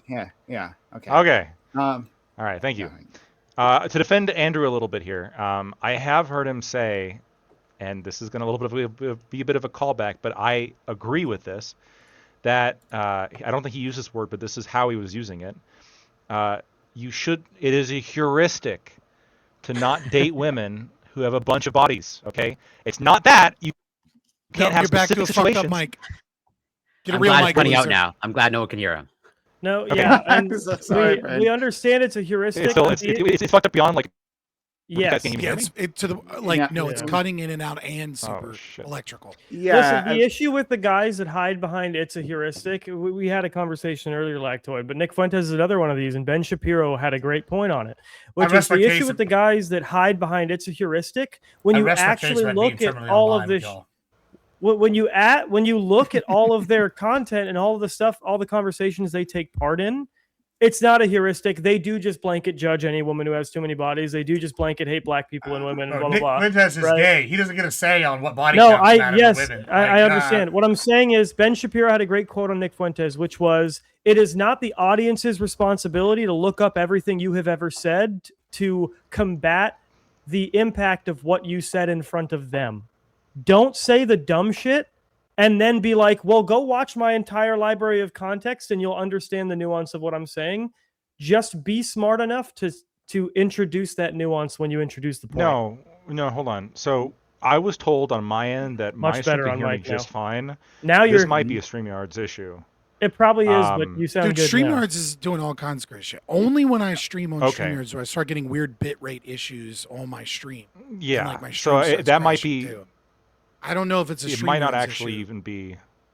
Yeah, Yeah, it's but StreamYard's my, just my the- Okay, people well, on we can watching my hear you stream are now. saying that I'm saying fun. Regardless. Yeah, we're good. I don't agree. I don't think that every conversation needs to have like maximal nuance. I think that it can be helpful to throw in nuance, and that's like the key to a deeper conversation. But we work off heuristics all the time, and I think that's fine. If I'm on when you're going swiping on a dating app, you're going off heuristics. When you hear about somebody that you might be interested in romantically or sexually, et cetera, you're going off heuristics.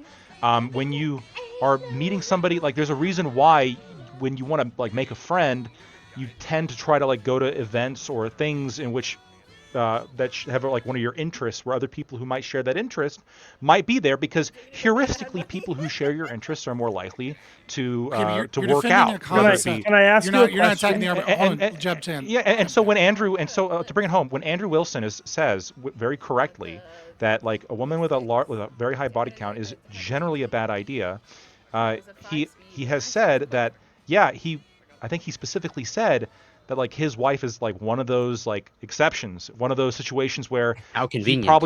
he probably wouldn't advise somebody to do that, but it worked out for him, and it can work out for people. It's very similar. Like my grandfather's been smoking cigarettes since he was 13, and yeah, he hasn't gotten cancer and died, but he would tell people not to. Counterpoint to that. I hate. You don't need to hold your on. opinion. No. Hold on. No, let Scott get in. Hold on. Yeah. So here's the issue, right? And like, oh god, I hate getting in drama off of like this person versus that person or whatever, right? Especially when it's Andrew Wilson, because he'll fucking flame me. But regardless, Enemy Charlie brought up a good point that got buried, right? Bringing up the wife and everything in the way that she did was probably like, she deserved to get yelled at some.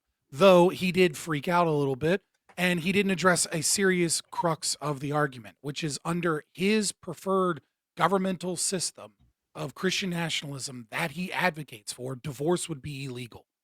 And so all of this, like, oh, well, my wife had these extenuating circumstances.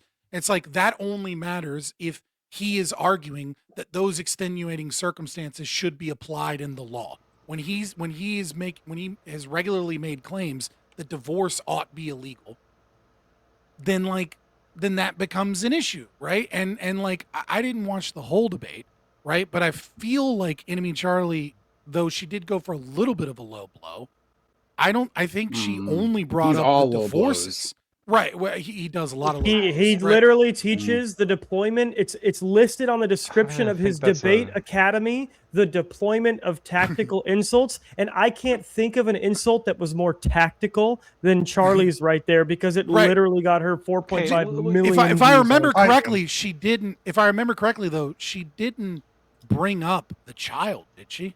No. The thing right. is, So like I mean, it's very clear then that she's obviously not going for the lowest blow. Nor I have did she available really to me. attack Rachel. She literally immediately tried to connect it back to Andrew. The person who didn't allow her to connect it back to him and his inconsistency was him. Freak the fuck out. This is the issue, Lactoid, that I have. No, it was whether hold on. It was Brian, not This is Andrew, the- that didn't let her this know, is 'cause the- then he this took is a the phone issue call from what's her name. I think No, that that you're was right. like minutes. That was like 10 minutes later. No, that's why Rachel's on there in the first place. I watched the whole thing. This is the thing. Because though. Andrew asked. Hold on. This is her the to thing, be, though, by right? the way. Like, just to give Charlie a little Of course, more I'm getting background. fucking rated by Rob Knorr just right to give her a little now more as we're credit. going through Good. like whether Hey. or not fucking it's appropriate to fucking like what Charlie said against Andrew. W Raging Tomato. fuck, Andrew and Rob are pussies for that. W well, Raging so angry. Tomato. But listen, hold on. Here's the one thing.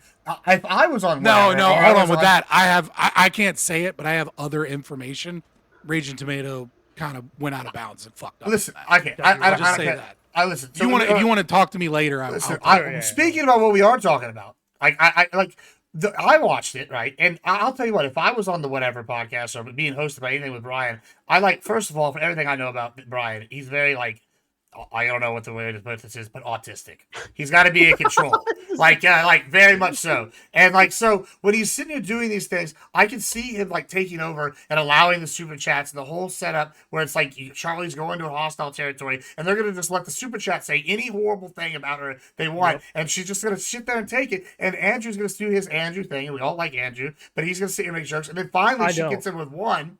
And like, we don't all like Andrew. No. I mean, all the people that are watching Fabian's thing are just coming in. But like at the same time, it's like if you're gonna roast them to their face, well, when they get you back, it's kind of roll with the punches. I don't know. I feel like they played into it. I'm not trying to address. I'm not trying. Just to be clear, I'm not like trying to, because I did not watch the whole thing. I'm not trying to address the whether the rhetoric was like appropriate or not appropriate between the two parties. I'm simply looking at the argument.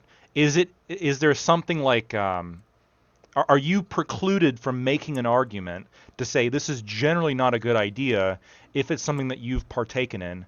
And I think that is a bad argument. I think a lot of smokers will tell you that smoking. Yeah, but that's not the argument. No, but it is when we're relating it back to what we're talking about. Andrew Wilson is perfectly justified. It is. Andrew Wilson's perfectly justified.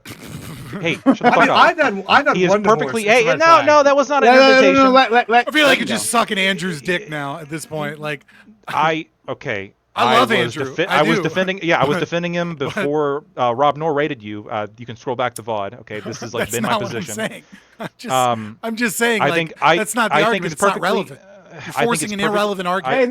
Great. That's fun. Make the case. I think it's perfectly fine to again make a heuristic statement to say it is generally not a good idea to do X. And if somebody points out, well, you don't comply with this heuristic 100%. That doesn't nullify the heuristic. That doesn't mean that it's not like a true, but it's not relevant to what we're talking about. It doesn't make it an inaccurate observation. So my problem is I don't see if you're simply making the argument that it is heuristically it is a bad idea to go with a woman that has a whole bunch of bodies. I don't even see what bringing up the person who makes that statement, bringing up their body count actually even has to do with anything. Like that's not actually even relevant. I'm pretty sure that's an ad hom by definition. The reason it's not relevant is because, and this is my problem with our Nick Fuentes conversation, you're not talking about people who actually just make the heuristic argument. You're talking about people who make the most inflammatory, insulting comments to people and then defend them as if they did make a heuristic argument. Andrew Wilson almost never has ever said it is just generally a bad idea to date women with high body counts. He almost exclusively says, you're a fucking whore. I refuse to be. To be fair, isn't he mostly talking to whores though? Like no, literal but stop. whores? Hold on, stop. You know what I mean? Like come on now. I mean, like when we're talking in Nala, like I mean, she's a fucking whore. Saint Nala, you know what I mean? Like shut the fuck up. She's a literal whore. I accept Fabian's interruption, but the reason I don't like it is because then you want to jump in, and then he wants to jump in, and then stop. Let me get it out. I'm just saying we're gonna be fair, No, but these people never actually make the heuristic arguments that they claim and defend. They always insult, attack, and completely overgeneralize. And then because Lactoid, and I love you, you enjoy and appreciate dissenting voices disproportionately, and I get that. There's higher value in dissenting voices than concurring ones. I get it. But that doesn't mean you need to fucking carry water for dudes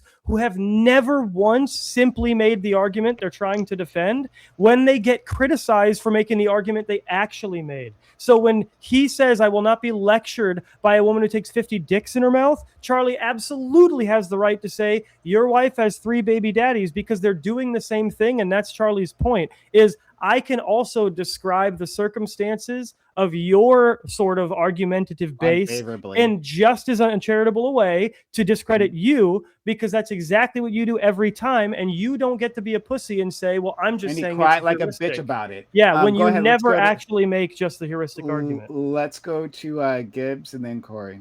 Yeah, I mean, so also we're not gonna end up doing the topic. I wanted to. Let's do it next week. Of course. Yeah, we'll do it next week. I do want to do the topic. Yeah, and maybe Greg will. I think it's a good topic, and I want to do it. But yes, so when we're sitting here talking about this, right? Like, listen, I'm divorced. I'm the jaded one. I agree that, as a divorcee, red flag being divorced. Red flag. It's a red flag. I agree. Red flag and red hair. Hey, it's true. Some people would say in some ways it's a green flag because I've not had multiple trying to get married again afterwards. We've taken time as Fabian to work on herself, right? They're not rushing into another long-term commitment, kind of thing. And I think in some ways that's a good thing. However, I got told the other day by Latina, and she just happened to be Latina, but I was out trying to riz the ladies. Just happened to be. Yeah, and she goes, hey. Just happened to be crazy. You don't have any kids and you're 34. I'm like, yeah, that's right. She goes, and you're divorced. Like, she's like, that's a bit of a red flag that you have no kids. Most people our age all have kids. And I'm like, well, that's a regional thing, I think, because, kids are we're not having kids overall, except in America. That's a problem. We're talking about the replacement theory, replacement rates all the time, right? That's the issue. So I'm like, okay, I guess these red flags are subjective, and as somebody who is divorced, I feel like I could say if you've been divorced more than once, That's I would say it's a multiplier when it comes to red flags. For each one, it's like each divorce 10 times more. 10 times more than the last one, right? We're like square in the root of divorce. And so when you're sitting here telling me she's got 3 divorces, that's concerning. I would be concerned. I think Charlie's right to bring that up. However, I love roasting. I love shit talk. Y'all have seen me on panels. I do some shit talk. But I generally, despite what y'all may believe, unless I don't like you and haven't established history, I don't roast people first.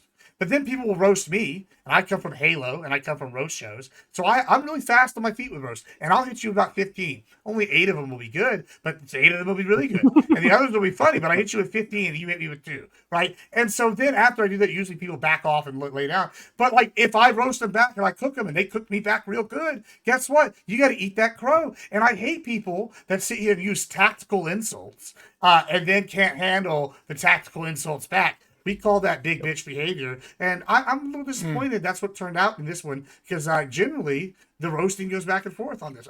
Everybody's mad because Charlie got 1 dig out of the 50. I don't know. I think it's kind of funny to me. Yeah. One, I want to. The reason why we're not doing the topic, I think we should all blame FQ. It was her super chat. Bro, you run the stream. You could be like, interesting comment and move on. We could do the topic now. I mean, at this point, I kind of wanted Dr. Greg here, and it's let's just do it next stream's ending in 40 minutes, anyways. Yeah. What the fuck is going on? Is anybody else having issues with YouTube in last week? Yeah. Out of nowhere, the last 2 streams, I just keep getting bit rate warnings. YouTube and Streamlabs have been crashing really bad for me when I've been using them. My camera will just I'm using Streamlabs, but I'm having no issues on Streamlabs end, and then I just keep getting stream health bit rate warnings on YouTube's end out of nowhere. It was fine until a week ago. Sometimes Streamlabs do that to me. Anyway, without Streamlabs. Anyway, whatever. Fine. Hey, anyway, back to it. Okay, I just wanted to blame the woman, and it's a woman's fault. Certainly not a man's. I had nothing to do with this. So moving back. So I didn't see the podcast. I just saw the one dunk, which was an excellent dunk. I saw a couple clips. Yeah. I commend enemy Charlie. Right, hit him right in the feels. It was super effective. And we love to see it. But in any case, back to it. I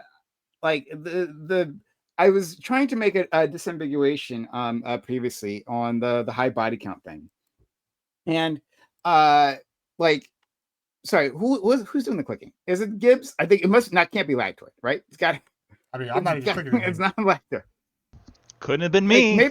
Maybe it's Scott. I don't. It's not me. Oh my God! I mean, I heard it and I wasn't clicking anything. I don't know. Okay, sorry. One of you guys are fucking lying to me. You're doing this on purpose. You saw me. I wasn't even at my desk. I know it wasn't you, Lactoid. I know it wasn't you. Unless you're being diabolical and have one of those automatic clickers that people use during the pandemic to show they're doing work. But anyway, which I don't put past them. I was trying to draw a distinction between relationships and sexual activity, right? These things are very much correlated, right? In our society, they tend to be correlated, and without a doubt, right? But I think there is value in disambiguating, having sex with an individual and having a relationship with them, right? It doesn't even we're talking about a one-night stand, for instance, right? That you can call a relationship, but that's a bit of a stretch, right? The point is that you've had a sexual encounter with a person, right? Or let's say you're even more adventurous, right? Maybe Gibbs is on this level. That you go to a sex club with your partner, right? Those things exist. And you can have a whole bunch of sexual encounters very quickly, right? In a very short span of time. Does that say anything about your ability to pair bound, right? I think these things are super oversimplified. They're talking about relationships, and again, I think there's value in the data and the things that Scott was saying. I'm not saying that he was completely off base or whatever the fuck, right? I'm saying that but the thing that you're really identifying is these serial dating, right? Which also, correlates with having high sexual partners, right? Because of each person you've been with. But it's like the inability to stick with a relationship, to commit, or whatever the fuck is interfering. That would be the thing that should be a red flag about pair bonding, rather than simply a number of sexual partners. Does that make sense? Yeah. There's nuance, yeah, for sure. I think we agree with that. So let's talk about artificial sweetener. Wait a minute, Scott. I was trying to figure out. I was trying to figure out my stream stuff. I apologize. You didn't hear what I said because I was mostly directed. I was probably sex clubs or base. Yeah, I was just trying to figure out how to set up something so my stream would stop crashing. I apologize. Yeah.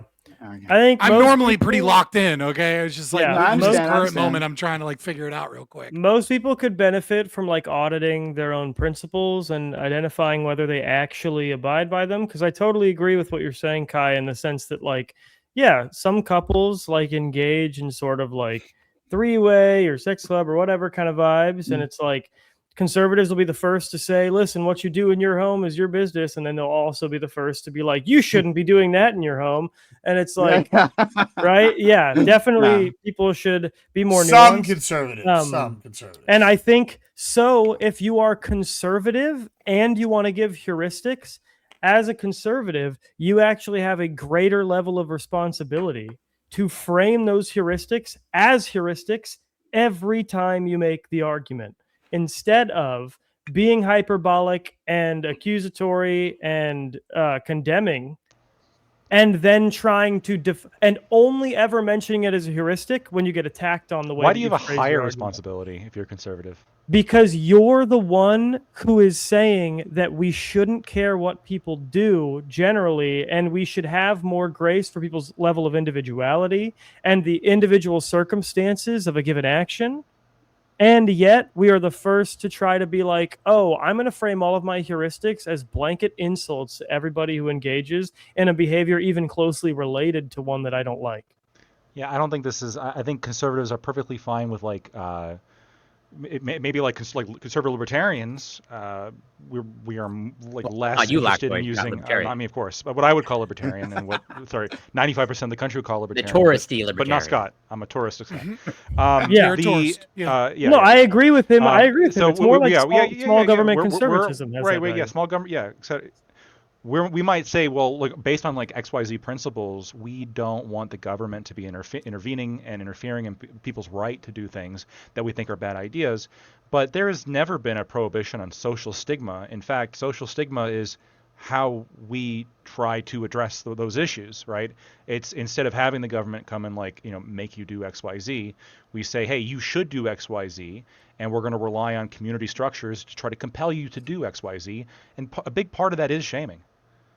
Yeah, but my issue is, I think you cannot have an overall conservative worldview and extend shaming to the degree that these red pill podcasts do, because it's still the reason we believe the reason we believe the government shouldn't do it is because we generally believe in the value of America as a country that lets people do what the fuck they want.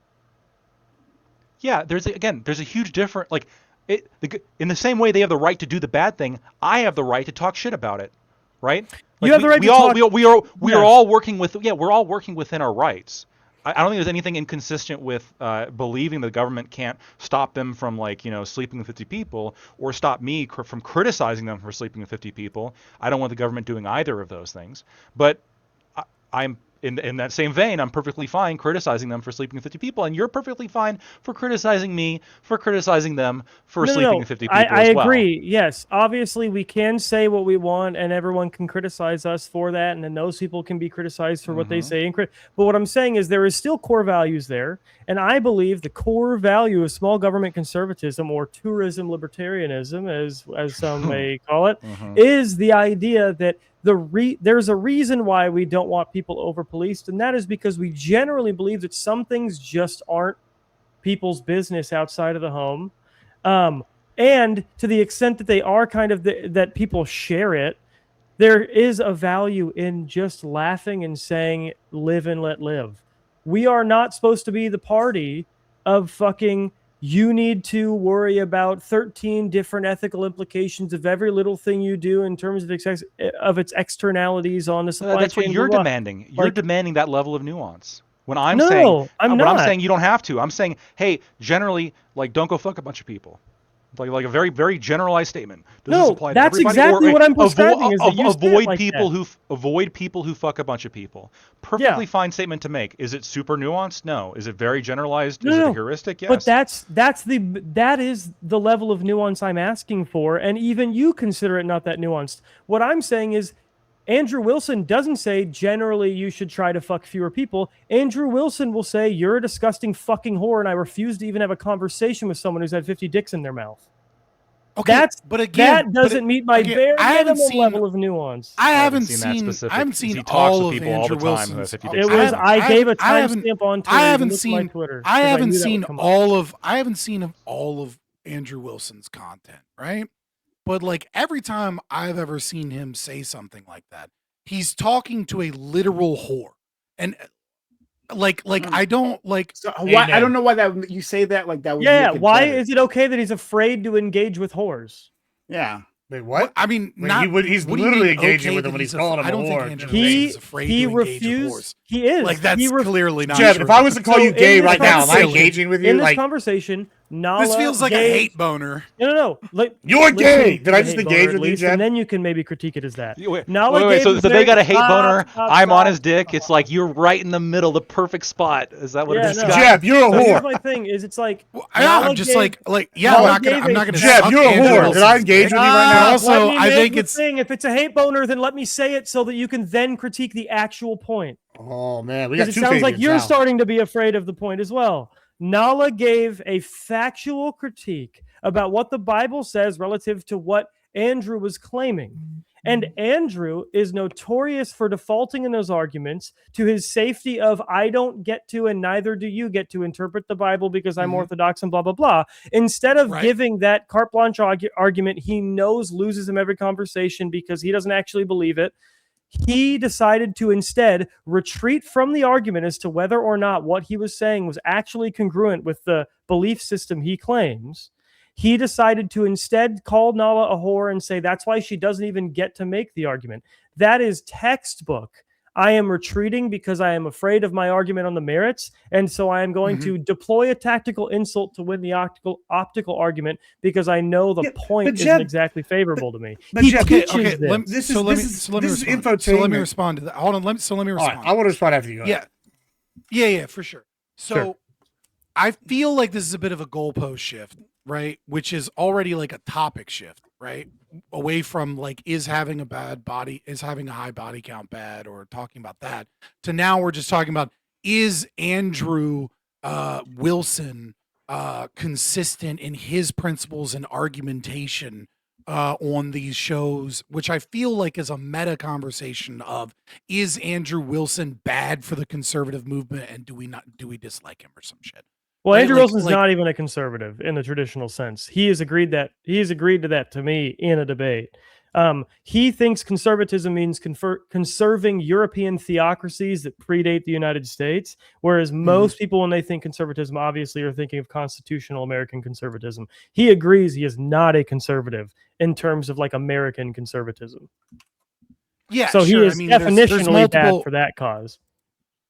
Okay, yeah. I feel like you kind of just proved my point to interrupt me, to be like, let me tell you this previous dunk I got on Andrew Wilson. No, to it's not prove a that dunk. he's It's not part a of the dunk. Like it feels like you had just full blown have a hate boner. So now we're talking about Andrew Wilson and how much you dislike the way he argues. That's what we've been talking about. Right. It was driven by you and your desire to be like, let's all shit on Andrew Wilson. It was me giving whatever. an example of why, yeah. it's valuable to give nuance in a conversation. Right. My argument was, right, like I don't know the full corpus of Andrew Wilson's fucking debates to be able to determine to what degree he's talking about generalities and whether or not we should avoid people with high body counts versus to what degree he says he insults a literal whore from time to time for being one, right? And you're saying, but in this moment with this specific quote that I'm using where he was talking about Nala, Yeah, you're probably right. I don't fucking know. Like maybe he threw that in on the whatever podcast because he was losing the argument or something and felt that was like a rhetorical dub to like talk shit. I don't even know how much I care about that in that specific thing. The meta conversation about whether or not like the heuristic is valid to say that generally this is the thing, and then the conversations about like, okay, what you were saying earlier was, well, he doesn't use it as a heuristic. He doesn't use it as a generalization. He uses it as a means to avoid a valid criticism or an argument or as an attack. Yeah. Maybe like I feel like I've seen that, but I've only seen that in fucking clips of him. Like I don't give a fuck enough about Andrew Wilson's entire debate Fabian, history to know whether or not he only uses it that way. describes it as a heuristic defensively, but when he deploys the argument offensively, it is never just a heuristic. Well, hold on. Fabian is actually That's the right. issue. Fabian's right about this, right? Like, let me give you the example. Let's just use Nala, okay? Nala is a great example, right? Nala is a whore, right? Literally by definition, right? And I actually am one I of the think people. not anymore. Apparently. Hold I on, haven't kept track, hold on. Just trust me, Corey. I And don't tell me if even know I'm who wrong it here. is. Nala is a whore, right? She made her riches from being a whore, taking dick. Well, making videos. was. Hold Who on, knows what she let is me now? finish. God damn it! All right, listen. I was just trying to be fair. I'm All sorry. right, Trying to be all fair. My right. bad. Now she's claimed I already to have. said it.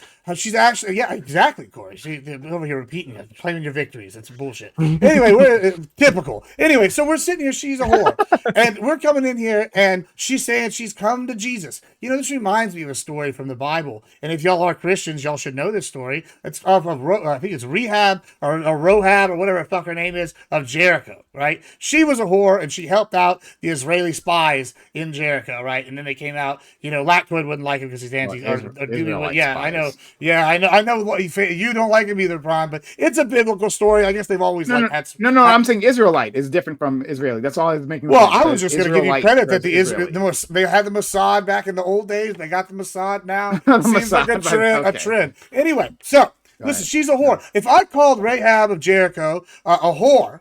She is a whore. She's gonna, and I guess what? Probably her takes on moral philosophy, even though she's a definitive figure in the Bible, and like had to come to Jesus thing. Well, she not come to Jesus, but had a Jewish awakening in a similar way to Nala has come to Jesus. It's kind of like, hey.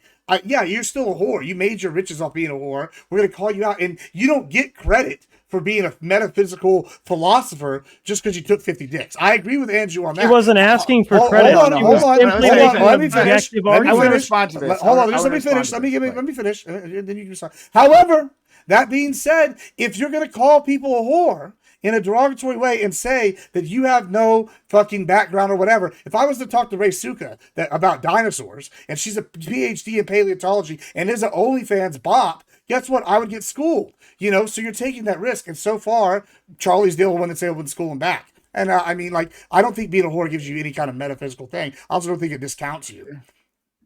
Yeah, Andrew was the one. Sorry, hold on, Jeff. I want to. One, I agree with that last thing you said. It certainly doesn't discount an individual. Two, like, in Christianity, like the whole thing is about supposedly, right? Which is this part is completely bullshit, but like this proves my point. That it's supposed to be a forgiveness, and like you should be able to, approach Jesus Christ after doing the quote unquote bad thing, and then be forgiven, and then be led into the tribe, right? Like that's what it's supposed to be. It's always been bullshit, right? And this conversation is another example of that. It's always been bullshit, but that's like supposedly the goal. And we see that. And just be clear, I'm an atheist. Just throwing that out. I know.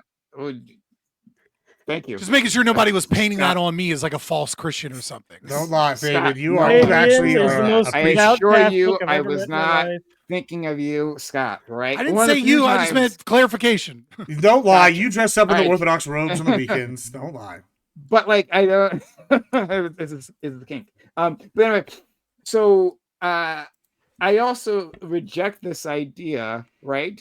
That conservatives used to agree with me on this, but reject this idea that like you shouldn't. There are people who are invalidated from discussions because of their past, right? Like conservatives don't like it, right, and really push back against it when some liberal, some lefty, right, says like, oh, well, you voted for Trump, right, and so I don't have to listen to your opinion, right? You're a bad person. You did the bad thing, and so your opinion is invalidated here, right? Or hey, because you voted for Trump, right, or because you have views that differ from me on race or something, that means you're a racist also, so I'm not going to bother to debate you, right? And then even going further than that, and we've seen the context like with Nick Fuentes, right? Like, hey, are there some people who are like undebatable, right, where you shouldn't platform them at all? A lot of leftists will say, hey, like we shouldn't be talking to people like Fuentes. It makes the world a worse place, right? In fact, you're doing harm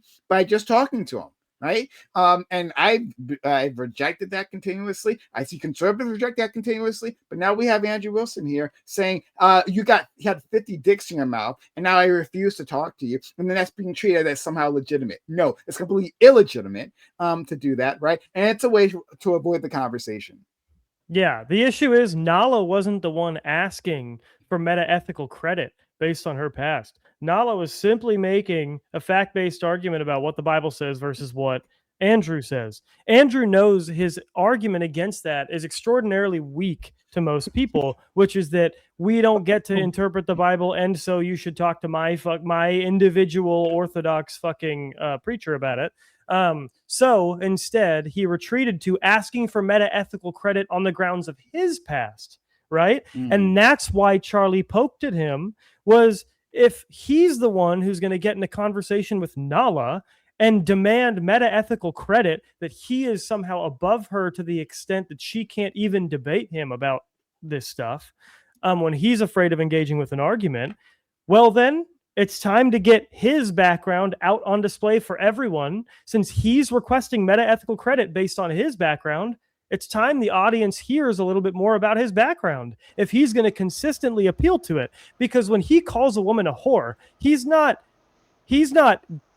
attacking someone who's looking for their own credit for having been a whore. He is appealing to his own credit for not having been a whore, talking to a whore. But as a result, it becomes completely in bounds to tear apart every little bit of his personal life, since he's the one who's deciding that matters in the conversation. Who's got more money, Nala or Andrew? Because that's going to determine Definitely who's more. Nala. Okay, well in that case, Nala probably according to has more money. Lactoid, Nala is going to be the more morally superior one, and that's who we should my listen fucking to God. because she has more money. So, was this before you're saying the 50 day? Because I haven't seen this particular quote. I don't know the context in which. Long it was made. before the Charlie conversation. I don't know if this was just like an insult, and then he continued to talk to her, which is kind of what I'm suspecting was the case. No, it was an insult, and then he tried to move the conversation onto a different topic. Was this before or after she like gave up the whole sex work thing? And like, after. So at this point, she's claiming to be like a sage. She's given it all up. She's all This was the repentant. big stream where she was actually making a really equality sort of argument as to why it might have taken a longer time for her, being someone who I think was a child of a pastor, if I'm not mistaken, took so long to kind of come back around. And she was making the argument that I've heard many times from people who aren't OnlyFans models, who are just normal chaste people who, just didn't jive with the church, which was that people like Andrew drive people away from the church because they're not acting in accordance with the Bible. And then Andrew looked at her and said, I'm not going to be lectured morally by someone who's had 50 dicks in her mouth, reinforcing the exact issue, which is that people like him acting not in accordance with the Bible do a very bad job of getting people to believe in the Bible, or even because he's not evangelistic, so he would just say, I'm not an evangelist. They do a really good job of keeping people from believing in the Bible by the way that they act. Someone else have issues? Oh, sorry. I'm hearing. Yeah, you're good now. Go ahead. You can respond like to it if you want. Yeah, go ahead. No, Gypton wasn't done, I don't think. No, I mean, I kind of was. I just wasn't sure if I was having audio issues. Okay. I mean, generally speaking, I think that if it was used as like a tactic to try to avoid a particular line of questioning that was difficult, then it could have been like a cheap shot. I haven't seen this particular situation. If it was just, basically like an insult and then he continued to engage with her, like I'm still not the biggest fan of it, like insulting somebody on a debate. I know it happens, but I don't think that's necessarily dodging at that point. Just if you Yeah. insult somebody and then you move on to address the topic.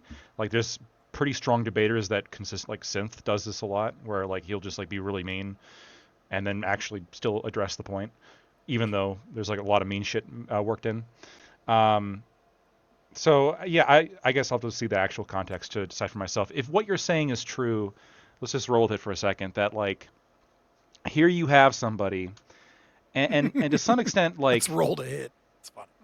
Yeah, if you have somebody who, okay, because I remember around this time there was a lot of people, including Andrew and not just Andrew, who were pretty skeptical as to Nala's actual the sincerity of her conversion, right? Thank Nala. Yeah, and I was too. That's the only. I don't watch whatever. That's the reason I was watching that show. Was I was Right. very skeptical. Yeah, you can be skeptical because I think it's like a little bit too convenient. I right? You have also was somebody watching who, whatever only for Nala. You're right. Yeah, it's a little bit too convenient where it's like, okay, like now somebody's done this, they've made millions and millions of dollars doing this thing that's like, pretty overtly against Gibbs, send me a link. I want to know what she Christianity, looks like. I don't know this right? person. I gotcha. And then all of a sudden, right, when it kind of becomes in vogue to do this, like when some other people are doing this, then she jumps ship and decides to do it. Yeah. So, I mean, what it could have been, I mean, I sort of understand the sort of like, it's not a fair debate tactic, but I understand, I guess, the emotion behind it, of like, you're gonna as somebody who's like just come to this, you're gonna tell me what it's all about after like spending an entire lifetime of doing the exact opposite, and now you're the expert. But and also it has is a it's father sort of who an is appeal a- to authority. Yeah, it is. I mean, her father is also a trained scholar in it, so it's not like when she was Yeah, acting but she's not in accordance. Sure, but it's not like when acting not in accordance to it. She was just completely blind, and then went in and thinks her 2 weeks of sort of Bible 101 is enough to beat the great Andrew Wilson, who is a recent convert himself, by the way. She has had a life of hearing like really true and deep biblical theology from her classically trained father, and not being convinced What by is it. this? Nah, dog. No, Like, I mean, if fucking- we're diving, if she was, if her conversion, you was think her dad genuine, just she would shuts up shut- at home? Like, what are we? That's more ridiculous to me. No, I mean, no, clearly it's she not, wasn't it's not so listening much for a lot about of that. It's not about like the person's level of knowledge on the topic. It's about whether or not anyone could rationally perceive their shift to be genuine when a few months before that they're talking about how their favorite thing to do is to target married men, and they absolutely love fucking married men because it's so hot that they're cheating on their wives. And then like they disappear for 2 weeks, and then they come right back to the public figure spot to be like, I'm converted, give me attention, watch me do a little cooking video at home where I rub this brand new rolling pin like a dick. Don't you like this, good old Christian girl here? Like, no, she's like, there's nothing fucking, there's absolutely zero humility present. And there's it's obviously a fucking grift. I don't. Anybody with fucking eyes knows it's a grift. Listen. So yeah, he treats a He's whore like a redeemed. dumb whore. I Why are we don't- talking about Andrew Wilson's debate tactics on whatever with Nala Ray this one time? Well, I literally what's the said point of this 30 convo? I said 30 minutes ago, What's the let's point? talk about artificial sweeteners, but then you guys Yeah, said and then we're not doing that you like tonight. drop this conversation and push it forward. So like, what's the goal here? Well, no, I'm not. What are we talking listen, about? All the original reason of me bringing this up was to try to sort of bring up what was a currently very popular clip to kind of add in context to the conversation we were having about the value of adding nuance into an individual's sexual history, which you agreed with, and you agreed with it 20 minutes into me bringing it up. But then it was like later on, you thought I was being personally too mean to Andrew Wilson. But for like the first 20 minutes of this conversation being brought up, you were with me on it. Yeah, I agree. I agree with you. It was totally that relevant to bring Lactoid, up. that lactoid. He's trying to talking balance about the between like heuristic not is- sucking dick and yeah, he's trying to maintain that nice edge. Yeah, first Lactoid's No, talking about I mean- 50 dicks. That's not He's a edging. I think Lactoid might be closeted here. That's Yeah. probably the real reason why he didn't like to eat pussy. That's what I'm finding. I defend. Literally. I That's the real defend. I argument. defend the concept of a heuristic. Socialists I usually defended are the gay. fact. I defend that A despite whim? what level of no, that's not a whim. It's a whim. I agree No, with the value of a like- heuristic, but none of these people are actually worshiping using them these things as a heuristic. Is my problem. I He also doesn't believe in it agree just with as a that. I heuristic. also agree with that. What I don't know about is getting into the nitty gritty of Andrew Wilson, specifically his argumentation in debates. Because, like, dude, I just don't know enough of the corpus of his arguments. I've seen clips, Sure. and those clips are him calling whores. I'm And like simply that seems to supporting be the his argument. style. Like, I Yeah. don't fucking know. Like, I'm just, you agree with the argument that a lot of these people who use the heuristics don't actually believe in the heuristic. They actually just use it as a cudgel. I was simply using him I as agree a with very that. popular example. I'm just supporting the argument we both agree and with. so far as that's true, then like, it's like, yeah, then like the debate tactic versus the actual argument are going to be two different things, right? Yeah. If one is a tool of rhetoric as a means of shutting down an argument or getting dubs in a debate, like, yeah, sure, that is probably bad. And also, isn't that kind of just the format of whatever? Yeah, Isn't but it it's an not entertainment format where we bring on whores and then we make fun of the Hold on, whores? baby. Like, we talk you know about what I this mean? all Like, the isn't that time. what whatever does? Like, you know what I mean? Like, I don't know if maybe does you he and I do? talk- Does he do that in like more? Yes, he does. In I more serious can answer. debates. I will say yes. Like he like does. with like Jake the Rattlesnake and like Jim Bob. He absolutely does. I don't like. Is he doing the same No, thing if you always? watched his debate con show, the one he was on with the Muslim guy, it's exactly that. He immediately started off the show with, y'all are kitty diddlers, basically, right? Like that was literally for like person.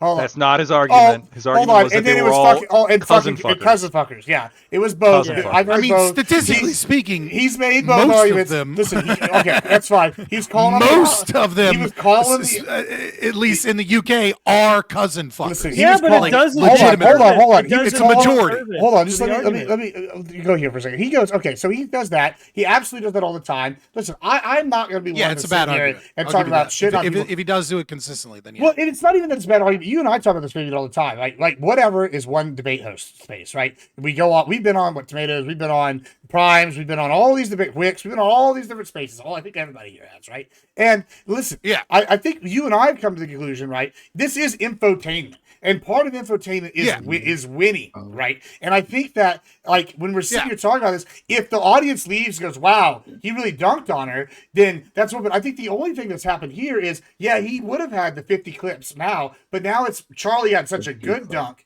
that it's like overshadowing everything, and that's where the real controversy is. And I'm sure it's fine. It's a good news cycle for them both. They're both getting a ton of publicity from it. But like, I'm just sitting here going, hey, like y'all are sitting here going, oh, it's a bad debate tactic. Y'all are wrong. It's a fantastic debate tactic if you can do it, and not everybody can do it like Andrew does. Like, It's a good debate tactic if the goal is to clip win. farm. Right, well, that right, and then It's and also a gain good notoriety debate tactic if you. But I mean, it's not a personally good are not- argument.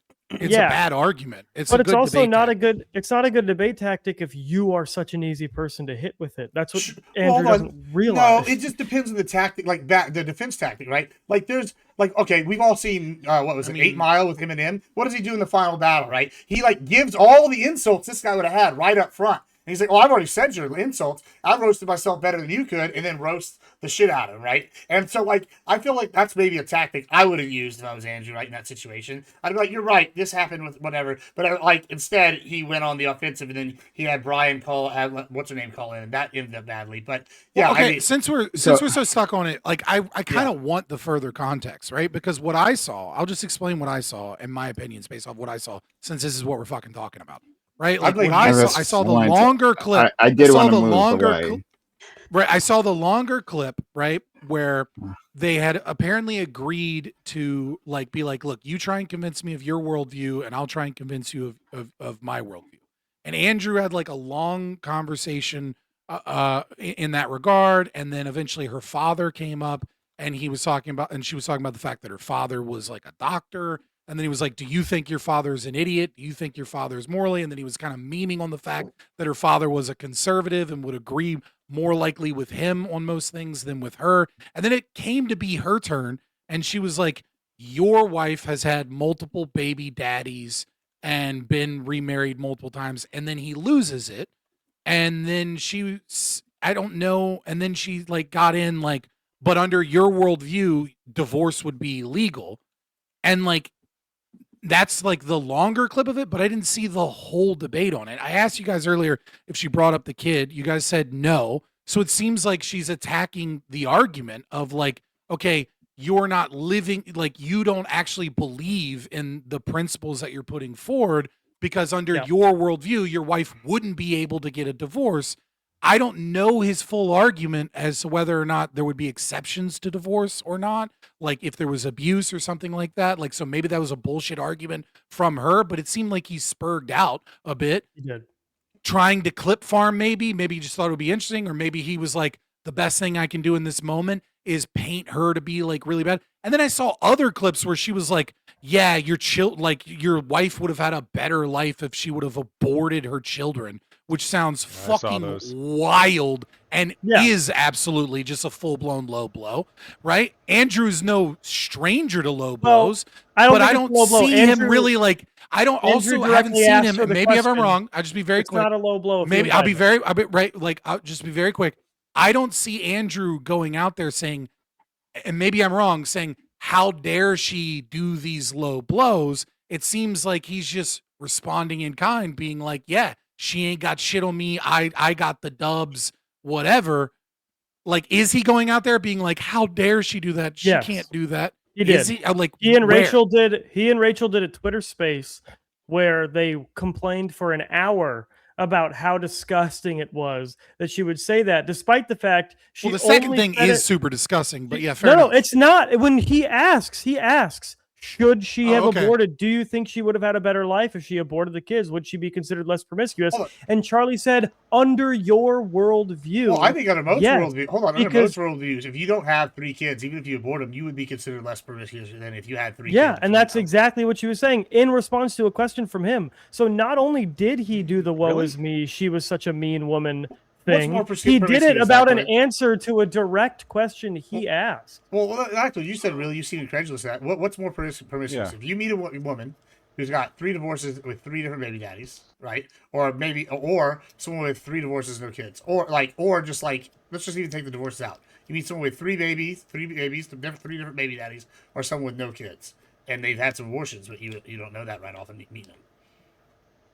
I mean, if I find out, I mean, the only question is like if they're able to hide it from me. So if you have somebody who It's has not even 3 a kids hide, who's you able just to didn't notice, but once you ask them and you find out, Okay, but cool. yeah, sure, but I could also not notice their kids. If I find out they've had 3 abortions, or I find out that they've had 3 kids, it doesn't like that's if they you still go on have a the date same with level somebody, of you're gonna find out promiscuity. they have kids. Yeah. Hold on. If you Yeah, find this out, is different. Yeah. No, Yeah, hold on. that's different. Actually, it's colorblind and kid blind. Hold on. If you go on a date with somebody, you're going to find out immediately. aren't always they with have their kids. No, hold on. You might. I'm not talking about initial meeting them, but if you go out, like say on a date, or like this person, like if you generally don't have 3 kids with either baby daddies, they're going to be considered less promiscuous than someone that's had. But this is relying. No. This is relying on a Promiscuity dearth isn't. of Promiscuity isn't the problem here, right? Like it's the social perception in terms of like how other people think. No. What I'm saying is that it's like the issue is that people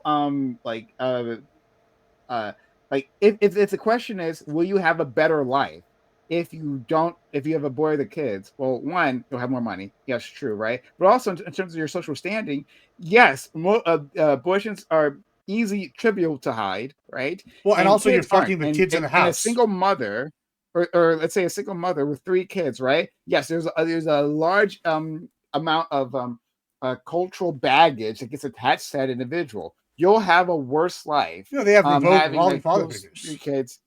Yeah.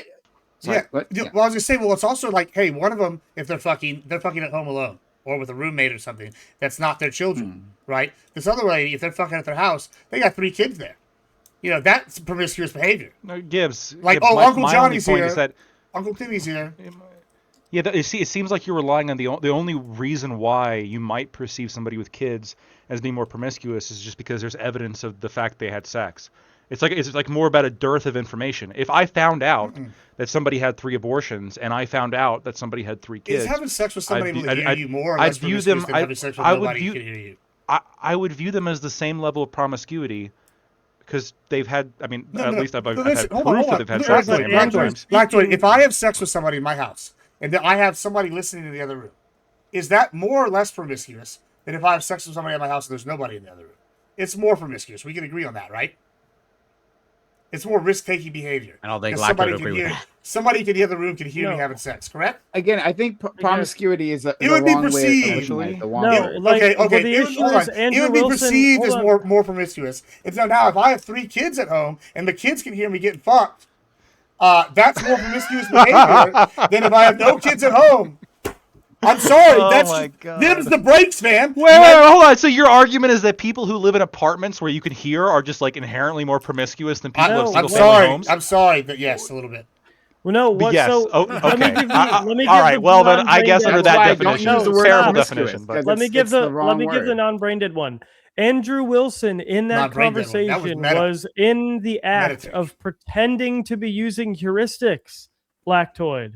Jesus And Christ. Stop using the as word a heuristics. heuristic, listen, as a heuristic, Charlie was right that yes, under Andrew Wilson's worldview, he would perceive someone as less promiscuous if he knew they had 3 kids versus if they didn't know they had 3 kids. Because as a heuristic, or right? if As he a knew they had practical, 3 abortions. hold on. How would they? This is a heuristic. This is a practical application thing. If a woman wants to be perceived as less promiscuous, it is absolutely better that she have the 3 abortions versus the 3 kids because Hold she on. can absolutely hide the abortions and not hide the 3 kids. There's like a language. So it would be true to say that if you saw somebody with a bunch of different kids from a bunch of different fathers, that you may perceive them as being more promiscuous. That could be true. But whether they are actually more promiscuous or not, that's information that's thus hidden. That's why and she in fact, specified from Andrew it Wilson's could be, worldview. and in fact, it could be that, I guess I would understand this. Somebody maybe if you found out they had an abortion or 3 abortions, you'd view them as more promiscuous, right? You'd view them as somebody who's more willing to have engage in risky sex and then do something that Andrew and millions of other people find to be horribly immoral in order to escape the consequences. Yeah, but the issue is, and she specified from Andrew's, and listen, I disagree with Charlie on the abortion shit. I think abortion is unacceptable past implantation. I think there should be 6-month abortion or 6-week abortion bans in any state that can tolerate them. What I'm saying is, from Andrew's worldview, which is one he claims of practical heuristics, it is absolutely better for a woman who has hearing loss. Your mic was going underwater. Yeah. All right. like- I don't know why. I think it just. I think it is. A stream yeah. thing. I do Assuming if we narrow not the goals, streamlined. if we narrow the goal very specifically to, if your only goal is to not be perceived as promiscuous, then hiding the evidence might be like the best way to get away with that potentially. Under his worldview is one of sexual market value. That's what he's talking about. Yeah, but which only involves I don't think. perception. Yeah, I don't think that hiding the evidence of your promiscuity. Yeah, that might lead you to be like perceived as less but promiscuous. displaying the evidence for all to see is much more promiscuous than hiding it. That means indicates shame of your behavior. I don't know if look at little taking Timmy. your kids He's around- in baseball. Wow, No. you don't even know that your dad, who his Dude, dad is. I don't that think he's parents whatever. do this. I don't think parents do My this. little kid's valedictorian. They have their little sex trophies running around like, where's hey, his look dad what I at? got. Well, Look what I but did. Hold on. He just got Pretty valedictorian. He's fucking weird. graduated high school. He's graduated high school. Where's his father at? Well, I haven't spoken to his father in 20 years. So you're just displaying your promiscuity on here, like for all to see. My kids are but if it was 7, despite but my if it was 7 procedure. kids, hold on, would you say something differently? Yeah, If if it was the 7 old woman in the kids, right? shoe. Is she promiscuous? Yeah. I mean, If it's what? The old woman in the shoe. the old woman in the shoe.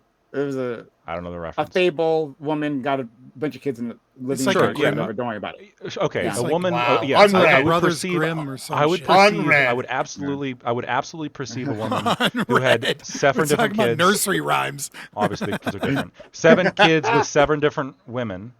I would 100 or men, either way, I guess. I would 100% perceive this person as being promiscuous, for sure. If I found out this person had 7 abortions, I would also perceive this person as promiscuous, maybe even more so. Yeah, I know. Hold on. So I mean, this is taking. that's on But true. the evidence is that's hidden. what But what the evidence is argument hidden, and right? I don't. So it's harder. I'm not trying to call Jebtan a liar, but like this feels like we're getting you into will. the weeds. Well, no, I'm not. I'm saying like this feels like we're getting into the weeds. Cause like, look, I'll be honest. I saw other like small clips from it, and like Charlie came off like really retarded. Like when she was talking about like fucking like I'm just saying like when she was talking about like crime rates and like I saw like some clip about like crime rates and like whether or not like what heuristic, take a shot, chat. What like heuristic they were using in determining, like I said something about like her sister, or like, would she say that it was something along those lines. Again, I didn't watch the whole debate. I watched fucking clips, and I'm trying to remember from clips.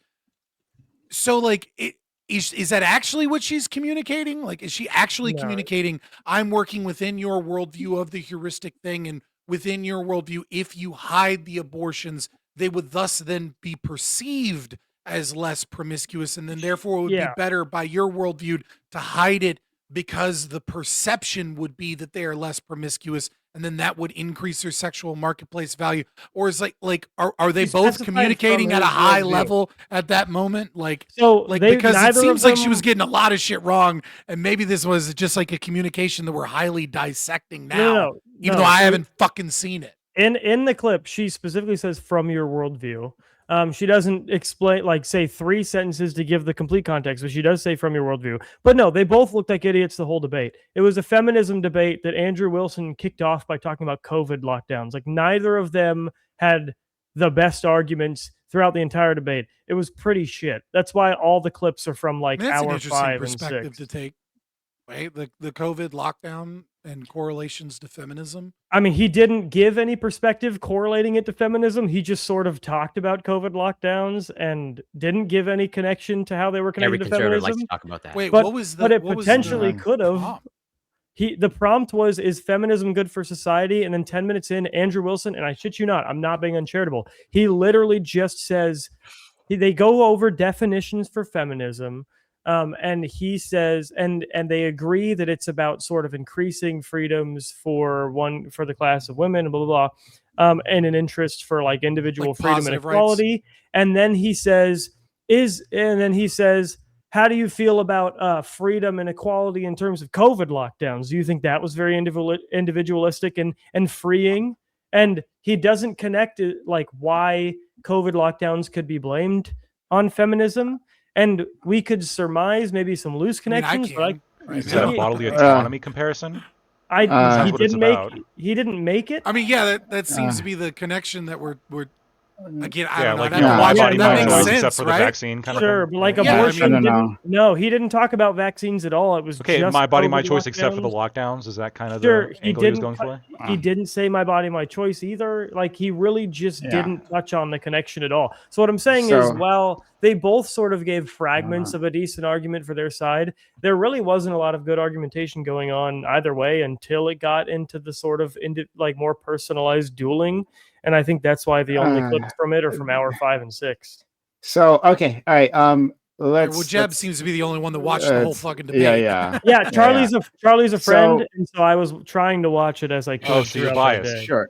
No, Charlie's a friend. I'll tell you what she really meant. Yeah. No, and I didn't. I literally said he wasn't making a bunch of great arguments either. That's why the hold on. For the record, I also watched the whole thing. And okay, and Andrew's a friend. I actually watched the whole thing and Charlie got smoked. Hold on, I've met both of them. I think Gibbs probably has a closer relationship with Charlie. Yeah, I met both of them now, and I gotta say, fuck them both. I guess I don't know. I like they were both shitty arguments, but I did like the spicy.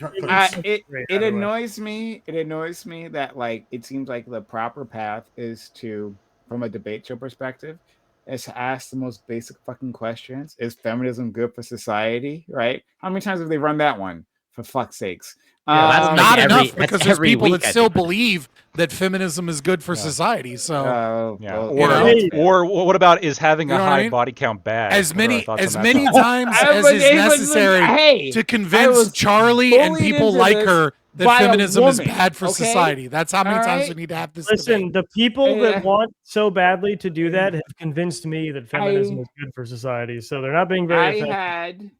I had a very nuanced conversation planned, right? Shout out to my friend Scott. I came up with the topic. Yeah, and I think it was a very good one, and I think I do that often, but I'm just saying that like what succeeds seemingly is like, let's just do the most basic questions over and over again and have people argue about that. Yeah, or at the very least, says the moderator. Can I ask Jeb one question real quick, Jeb? How you just said you think feminism is good for society? Yeah, I think overall. Yeah. Overall, Especially okay. right now. And you said you're pro-life. Yeah. You see like a incongruence Those feminists between those exist.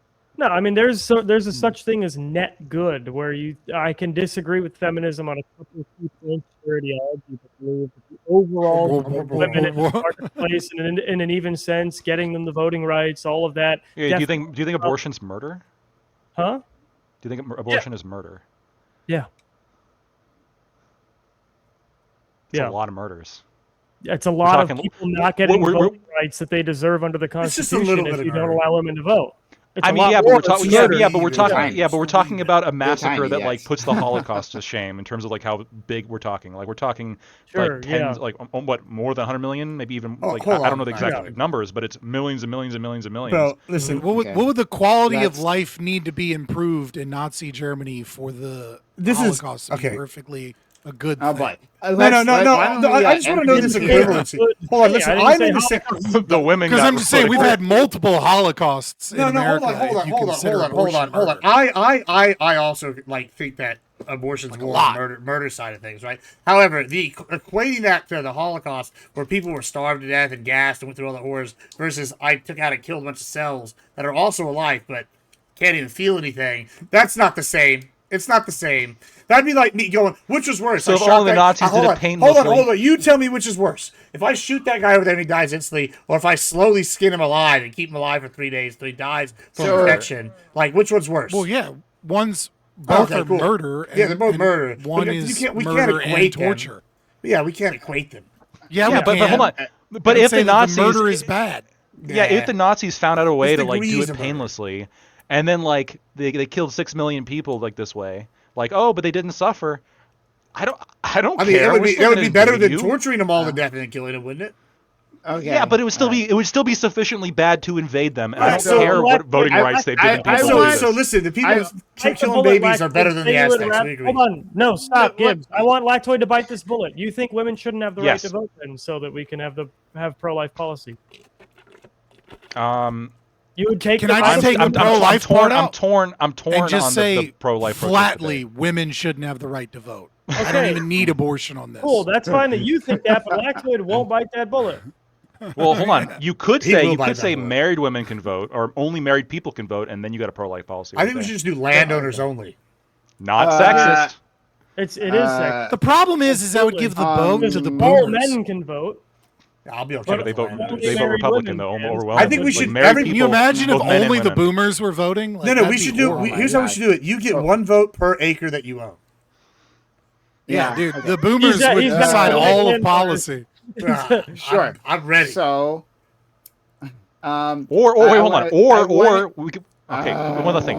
What if you just give them we could have 3/5 of no. a vote Hold based on. off We of per can have men and women both vote, but a requirement of voting is being pro-life. Boom. I want again. So you agree with me? that Stop giving it! Stop! women No, the right to stop vote it! is Stop it! pro-choice Stop it! policy. Stop it! Stop it! Stop it! Stop it! Stop it! Right? If you want to continue, then fucking donate to me. All right? Then if not, then stop talking.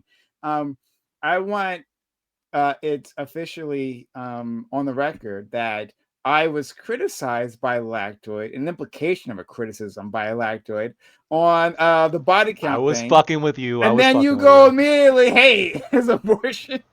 Should abortion It was be a legal? heuristic, Prime. You can't hold me responsible for that. No, it's more of a wink and a nod and a feeling and a vibe. I it was all saw of that is the what it was. opportunity and I went for it. Okay. It was a whim. Sorry. It was a whim. I went for it on a whim. But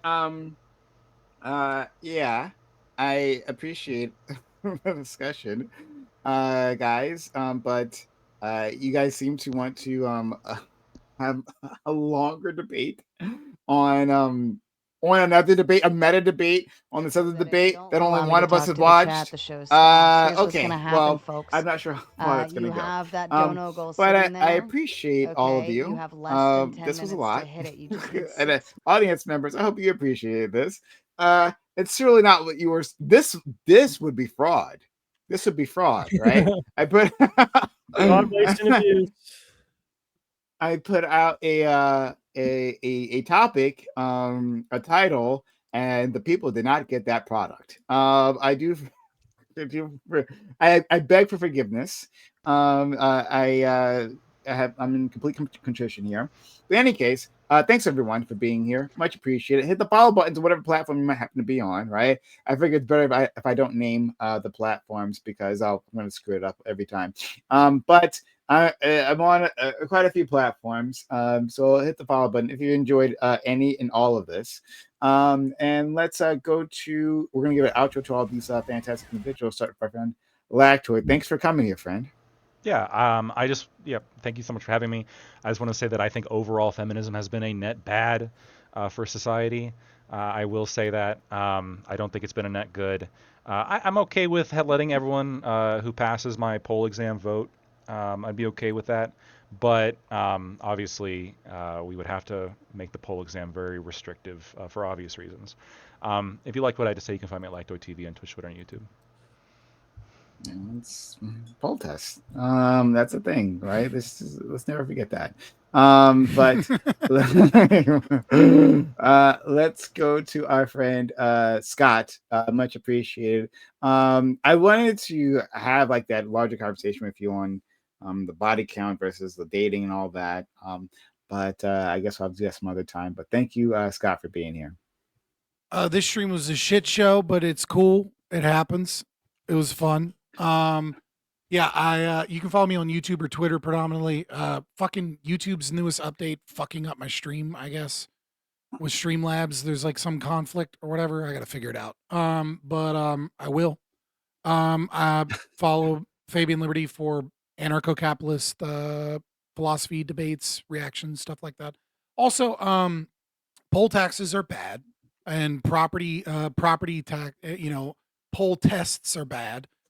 Property-based voting is bad, but that doesn't mean that women should vote, right? I would absolutely repeal the 19th Amendment, right? It's been a disaster, and here's why. Voting is not a right. It never has been a right. It's a bullshit right that was created to maintain your slavery. It is throwing you this bullshit justification for the state by saying that actually you have a will in how your government runs when your government is run by a bunch of elite pedophiles that barely listen to your vote anyways, and your vote doesn't matter. And there's definitely some level of fraud, but who fucking knows how much or to what degree it affects elections. Just know that the people in power are, they give you the ability to vote because they know that you can't actually change anything with it, not to any significant degree most of the time, unless there's an overwhelming change in the philosophy and people. And as it stands, women tend to vote for socialists. So if someone comes out and says, hey, here's this thing that will reduce the amount of socialism, statistically speaking, yeah, fuck it, let's do that. So fuck it, I don't care if women lose the right to vote because it's not a fucking right. And if you want to do the same thing for black people, I'll do that too. Because black people tend to vote for socialists. I'll get rid of their voting rights as well because it's not a fucking right. Though I would be a little bit more leery of a government that wants to get rid of blacks' voting capacity because they're probably more likely to be fascist than just getting rid of women's. I think the overall calculation isn't quite as bad for women as it is for blacks. But if you want to come out and repeal black voting rights and women voting rights, and it's like not actually tied to a fascist movement, it's just getting rid of socialism, hell yes. So I support getting rid of blacks' right to vote, and I support getting rid of women's right to vote because that is a net positive to reduce socialism in our current government. And if you want more based and awesome takes like that, follow me at Fabian Liberty. Yeah, you see, there'd be people who would say, hey, Prime, why would you have Scott on? Right? Why would you platform a person like this? I say, hey, go fuck yourself, right? Despite everything. I love you, Prime. I love you, Prime. Too. You're a great friend. I just think the world would be a net positive if you personally lost your voting rights. Thank you, friend. I appreciate, and I appreciate, but you say that because from your perspective, you're trying to make the world a better place, right? With less socialism. 100%. So yeah, it's a statement. I want you to be freer by getting rid of your voting rights, and I mean that with zero irony.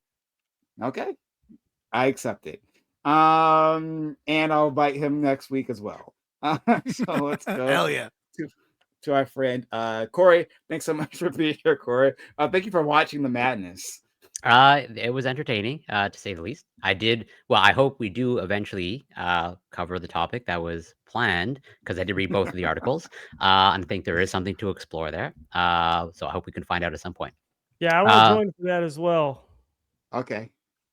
But yeah, you can find me on Twitch, Corey Campbell 84, Twitter, X, YouTube, Instagram, Substack, TikTok. It's Corey Campbell. Gibbs, Jebtan, Scott, Lactoid. That was a pleasure. Love you, Brian. Thank you so much, friend. Corey is Jeb, a feminist who wants women to vote. I am a feminist. I certainly want people to vote. Myself.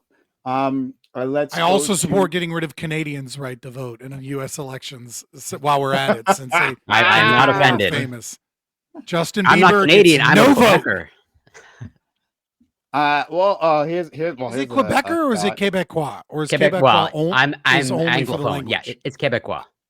But I am not. I technically am not Quebecois. As an Anglophone, you're a Quebecer. Okay. Well, this is something we could talk about at some point in time. Is that and I'm not hard set on this, but I'm interested in the idea of expanding the franchise to people who aren't citizens.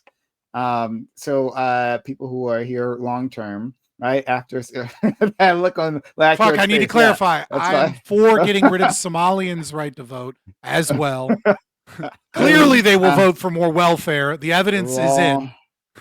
That look on Lactoid's face is the reason. I know it's gonna be a big conversation, but yeah, I think that's an interesting thought to expand the franchise to individuals who are, for instance, are here or illegal long-term residences, or you also want to lower the age for voting, right? I think you mentioned 16 or something. Yeah, I've talked about that as well. I'm all about expanding the franchise. Yeah, I actually mean that. I'm trying to stop fascism, but Prime over here wants to give Gen Z males the right to vote. That's crazy. Who are from Guatemala, who are fresh off the boat from Guatemala. So groypers, that's what you're saying. Yeah, groypers. Okay. Yeah, exactly. Sure. The groypers. I wouldn't deny my. To be fair, we might get a Gavin Newsom presidency if that happens. unlike Scott, right? I'm about expanding the franchise, right? To even people who completely disagree with me. So shout out to all of them. Shout out to my Republican friends, right? All of you should have equal access to voting. All right. So thanks, Jebtan. Did I say? Well, did I give you? Yeah, I did. So thank you for that, and we'll have you back on. I gave you an outro, right? Whatever. I know, but I don't need one. It's fine. Oh no. Okay, yeah, let me give you. I don't stream or anything. Yeah. That doesn't matter. We don't care about that. Okay. Go ahead.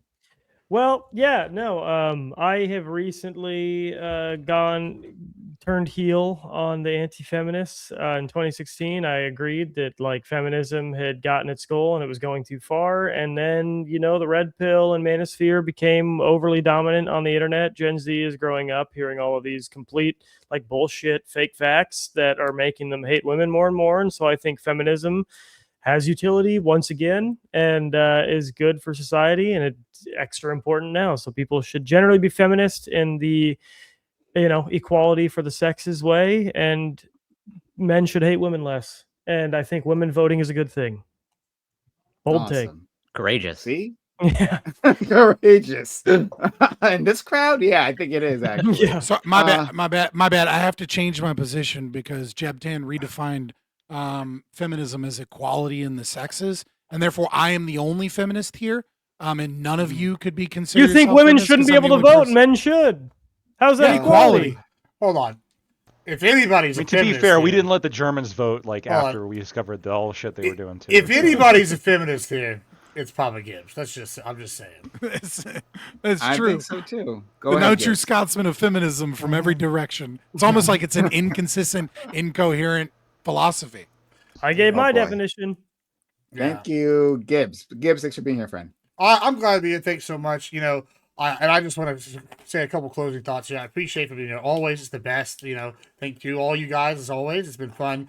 I also want to say Jeb has been happily in a relationship for 8 years, and it's totally altruistic. The reason why he's defending Charlie, and it's totally not because she's attractive and liberal women are more immoral and hedonistic. Not at all. Jeb is a stand-up guy that would never have happened because we've seen Jeb defend so many ugly women against Andrew and all these other times. Except wait, the only time he's Andrew. It's because I think except Charlie's the hot. only listen. What is it? It's just Charlie and Nala. You know, I'm just they're Charlie. the No, I'm ugly just ones. saying it's total coincidence that these are the two he's chosen. To Yeah, defend, only and hot not- women get to and vote. not- and Only not- hot hold on, e-girls get hold to on, vote. and not. Oh, this is my closing. Hold on, and not Gorlock. You had your chance. That might reduce socialism. You had your chance. Right? Listen, it's not Conservatives do Gorlock tend the to be more Destroyer. attractive. Listen, not Gorlock the Destroyer, I could get behind that. Wait, or- Gorlock the Destroyer was born a man. or Mount Everest, that chick that was on there with Kel. Either one. I didn't see Jeb defending them. Just saying, total coincidence. I didn't see the Kel Yeah, one. I'm not friends with Kel. well, I it's- saw the it's- Charlie I didn't one. see him defend This is my Gorlock closing. either. I'm just saying it's crazy that he didn't watch those episodes, but he happened to watch this. What kind of a because they're feminist just doesn't friend. defend Gorlock the Destroyer? I'm saying fake feminist here. He didn't destroy that mountain of a bitch either, though. So I mean, no excuses. I'm just saying it's total coincidence. As somebody that's not self-interested, Total can't do these things. I just want to say shame on y'all for doubting his sincerity, and he's absolutely correct. In final closing thoughts, other than that, I'm Admiral Gibbs. You can find me everywhere. It's Admiral Gibbs. Thursday, we got a big show. We're going to be doing a massive panel on fucking the Somalians and their illicit crime that they're conducting. It's going to be wild stuff, a lot of hot takes. And you know what? I'm going to go the opposite way. And even, I think some of the Blacktoid here. Hashtag not all Somalians. I think that we need to not expand. I don't think we need to do like Fabian's doing, where you say we're going to restrict it to men only. But I do think, in a serious note, we do need to look at some of these people that have been granted citizenship. We need to do the opposite of what Prime is talking about. Legal aliens, fuck those bitches.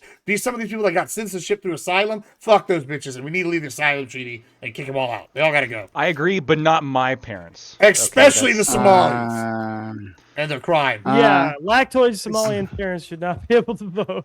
Yeah.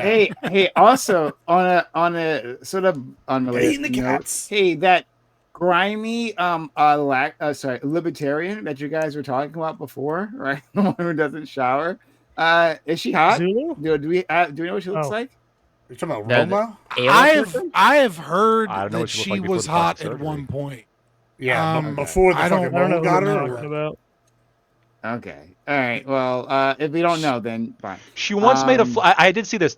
She made a flow chart of like she had a big sex Of party. her and she had birthday a flow gangbang. chart. Yeah. Yeah, of like all the different guys that Oh. gangbanged, which ones came in her, which ones didn't.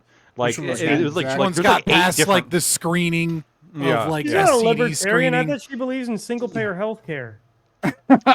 Well, there's Well, she's a Taurus well, libertarian like there's, Lactoid. there's a lot of Yeah. people that claim the AKA name a tasty libertarian. socialist. Yeah. Well, She's, and more, then- she's then more touristy Reason- than me. That's Right, and then Reason did like a puff piece. Where's your on her gangbang at one chart, point, Lactoid? being like, "Oh, OnlyFans girl turned research scientist," and did like a whole puff piece on her. Someone Yeah, sent me research like scientist is that. fucking well, to be crazy. fair, I'm- research scientist is not a protected title. So Well, anybody someone can sent claim me it. a link to her Twitter. But it's a You generous know who y'all should situation. follow? I'm gonna give you a PhD. You should follow. Her name is Reisuka. She's OnlyFans model, and she's a paleontologist. Who doesn't want to see titties Oh and yeah, learn about I only dinosaurs? defend the hot e-girls. Okay, I That's a see me the difference problem. between me and you is that I'm Oh openly God. the Joey Swole owned that bitch. Okay? Oh my Yeah, but I Jo- don't even Joey wanna Swole hear got her wrecked. name Send me. again. Hey, guys, I send me a sent link. it in the Discord. Okay, thank you. I appreciate it. All right, so I'm gonna send you guys off. Damn it! right, Like to, seconds before me. Thank you. I appreciate got fast you both, fingers. right? I'm gonna send you off, right, to a white woman, which is my pattern. Was it Charlie? So Jeb can be and excited. It is. That's not Charlie. Maybe a new woman you could be excited about. Oh my god, yes, and defend to me the and end. every woman. But thank you all for being here. This has been another one of my shows, but the quality is what it is. I'll see you guys off. Bye. Do you only do Mondays, Prem? All right, y'all be good. Take care, Gibbs. Yes. You be good. Okay. Right now I do Monday. All right, hold on, guys. I think we're going to another panel. Let me just use this restroom. And then we will go.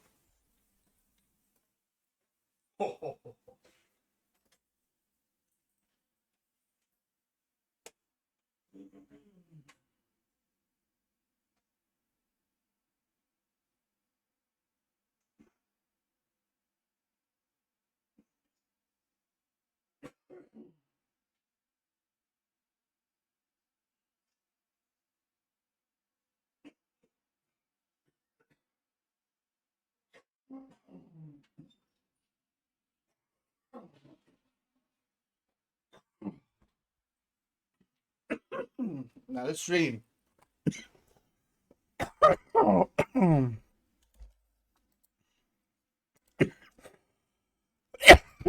Oh God, I'm coughing up a lung. Mannerism? No, because of your What mannerism? I'm not even Catholic. The Catholics do this, and I didn't even do that. What mannerism? You can't answer a simple fucking question, can you? No, I'm just calling out your bullshit. You didn't ask I'm me a calling out question to your answer. bullshit You because didn't you're ask gonna me a sit here and question. pretend You made a like you don't fear dumbass the Lord. claim. You made a don't fear dumbass the Lord? claim. You All- made a listen, dumbass all claim. will that bow you I think- just want to point out so you guys can settle the fuck down for a second. The bottom row is officially the battle of the beards. Sorry, Ryan, yours didn't make it in this cut because it's not long none enough. taken. Yeah. But look at that! Look at that! This is so handsome. Oh, I love it. Okay, you guys can continue. I'm gonna put you back up there, Fatty. Go ahead. I apologize. You just have to take a moment to cool you down sometimes. All right.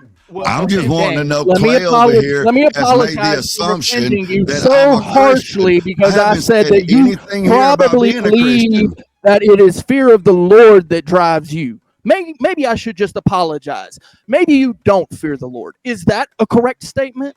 Whether I do or not doesn't matter in the argument. You've made an assumption you pulled Bro, out of your you are ass. I've said absolutely nothing all terrible at night about any religious beliefs. You Bro, pulled you it are out of your ass. terrible at this. Literally, this I- conversation is No, he's religious. actually really good. Yeah, He's really good at welcome to Admiral. detouring conversations. He's a fucking expert at it. It seems like that's true. Like taking us into the woods every fucking He is. turn. Yeah. He's the one taking it into the woods. He brought up religion. I I didn't. literally said, "Do you Okay. fear the Lord?" And you're like, Don't- "Oh my don't God, I let me can't go. believe you would just No, assume that." no, about you me." didn't. No, you didn't. You began by saying that I feared the Lord, Fair which you have enough. no reason Okay, to like I believe. said, You I have no reason apologize, to you believe. fucking You have no reason to believe. You pulled it out of your ass, man. You pulled it out of your ass. Here, I'll get us back on topic. Let me get us back on topic. Thank you, Effigy. I think Christian nationalism in America will never be completely disentangled from white nationalism because it never has been in this country. The two have always been conjoined twins. When one pops up, the other one does. Christian nationalism is how white nationalism sneaks back into the world because that's where it's hiding right now. Right underneath all those fucking Christian dudes who are trying to like run into the government, all the fucking Fuentes people are starting to get accepted by it. That's how it fucking happens. There, we're back on topic. 100% And agree. I don't disagree at all because that idea actually came over with the European colonies, right? That idea that white people are better than any other race, and they brought with it this Christian ideology, which is a false Christian ideology, if you ask me. But nonetheless, the two are intertwined. It's a political Christian nation. For some reason, they believe that that's actually even possible, but they don't actually espouse to fear the Lord, which is actually the point that I was making about this particular religious doctrine. What they fear is what another man is going to say about them. Yeah. Are you saying that I fear what another man's going to say about me? Hey, Brick. Hey, Brick. I didn't say anything about you, bro. You just brought yourself into it. You obviously I'm asking do. you in general. I'm asking you in Obviously general. do. I got to. Hey, Brick. You say I obviously do. I've been on this panel Yes, all you do. night. What's up? I've been on this panel all night with what 2, 4, 6, what 6 or 7 men, and I You have asked me not a question, I given a answered it. good damn what any of you thought about me. You So asked I me a need you. question, I answered it. What's up, Uncle Fatty? Well, yeah, but it was bullshit. I've been on this Bro, panel jousting you with just- other No, men he's all been on the night panel. long. Let someone else talk, man. It's like an Uncle open-ended Fatty wants thing. to Actually, address- Admiral Gibbs, allow me to throw the prompt to you. It's not a question, it's merely just a topic. So take it as you will. Okay. The perils of That's what she white said. nationalism and religious fundamentalism in America. Yeah, I think that that is a problem to some extent as far as like extremists. I like it, you know, what's the, if you don't see Underworld Origins where the vampires and the werewolves show up and it's like always the better the devil you know. I think we've got a little bit of that right now. Although I do think that people attribute too much white nationalism to the extreme right. I think there'd be surprised at how much white nationalism they are on the left. I've argued many times that Nazis are still around, and by Nazis I mean National Socialists, aka Democratic Socialists. There's a reason why Byrd and Duke and several other people like Fuentes have all voted on the left in recent years. Richard Spencer's an avid socialist, as well as a white nationalist. Now, I'm not saying the right doesn't have a white nationalism problem, especially when it comes to religion and some of these other things. But when I'm looking at this, I think it's a concern, right? And the concern I have is many white nationalists, at least on the right, will be satisfied with like a keeping of what they decide is American culture, whatever that may be. There's some nebulous idea, and there's many that would be satisfied and I can almost like tolerate that as somebody that's white passing. You know, I'm Hispanic, but like I'm not brown enough for the browns. I'm not white enough for the whites. If the Nazis get in charge, they're going to put me on maybe not the first round to the camps, but when they start doing blood testing, I'm going in the third or fourth. So like I don't really want them getting in charge, you know. But on the reverse is true too, and so it's almost like they're never going to gain enough power to do that. But so it's like an alliance of convenience within the right as opposed to a real threat. Versus on the left, I think it is a real threat that you get a group like this in charge, like the socialists who are just racist and believe in slavery for Hispanics. It's terrible. Jesus. What? Yeah. Makes sense. Facts. Well, I mean, you It say seems that, like but Gibbs, may I ask, Biden, it just Biden seems like you passed have to the worst, assume- most racist laws in our recent history. He wrote them, got them passed. That was all you guys. So I'm not who the fuck. Why you're going Jesus? Like that's just wow. I can't. What do you mean, imagine. you guys? I'm responsible for the legislation that Biden passed in the 90s. I don't even think Biden endorses that legislation anymore. Democrats are very racist. Walks like a duck. Some of the older ones, yeah. I think Biden was one of the people who was he had kind of like a cringe racism, but like frankly, I mean, I think he was pretty consciously. I think he was pretty conscious in his older years of what racism actually looked like and how it manifested, and I think he was actively against it. Frankly, what's more racist He than was saying conscious on since how to beg for a vote. That dude was crazy racist his whole life. He But fought he desegregation. Said black kids coming into his school with his kids would make them a jungle. Like, I know. And I think Joe Biden in recent years would disavow this stuff. So you guys remember the marriages? we all know he said this stuff. That was Democrats. I know it's beyond midnight. That's why we moved over to Tardville. Okay, but that doesn't mean you have to act like tards. You know my rules. Just one at a time. One at a time. Can we talk about aliens, Sarah? Well, before we do that, can I respond to what Balderson was saying real quick? Because I mean, yeah, I agree. Biden said these awful things. I think the difference is between people like Biden and others who might have pushed for those policies. Sorry, please. That like Biden is one of these people who has gone on the record condemning these past policies of his, right? He doesn't support these things anymore, and he acknowledges the harm they've done. And when people do that, I tend to support them more if they acknowledge that they did bad things in the past. I used to say stupid stuff when I was younger, right? And I'm glad that I don't anymore. And I recognize that, like, maybe when I did, I might have made people around me uncomfortable. But when you were younger, Ryan? Who didn't pass the mandatory minimum, didn't pass the 3 strike laws, didn't pass the welfare reforms, and said, I'm not racist, you don't believe him. Wait, I missed. I think I missed one. Biden, Trump, Donald Trump was not a conservative Republican until he got ready to run for office. Biden was a racist until he got ready to run for president. They're two sides of the same coin. Life? Are you fucking kidding me? Well, Trump's a grifter, right? He's been a racist his whole fucking life. Well, are you fucking kidding me? Nobody thought Trump was a racist until he got ready to run for president. Trump literally called for the execution of the Central Park Five. It doesn't make him a racist. Because you're a racist. You see the reality in color. So because the Central Park Five were black, then you say he must have been a racist because you can't think outside of race. But nobody, all of these black celebrities lined up, all of these Democrats lined up to take his money, and they loved him until he got ready to run for office. Now, for the record, For the record, I didn't vote for Trump the first 2 times. So I'm not a Trumper. I'm not a MAGA person. But the truth is, everybody loved Trump till he got ready to run for president. No, you're Trump, not listening to Fatty. true. Fatty is talking to you. Okay. You're I'm talking gonna over say everyone. this Trump one did more not. time. Trump Here's Trump what did we're not gonna become a do. conservative Here's what we're gonna do. until he was ready to get elected. The next person to interrupt someone, I will automatically drop you backstage for 10 minutes or until you've fought your way back up. All right? Depends on how much you piss me off. Stop over talking each other. You're grown men. You know better. Thank you. I'm not upset. I'm just disappointed. Okay. Sorry, because I got to bail anyways. Sure, go ahead, Uncle Fatty. Just before you move too far, Ryan, let me ask you this, okay?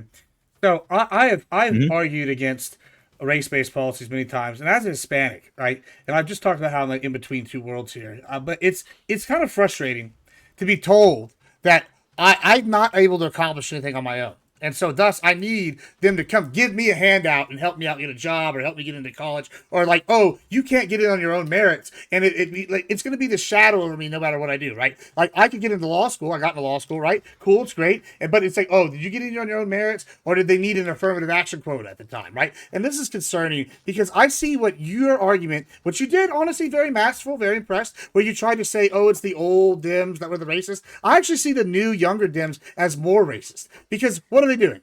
Y'all are advocating bringing illegals here and giving them citizenship basically to enslave them to voting for y'all through welfare programs. It's a welfare trap. And then you're going to sit here and get them to vote and maintain power. You do it at the expense of other minorities. This is why African Americans in Chicago are pissed. And then you're going to turn right around and say, oh, we're doing this for their benefit because they came from these countries that they ran. And it's actually very racist. You're like, they turned their countries into shitholes and, they came to America for better life. They couldn't accomplish on their own. So now we have to just gift it to them because they still aren't capable of capability. Don't you see the inherent racism in this, like, I hate to use y'all's terms, but white savior complex for the left that y'all are doing? So, I mean, frankly, I will acknowledge a couple things there. Like, I acknowledge the complexes that can arise from things like DEI and affirmative action, where people might feel like perhaps they might not have gotten an opportunity without these things. And I think there are like real concerns about that. I think there's real concerns about the Black community being affected by immigration and other minority communities being affected by immigration. I think there's a lot of, I think there's valid concerns to all of these things. But I don't think any of that means that supporting these things inherently is racist, right? Like supporting DEI, which equity in diversity, this expands the pool of qualified people. Just because there are more, or just because more people are getting the opportunity to end up in these positions, doesn't mean in reality that they were selected specifically because they were part of these minority communities. Now, in the cases where they are, I can understand more why people might have concerns about that, and I can also understand why people broadly have these concerns, because a lot of people like Gibbs here will narrativize these programs and say that they're all these kind of quota systems, which don't really exist by and large. So I understand some of the stuff. And like the emotional tug behind it, but I don't think it aligns with the reality very well. It increases the pool by lowering the standards. Like, it's not true. So yes, it does. So basically, DEI doesn't do that. If I'm understanding, like not even a debate, really. Like, if I'm understanding your response to Gibbs, Ryan, what you're saying is that Gibbs' understanding of DEI and CRT and affirmative action and everything as a Hispanic, that he's just mistaken, but you know how it really well, no, he's is. Probably. I think Gibbs is kind of dishonest. I think Gibbs is kind of being dishonest about it, which is fine. I think he's having fun. But. Okay, so you think those Mexicans are dishonest? I guess. Yeah. Well, that's your words. I just said Hispanics Gibbs. are just corrupt and liars and nymphosos all around. Gibbs, if I can ask you, when you say you're Hispanic, man, I'm just curious. My father's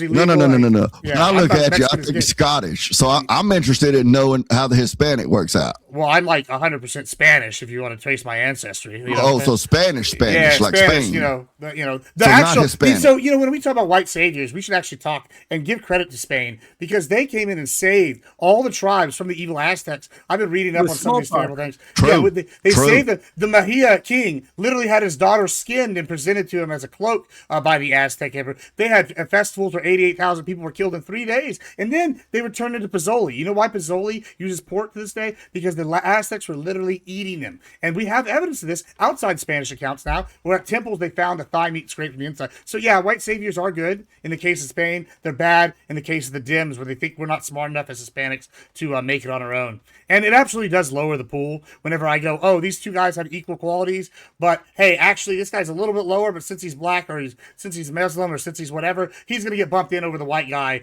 because we need to meet a quota. That does lower the quota. Yeah, can you show me an example of that happening? Yeah, I mean, I don't have one in front of me, but I'm sure I could find one in history. Yeah, I know you don't. Yeah. Asians in college. I know you don't have. Can you show me an example of that not happening? Because I can show with college, we know for a fact that people that got into Harvard, statistically, if they got in on there, they did really bad. So yeah, I do have stats right off the top of my head. Yeah, from affirmative action. Wait, so, but if you want DEI, I can find that. Yeah, so sure. The majority of people did not do really bad. Some of them did. That's true. Yeah, I mean, a DEI guy only. And a few other prestigious schools, like aren't they offering? Y'all remember the DEI guy that ran into a bridge? That was a big deal. Aren't they offering like I'm not opposed to. Yeah, I'm not opposed to. Oh, sorry, Sarah. Aren't they offering like free education to people whose parents like make under a certain amount or something like that? Maybe is that bad? No, I'm just wondering if they're like guaranteeing their entry as well, or if it's what the requirements are for that. I mean, a lot of scholarships are like financial based, so I that's always been a thing, right? I don't know if. You mean recently with the school vouchers? No, I think he's talking about like federal grants and stuff to go to college or higher education. Yeah, but the school itself is offering free education to those whose parents don't make over a certain amount. Well, yeah, FAFSA's done that forever. No, not government funding of any sort. The school itself is saying we will give you a free education if your parents make under a specific amount, right? But right. It's an attempt to undo the class system, basically, for the Ivy Leagues, where it's basically all just the kids of rich people. Right. But the only qualifier, though, is that you have to make under a certain amount. You don't have to have straight A's to get in, right? That's my question. You have to get in. That's my question is what are the requirements behind that? But I also then further question, like, what if my parents make like $10,000 more than that? And you know what I mean? Like it's just enough. Right. But I guess where I want to go with that is like keep the elite to the elite. And I don't mean that in an asshole way, but if you can't afford it, then you have to work hard enough to obtain scholarships. I had both, Sarah. I had means tested and I had performance tested scholarships. Mm-hmm. If you can't afford it, you can't afford it. Like I'm like, I look at it as either you have to work your ass off and pay one class at a time, or you have to do good enough to get actual scholarships. Because I mean, to me, that's how I look at it. Is like, why not just give them a scholarship then and make them compete for it, not just hand them out, right? I mean, obviously you have to be able to get into the school, but why not make them compete for the scholarship too? Or that's what I don't know what the requirements are, but that's what I'm saying is why are we not making them compete for it? It's just, oh, well, your parents make below a certain amount, here, free education. Well, the competition is getting into the school. Ivy League schools have incredibly high standards. For Ivy League schools, but they don't have unlimited spots. There's state schools as well that have like you just get accepted to the school, but that doesn't mean you get accepted into every college as well, right? And so like I mean, it's just one of those absurdities, like, because I know some people want to hear this, is like I went to ASU, so there's WP Carey, which is a tough business school to get into. There's a bunch of other stuff they have going on now that's hard to get into, but I studied political science, so I could sign up, and then I could sign up for political science classes, right? Like, it wasn't the honors college, right? As well, like, it wasn't the honors college. I did do the honors college, but Sarah, to respond specifically, like a white kid that's got like straight C's, right? And they don't let him into the college because he's like a C student, right? And they pick a little black girl that has straight A's from the hood. Yeah, because she had straight A's, so that I don't see that as DE. That's not a case where, like, even if she's eligible for DEI, that's not like a DEI thing. Well, and if there's scholarship funds for Or is it, African Americans or first generation African Americans, then she might qualify for those, right? Isn't that? I mean, that's the difference with that. I mean, I qualified for a LULAC scholarship, right, for kids without Hispanic kids without fathers. Now I'm adopted, and I've been adopted since I was like 3 days old, right? And I've known both, so I for those both parents. I don't know my real father, right? I know I know of him and where he's at. You know, I know he jumped the border here legally, all that good jazz, and I qualified for that. Now you're telling me that I should have qualified for this? No, but I had the loophole, and it's like people be doing these kind of things, and that's all sorts of loopholes. Now imagine if you had a white person only scholarship fund. Oh well, we can't do that. That's bad. That's racism's alive and well. It's just against white people now. From the left. Yeah, I mean, I think we all kind of understand why a whites only scholarship would be. I mean, white people predominantly are not like falling short in any way. Like why? Well, look, there are plenty of white people who lack the advantages to get into college for the same circumstances that a lot of black people do. This idea that white people are equipped is a myth of the left. So explain to me why it is that we all understand, which is a logical fallacy, the appeal to the consensus, why it would be wrong to have a white-only scholarship and not a black-only scholarship. Because the IRS is not going to take you seriously. Because the majority of all scholarships go to white people. Yeah, basically. It's unnecessary. Well, that's meritorious, but that's not the question. That's not the not question. actually, If is there it was a living in scholarship, But hold on. I think what he's saying is if there was the Ryan the Radical Coder scholarship available for any student to compete for, whatever, and the Radical Coder scholarship, anyone of any color, of any race can come and compete for it. And let's say a black kid wins the scholarship, okay? Because he interviewed well and had the highest grades and perfect attendance and all these great things. Okay, black kid wins the anybody scholarship. But then you have the, let's say, African American whatever scholarship that is available for African American children of New York, and it's sponsored by Uncle Fatty. Uncle Fatty is identifying as black this evening, I would sponsor the Mormon one for the whites only. But that might be one way to do it. He is, let's say he is black, and he says, for all of my African American students, please apply here, XYZ. Now, can I go and apply for Uncle Fatty's scholarship? No. You can apply. No, but You can apply. Well, yeah, you can apply if you're rejected, right? But like, let's be real. But can anyone who applied for Uncle Fatty's scholarship also apply for the second option or ability or whatever to apply for your scholarship as well? So you're actually they're able to I can't even talk tonight. Apply for both, yes. They can apply for both, whereas the white student would only be able to apply for one. There's a reason, but there's a reason for that, Sarah. There's a reason. There's a huge reason. There's a huge reason why these are different never mind. I just don't think you can erase history. The problem is, this was a white supremacist state until 50 years ago. Like we all know, except for you guys pretend not to. So. But the problem is you're not letting the best be the best.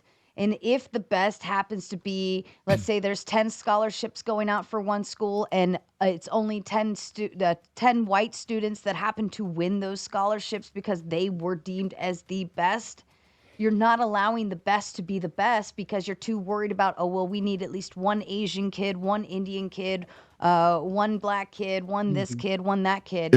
If I could let the best be the best. But that's not what we're doing. If I could say this, let's say I am a cajillionaire and I want to set aside a trust and foundation to fund a scholarship at a university. And I say that the recipients of that scholarship have got to be a certain percentage of European descent, i.e. white people. Can anyone mount a objectively moral argument that would explain to me why it's my money, it's my foundation I'm donating, why it would be immoral to set up a standard that's only to help white people pay for the college expenses? I don't know. Is that even illegal to do? That's not the question. I'm asking you to mount an objective moral argument to show where doing that is immoral. No, go ahead, do it. I don't give a shit. I can't do it, but you would. If someone at a university came out with a foundation that was a whites only scholarship, you would care then. Well, But Fatty already had a great example of how those things already kind of exist. Like if someone puts out a scholarship for a group that is 99% white, it is a whites only scholarship, right? That's not the question. I'm asking you to mount an objective argument, a morally objective argument to explain to me why it's immoral. Not that it already happens. I'm not saying it's immoral. I mean, is anyone saying it's immoral? Well, then what would be the problem with it? You think racism is immoral, correct? The only time that it would sort be of, yes. considered immoral, which would actually it would be illegal, is if it comes from the government. But if it's a private organization like a nonprofit and you want to set that up, that's not immoral. It's not bad. You can do that. If you want to send only white kids to college with your money as a personal person, then you can do that legally I'm not sure. and morally. There might be some. I don't know if there are. I just have no clue about the specific. Well, no, typically people would set it up as like Italian heritage or something like that. Yeah, that is more yeah, specific you wouldn't to just your say actual whites. ethnic Yeah. heritage, not Why just do you think white. there's so many contract lawyers in America? Because of fancy fucking wording. It all depends on how you word the shit and make sure you're not saying something against something or whatever else. It's just like firing somebody. You can hire and fire for whatever you want. As soon as you tell them why, now they have a lawsuit. Doesn't Choosy matter choosers. Is there a Choose Jeff. men's only scholarship out there anywhere, like for men? Not that I know of. Scholarships. Yeah, I'm sure there's men's scholarships. Sure, like, they're I'm I'm sure sure there's people who I'm want to saying put money was to I know- scholarships there exist. I 100% know there are women's scholarships out the wazoo. So I didn't know if there was like a Young Men of America or some shit like that kind of thing. Probably. There's a scholarship for maybe everything. Turning Point. Maybe There's- Turning every Point group's will got open one. up The like a chess Charlie club's got Kirk one. scholarship fund for. Oh, I'm sure they already have one something. cooking. If they haven't already. Trying to get a chapter in every fucking school. That's actually interesting, right? So, like, I'll give you an example here. Conservatives kind of flip on this when it comes to some of these scholarships, though, right? And I'll give you one example. So, in sports, what is the top league? It's the men's league, right? So, in D1 college football, it's just all men, except there are women who have been able to play D1 college football because they were athletic and talented enough, right? And women are a protected class. So we have women's only college scholarship sports, college scholarships, right? And we protect them. And this is a problem when we do trans sports or trans people sports. Generally, I'm pretty It's socially because liberal. the men's teams bring in bigger crowds and make more no, money. but that's not all of it. Hold on. Hear me out. So I'm Straight generally pretty anti like trans in sports, right? But I'm pretty socially liberal. So I'm like, if you want to do whatever you want to do at your own home, however, that's fine. However, this is what I have the problem with in sports is you take something from a protected class like women, and we already have a all gender sport room, right? Which is the men's league or a D1, right? You can be a woman and be good enough to get a scholarship in there. Why are we having people go the opposite way? And this is kind of interesting because in this case, conservatives do want the exclusivity and they do want a protected class in women, and they don't want men going into that sport for them because they already have the all gender league. And I mean, women could play anything. Can you tell me one reason why if we had a woman built like Ray Lewis and was as good as Ray Lewis, why they wouldn't draft her to, like, I don't know, the Ravens to replace him? They wouldn't. It'd be a publicity stunt. They would immediately because one, publicity, and two, it's just if they're athletic enough, why not? And so that's why I have a problem when we do the backwards kind of thing with the trans in sports, and it's a flip. Hey, from Gibbs. the position here on this when it comes to race in sports. Yeah. Isn't it the case? It's women aren't a protected class, right? Gender or sex is a protected class. It's a different thing. Like it's not like women specifically. It's sex is a protected class. Yeah. If you have a but there's no vagina- reason to protect men. Yeah, if you're a So it's biological women. female. Wait, you're in a no, protected wait, class. but the various titles and stuff regarding If I sex was born a discrimination man, apply just as well both ways. if I If was a companies man- or schools or whatever were doing that, No, hold on. If I'm a they- man and I was like in the 1800s or 1880s or whatever, and I went back and I decided, hey, I'm a woman, but I wouldn't vote and I still had a dick, right? And I did they would let me vote. They would just call me a weirdy. Maybe they tar and feather me or something, but I could still go vote. But guess what? Now, okay. But if the woman had done that, wouldn't have been allowed, kind of thing. I'm Yeah, just saying. If you were a black man.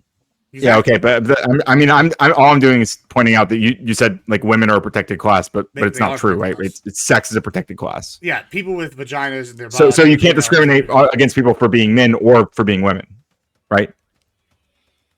I mean, the letter of the law. Hold on. No, but, no. but, What but what's men weren't happening being. here, Ryan, don't listen. I get to what you're trying to do here, and it's really bad faith. Let me I'm not explain. trying to do anything. I'm It's just pointing the out law. here. I'm pointing out here. Look, in one case, we have a league that men and women both can compete in if they're skilled enough.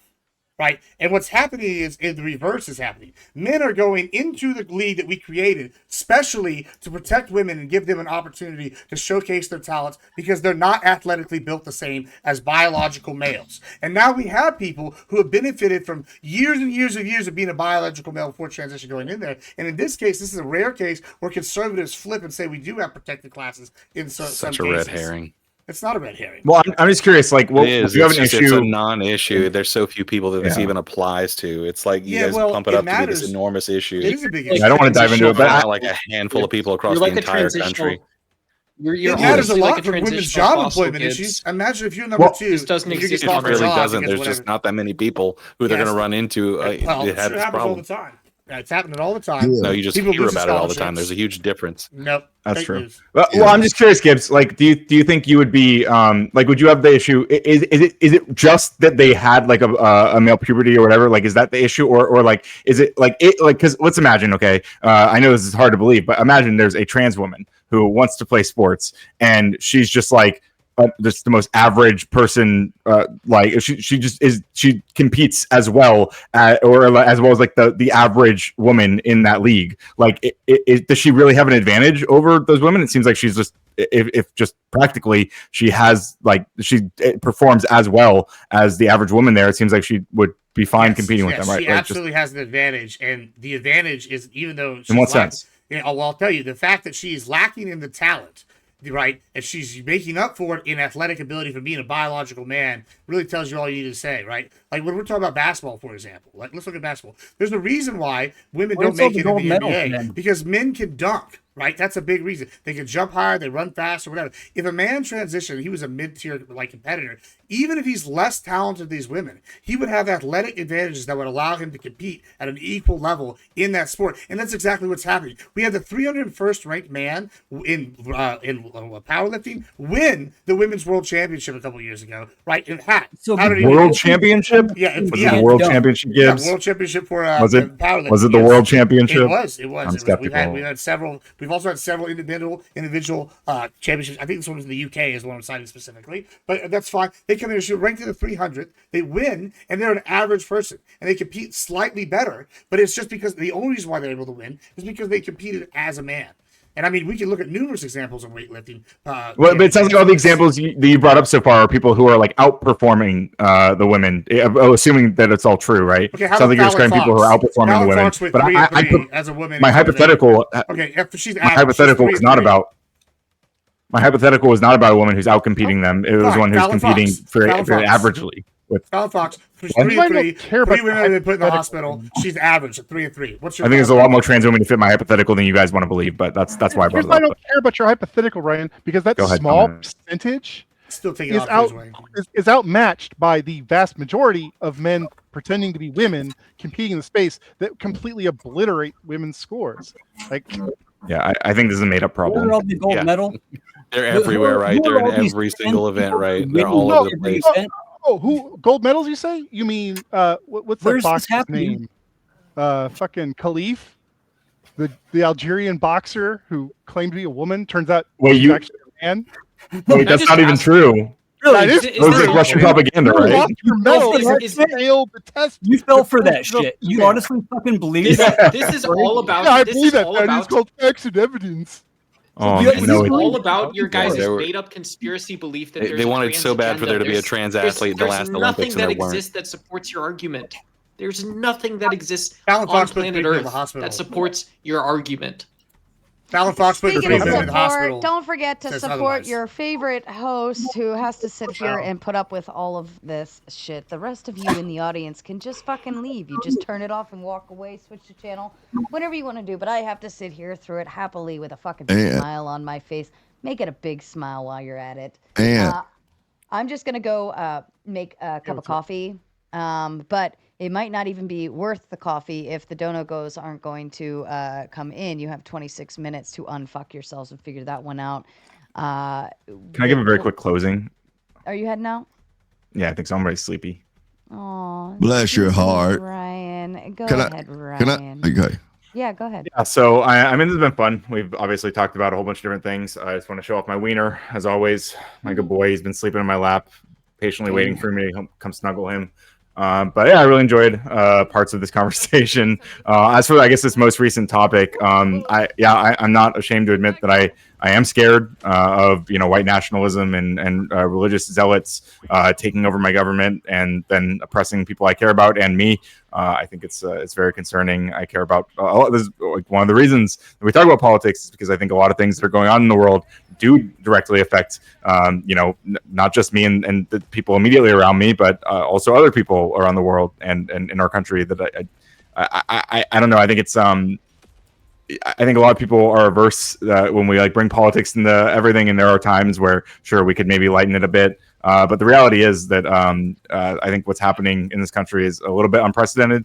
And a lot of people have been fed a lot of information that makes them think this is like business as usual. And I'm praying that they will recognize that it's not business as usual, and that if we're not staying alert, then we might lose things that we do all value about this country. And I would like to not see that happen. So I appreciate you all having me. As always, I think a lot of this audience does not have very positive feelings towards me. But hey, if you do have even some tiny little 1/3 Grinch heart that has some affection towards me, then head over to youtube.com/radicalcoder, give me a subscription. And I'm actually going on Admiral Gibbs' panel on Thursday to talk about the Somali the Somalis in Minnesota who were involved in some fraud that was happened over a couple of years ago and is ongoing right now, the investigations and stuff. So it'll be interesting. I think Rob Noor and I will be reunited on that panel, so that should be juicy. But yeah, as always, it's been a pleasure. Appreciate you guys, and I'll see you next time. Ryan. Good night, Ryan. We love you.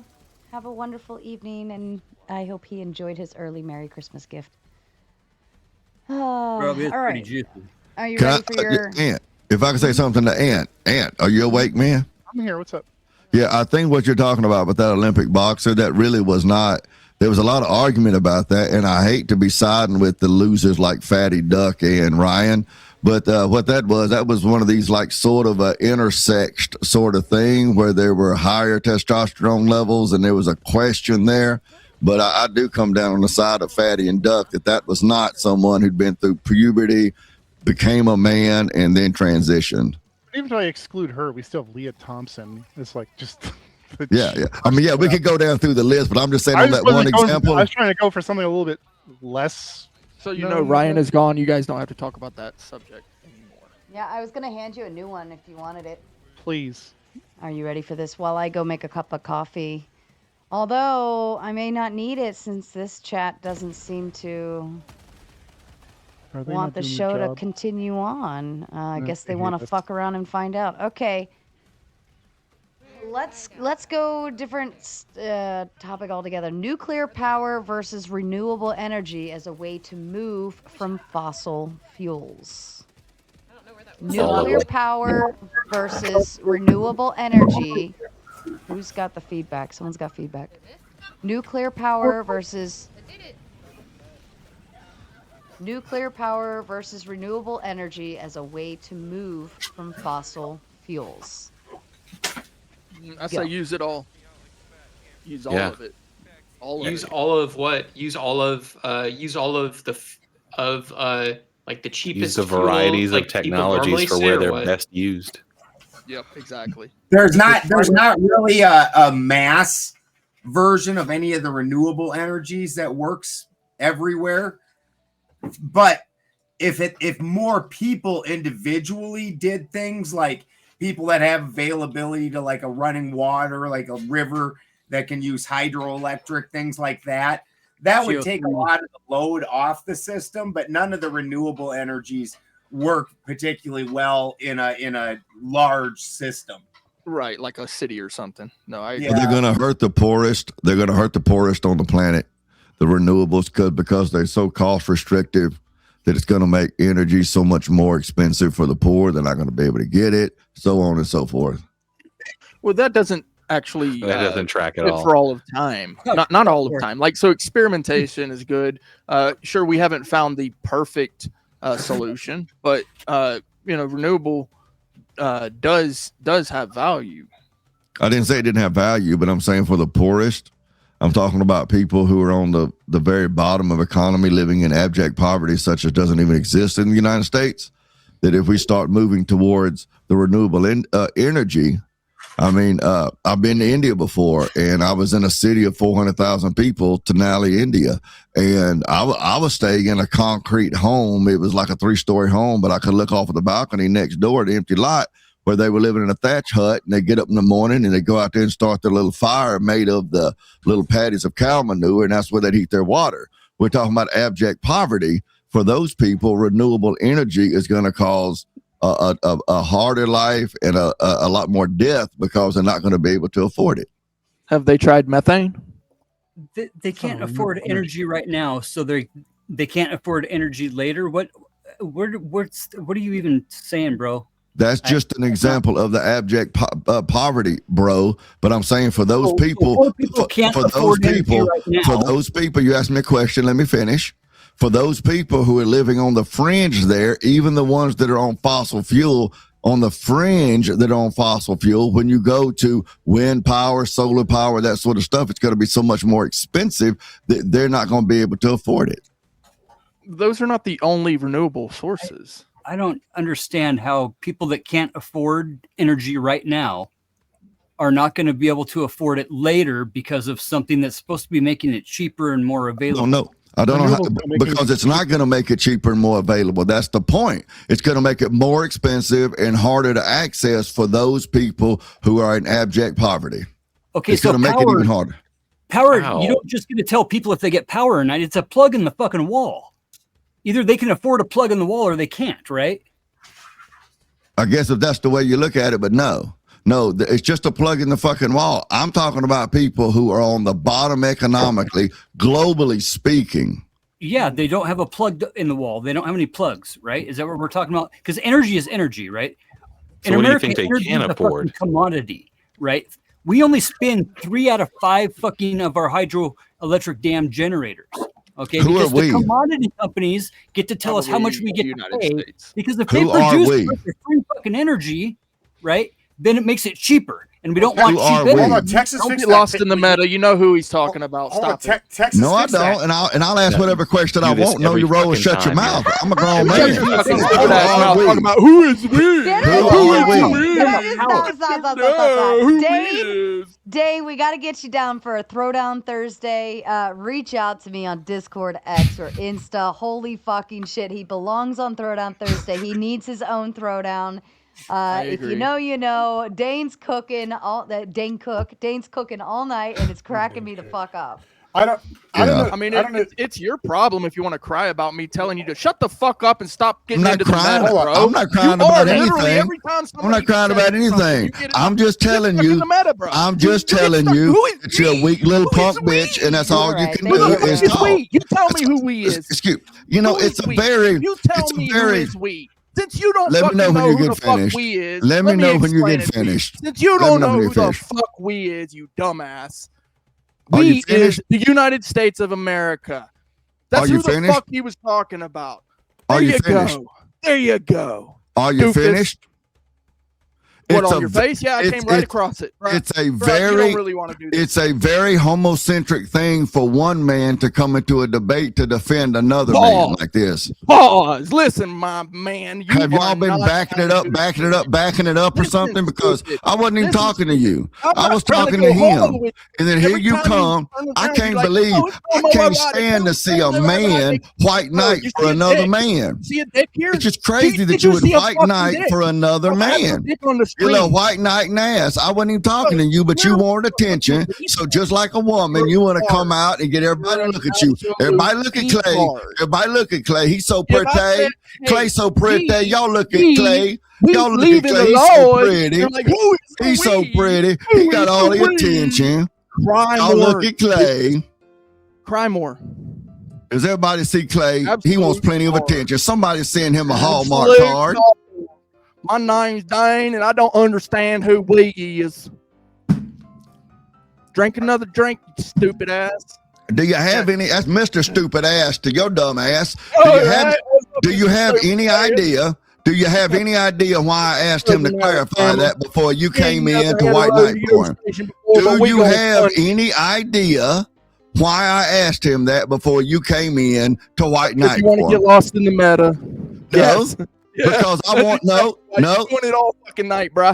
Can I You've tell been doing you? it all night. Can I You've been tell doing you? the meta bullshit. Oh, Look, wait a minute. What does Look, that mean? you can Wait a do minute. that. What You does can that do mean? that. You can do the helicopter. You can do the helicopter all you want to get attention. I asked him that. I asked him that for a reason because the point I made was people outside of the U.S. Outside of the U.S. That was my argument. So if his we means what you said it means, which is people in the U.S., it doesn't apply. It doesn't apply to my argument. Doesn't apply to my argument. Doesn't apply to my argument. So you suck and win, man. You suck and win. Bro, who is the we that he was talking about? I asked him, and you came in and white knighted. So you tell me. Exactly, and you just described it, right? No, you said a minute ago it was the people in the U.S. Fucking way. You said a minute ago it was the people in the U.S. It was the people in the U.S. which my argument was about people who were not in the U.S. So if that's who he meant by we, it doesn't apply to my point, which means both of you fuckers who sits on. Listen, who sits as crowned on the world stage? We do. When I say we, who the fuck am I talking about? None of that has anything to do with my argument. So you're lost. So who the fuck is we that I'm talking about? I don't care who you're talking about. You're roaming around in the dark because you're lost. That's exactly my point. You don't care. What you want to do is do these weird gotchas about how, I don't know what you're talking about. Go ahead, ma'am, and tell me all about your inside knowledge about what I want to do. Go ahead and tell me all about myself. Valuable conversations, maybe even. I'm just glad that I'm just thrilled that I'm occupying this much space in your little brain. And it's just fucking stupid, bro. You've been doing it the whole fucking show. And you love it. And you love it. It's called entertainment. It's called entertainment, is what it's called. As the guy, as a man, I like solutions. And you, on the other hand, are like a woman doing, oh, what does that mean? What does that mean? What does we mean? That's you, bro. I'm just glad I can help you get attention. I'm glad I can help you get attention, man. Buy a fuckable mug. That's my gift. It's called entertainment. I want to. Look, dang. This is very important. Very important. Nothing you say is important. Nothing you say is important. So you're lying to me. So you just a lying ass claiming what you're about to say is important. It ain't important. Nothing you say is important. Dane says don't buy a cuckable mug. I say buy a cuckable mug. If you want to be so obsessed with Andrew Wilson that you want to create the cuckable mug, have at it, man. I think that's pretty gay. I think that's pretty gay. I can't imagine giving a man that much space inside of my head. Well, a lot of people think it's hilarious. I have a question. You, on the other hand, want to be a cook. I have a question. So when he mentioned the we thing, I actually think that is a good question, Clay. I know, and this is why. Because Uncle Fatty, was it to you that just said this about the 3 generators thing? I know that you meant the U.S. government, but actually Texas has fixed it. Texas has fixed this. We have open markets, and you can buy energy from different, like all sorts. So like in Houston, it's deregulated. There's like 430 something companies you can buy from. And now we sell it. And this is really interesting. I know Dan. This You mean Texas is the place where your power grid gets down constantly? Oh, that's a good one because listen, Michigan's power grid went down for 2 weeks and they have snow every fucking year. And ours did it once and we've had bear weather. Michigan doesn't have its own power grid. It's part of the national power exactly. grid. And thank you. I'm going to get to that in a second. I appreciate that segue for my point here. Gibbs. But hold on. We sell our electricity now outside of it. And guess what? Texas is the leader in renewable resources. So I think there Texas is kind of an energy staple. I will agree with you. I think that there is a bit like something to look into for doing research, like doing renewables, if we can do it in a cost-efficient way and do it properly. I think we should also Gibbs, do nuclear. What are you talking about? Well, are you just trying to boost DARPA stocks? Are you just trying to? I would like your defense stocks. I would love. Yeah, well, no, I'm not trying Texas to do that. is international. I would love like a that. world leader on this. You did kind of gloss over my critique, though. Energy. Is that what we were talking? That's what we've been talking about. So the biggest problem with Texas's independent grid is that they buy cheap shit so that it can't withstand the extreme temperatures, right? Has it been fixed? That would actually be really cool. If I they mean, did. wait, hold on. Why are all the blue states talking about, oh, it's so, all this climate stuff is so unprecedented. There's no way we can handle it. You know, California, we just have to have all this 1920s electrical infrastructure causing wildfires. But then Texas has one event and overall a Michigan great has the track same record one. for energy. And All of a sudden, Texas is fucking completely completely incoherently running their energy because they have one bad energy event. Because Texas has California a history of gets to shitty have dealings with wildfires. their power grid, and it's why their power grid is considered so shitty, and it kept going down. No, it's One not time. considered so shitty. It was not reported on widely at all. It was completely fine until the one time they got a chance to dunk on them. Meanwhile, California Every year. has wildfires every single year. No, he's right. He's right, Jeb. Directly related to our electrical infrastructure. Hard and freezes no knocked out the he's actually Texas right. power grid. Our It's electrical power grid. it's not always directly related to the electrical infrastructure. It definitely happens, but you got to understand that Jeb, he actually is right. True Northern California is all forest. Like these power lines are going through trees that are 150 feet tall. Like there's no maintaining that, and they grow 4 to 5 feet. It's a not year the up. active infrastructure. It's the refusal to force Edison or PG&E to clean up the infrastructure they're not using anymore from the 1920s. It has nothing to do with not being able to maintain the new stuff. It has to do with not Oh, it forcing them to clean up the absolutely old does. stuff. That's usually what causes it is people's power line. Trees hit people's power lines. I live here. I live in Humboldt.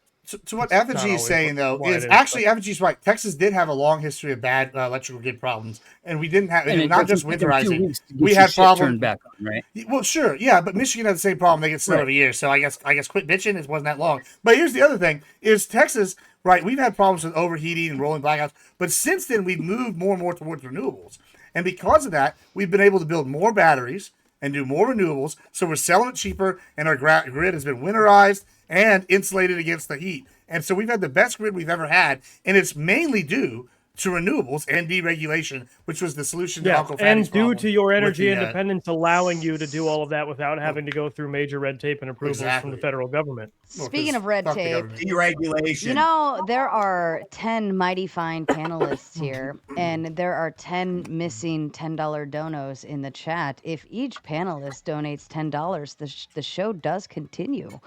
However, you are reliant upon the chat to save your asses so that you can continue this mighty fine conversation. I still have a whole stack of topics to get through if you so choose. We can, but someone's got to do it. So either... Well, the second part of my rebuttal to Dane's deal there was that, you know, in America, we've got a regulated commodity as our energy source, right? We treat it like wheat. Right, we don't want to put too much energy out into the public's hands to have it be super cheap. It's pretty much a bullshit fucking deal. Worldwide, what's one of the biggest fucking a lot of the money that USAID put into Northern Africa, along with all the AIDS shots, right? It was fucking solar panels, right? Bringing cheap energy to people that didn't have energy before. So I'm just not wondering how cheap energy sources and renewable energy sources are going to make it harder for people that don't have power right now to get power, to have energy, right? They used solar there not because it was the cheapest, but because it doesn't require a lot of because it doesn't require specialist experts to keep it running, right? You set it up, it's good to go until the panels rot in like 25 years. Sure, but now they have power, right? Yeah, and they yeah. I'm not arguing with you. I'm just explaining. Like, so it's less because it's a better option, and more because they can give it to people that don't have specialized training, and they can get electricity. Is it any possibility that they put the solar panels there because there's a lot of fucking sun and not a whole lot of wind and water? Probably, yeah. It's a real possibility. It's a big water, possibility. but once you get into like water, now you need engineers to monitor the dams and run the sluices and everything. Now we're creating Hold jobs. on. Whose name is Tiny Lucy? That's one of my people. I love this. Tiny Lucy has contributed towards the Dono Goal. We're 1 out of 10 with that one. Admiral Gibbs Love here you, on Tiny the panel. Luce. Oh, is it Luce? Luce? Luce, yeah. Luce. Yeah. Admiral Gibbs has made his contribution. We are now officially 2 out of 10 with 8 more to go, and you only have 6 minutes to do it. The time is ticking. The time is ticking. My accountant took my cards away. Problem with solar is the battery technology and said how much that? that. Hold on, who said that? Was that I you? tried to Tyler? ride off the motor in my hot rod, and she got all pissed off. Well, tell her the longer you stay on this panel, the less you'll bother her. I was just trying to get some donation for them baby tomatoes. I'm saying They that kicked me the fuck out of here. to go with what you just said, Balderson. I'd say the problem with everything is battery technology. If we Yeah. had a massive upgrade in Wait. battery technology, we could just make up ways to get energy, because that's really the only thing that limits us right now is our capacity to store it.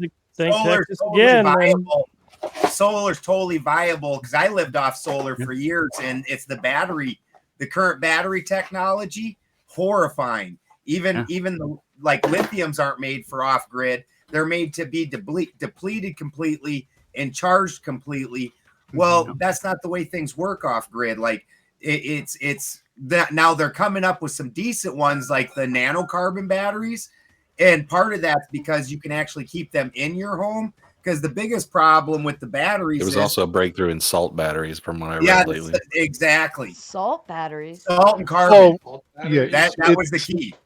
And apparently those, and then supposedly those get a 95% from the panel to the battery, where your batteries right now it's only a 40% from panel to the battery. So if I get 100 amp hours of sunlight transferred, I'm only actually putting 40 stacked away.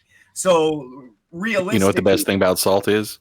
It doesn't explode when it touches oxygen. yeah, that's real nice, right? It's not off that first table of elements. That shit's so bad, and then you can't even put the fire out because it'll rip the oxygen right out of the fucking water. If you try to put water on it, it gets worse.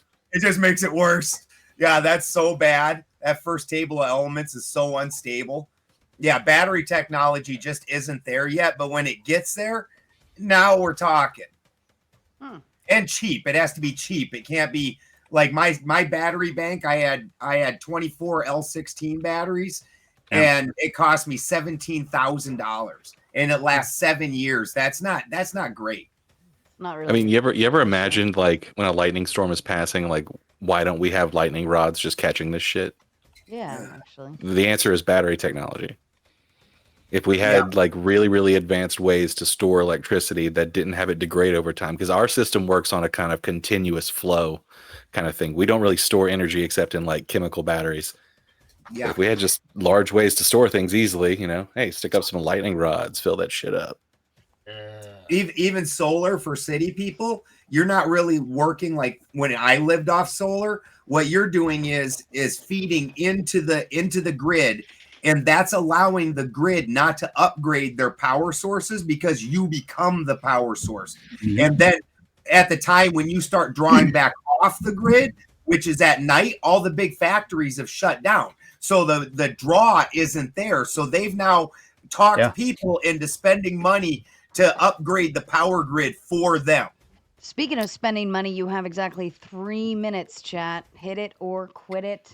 On that same note, Alderson, there's one of the biggest battery businesses in America right now is putting batteries in the basements of fucking high-rise buildings, right? So you can bank the power when it's off-peak standard time. Yeah.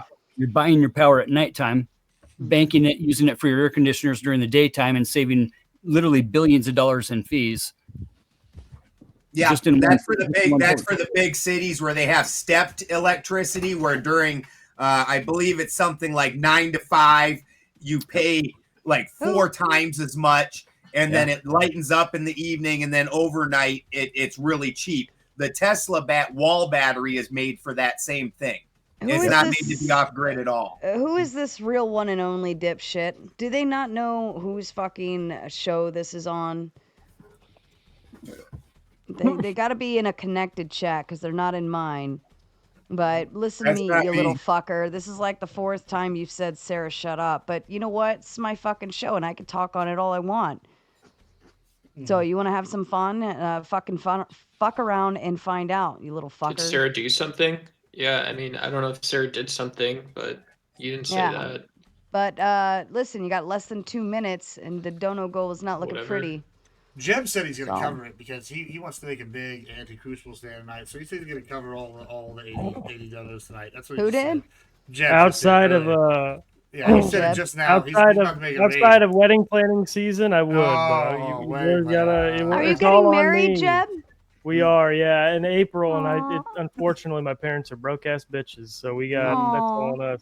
Hey, you know what? It's wait. pretty Why cheap. did your parents It's have anything to do pretty. with it? The bride's parents pay for everything on the. Yeah, both of our parents are broke ass bitches. We got nothing. So you're getting married in April? Yeah. Oh wow, man! I got married in April. What day in April? 12th. Oh yeah. See, how old are you? Wasn't that That's the very day exciting. the Titanic sank? Exactly. So like all the bad juju's been burnt out on call. that date, so it's only up from there. How old are you, Jeb? I'm under 30. I don't want to give too much information. I'm giving my, wedding date and all that stuff. A lot of this is look upable. Yeah, I got married in April. For the first 5 or 6 years, I thought I got married on April 31st. And then one day I saw a clock on the wall that was engraved that a woman gave us as a Christmas gift, and it said April 30th. And I thought to myself, Miss Lee got my anniversary date wrong. And then I looked at the calendar and I realized, no, there is no April 31st. All I knew it was the last day in April. So, that was 34 years ago. So here I am. Wow. There you go. There's Dane Snyder. 3, 2, 1. Y'all didn't make it. Y'all didn't make it. All right, this is your last Hail Mary, but the price goes up very, very high, and it's a one-time contribution only if my fucking shit would work and not freeze on me. That'd be great. 15 minutes. 1 dono must be red or higher. This is hit it or quit it. You got 15 minutes. Fuck around and find out. How long you planning on staying married, Jeb? Wait, real quick. This is real quick because this is still a Raging Tomato channel. I think we can just say one time, money, money, money, money. Woo. Oh God. We don't beat around quit. the bush on that stuff, folks. That's a $10 bill for a lot of these kind folks to stay up for a little bit. I would send it Lord. myself if I had it right now. But Please anyways, don't ever do that just wanted again. to say that. Please don't ever do that again. Staying alive. Do it again. All right. Do it again. Let's Yeah, see. sing We've it. got I'm here for the karaoke. global last topic, unless somebody hits that final note. Global demographics of social media versus U.S. demographics in the same spaces and the effect on U.S. politics. Can we do this round robin? Or can I say something? I want to talk right now. Okay. Go ahead, So I just want to say wanna because I talk am right now. I am an He's old honest. school. Yeah, I like I'm it. an old Call it a school. shot. I'm an old school dweeb, internet dweeb. I had a Yahoo homepage. I followed Alexis Ohanian on LinkedIn, and I'm a Reddit user. And so, just one thing I would say is that, like when we look at social media, if you look at the global community uses social media just like the United States does. There's people that want to learn, people that want to talk, people that want to make friends, people that want to make money. When it comes to U.S. politics, I think because we saw people were just so willing to say anything, of course, because we're an open culture, and maybe this is my slightly more conservative side, even though I'm a progressive, not a leftist. I would say that the U.S. probably suffered more than some other countries in terms of our political culture. How is that true? Well, because anyone can say they support Donald Trump, even if Donald Trump is not your president. If Donald Trump was your president, if you had your neighbors, friends, and families that were getting slammed on the floor by ICE at work, I don't think a lot of people that are just trolling or having fun, meeting people, I don't think none of us, I think, would support this absolute lunatic, this mad lad of a golf course developer. So that's my 2 cents. Reddit and social media and USA, all the way to the top of what the USA can do. Right Now, there. what about the UK? Because I know the UK has a lot of they shut down hate speech and things of that variation. So the UK, like in terms of social media versus the American social media, I feel like there's a lot of people that interact and engage very differently. We see things over there and we're like, dude, what the hell? And then they see things over here and they're telling us, dude, what the hell? Or, oh my God, keep your freedom as much as you can. UK is Well, very they have similar. police showing up at people's houses because of internet posts. Yeah, Exactly. I gotta say, so Well, the Brits have gone as far as they It's pretty are. That wild. makes us say, "What the hell?" Because the Brits didn't keep the left in their cages.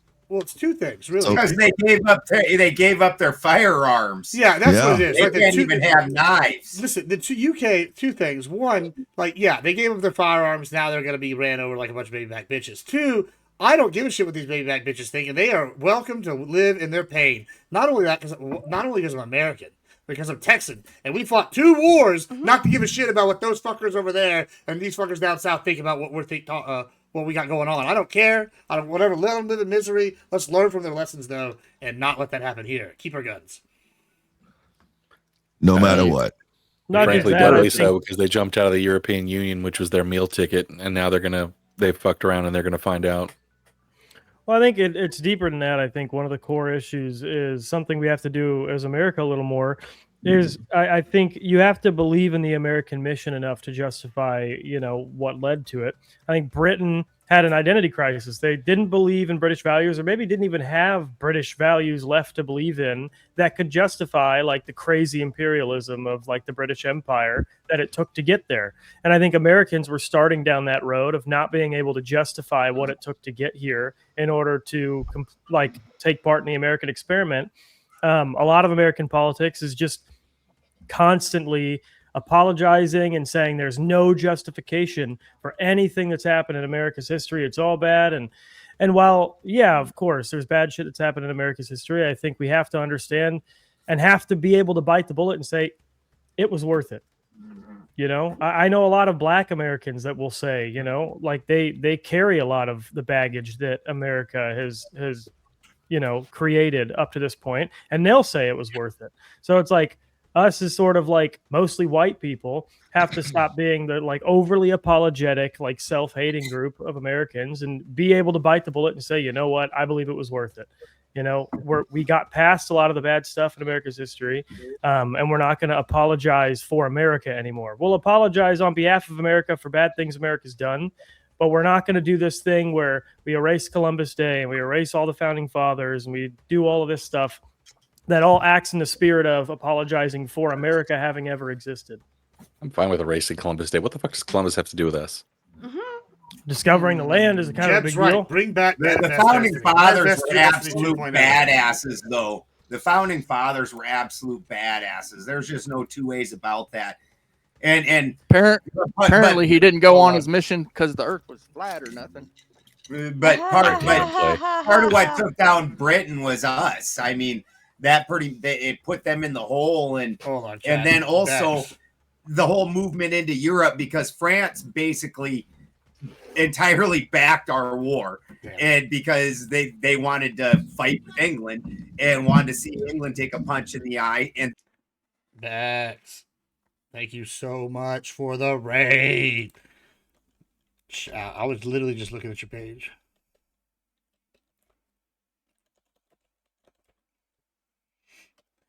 Yeah, good follower. She's a hell diver fighting democracy. Big fan. Woo, go Bex. Let's go. Thank you for the raid. We're arguing over dumb shit. It's grab bag topics. But it looks like it's only got 8 minutes. Seeing that politics were emerging in my places games. like New York City, like we see today, or in Baltimore. These were very well-known places around the world, even early into America's history. And so I don't want to undermine that our founding fathers were dealing with gravely consequential things. But at the same time, saying that, this is like a great man theory, I think reflects the role that ordinary Americans played in not totally losing their minds and why we're still here today, because that's what could have happened. dude, people today cry over every little thing in a stubbed toe. We're talking about men that fucking lived out in the frozen and had frostbite and were still getting up and marching off of no food to go and do something just off of a cause. Kids today don't have no cause. They break down in tears over over not getting a video game that they wanted. Get out of here.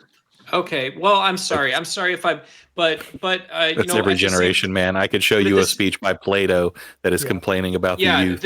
It's the exact same sentiment. Plato was probably correct, though, right? We had it's just a sentiment older people always feel about the youth. It being a sentiment for older people feel about. But see, that's a non sequitur, though. That's a moot point to say that every generation has had elders who said that about young people. That fact does not mean that it wasn't true about the young people. I actually think that whether it was Plato or Balderson or me, when we say these people are soft, that doesn't mean they weren't soft just because elders of every generation has said it. I think that I actually have nothing but softer and softer. Look at pictures from the 1800s. They're living in houses that in negative temperatures that have gaps in between the wood and no insulation, and they got like no fire inside. These were tough fucking people. Well, hold on. I actually have hope. I don't know. They kind of came from wealthy households, and they were raised knowing some things, like how to hunt, how to fish, how to do all these things. And I would say that they knew how to hunt and fish. I didn't say they did. Sure, but and I think there's an argument that knowing how to pilot a supercomputer in your park. Wasn't going to stop there. What I was going to say was I'd like to kind of comment on the social media part of it, right? Because when it comes to that social media and the whole demographics thing, these young people, right? They don't understand the difference between manning up and then bitching up, but that is something that damn, you made me forget. I literally was fixing to go down a fucking logic train, but go ahead. I want to say I actually have hope. Were. I have hope because of this younger generation. They seem to be very like reverting back to conservatism. Like, listen, my generation, I'm the millennials. We're all nihilists. We just don't believe anything. We hate everything. Everything's bad. Listen, if you told us the world was ending tomorrow, we'd be like, oh well, it's ended 11 times since fucking 2000. So like I'm just nothing fazed me. But then the next generation, they went way too far left. But this generation's seen what happened with the boomers, what happened with the parents, and the nihilism of the millennials, and they have gone way back to the right. And like, I'm the first person here to bitch about participation trophies. Like, I agree, I hate participation trophy mentality and softness, but I think that this time, this newest generation is giving me quite a bit of hope that we're reverting away from that. Because I think they see where we're going and they're afraid. I got lost in all the generations. Now I remember what I was going to say. So there's kind of two sides to this coin, where as an American, my identity lies with my guns, but also the ability to say enough. What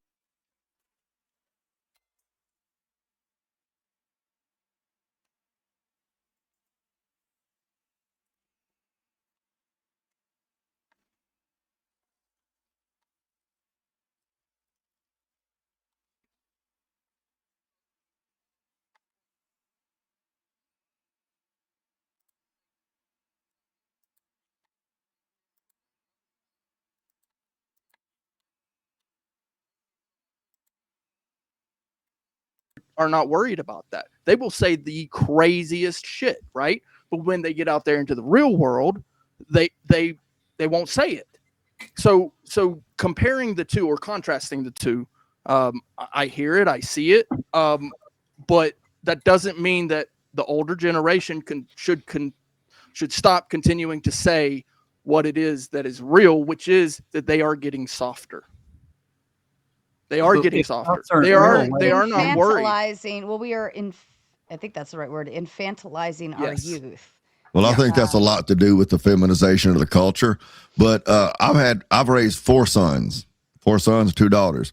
But I've raised 4 sons, and the experience that my sons have had, and they think it's really strange, is when they go into jobs.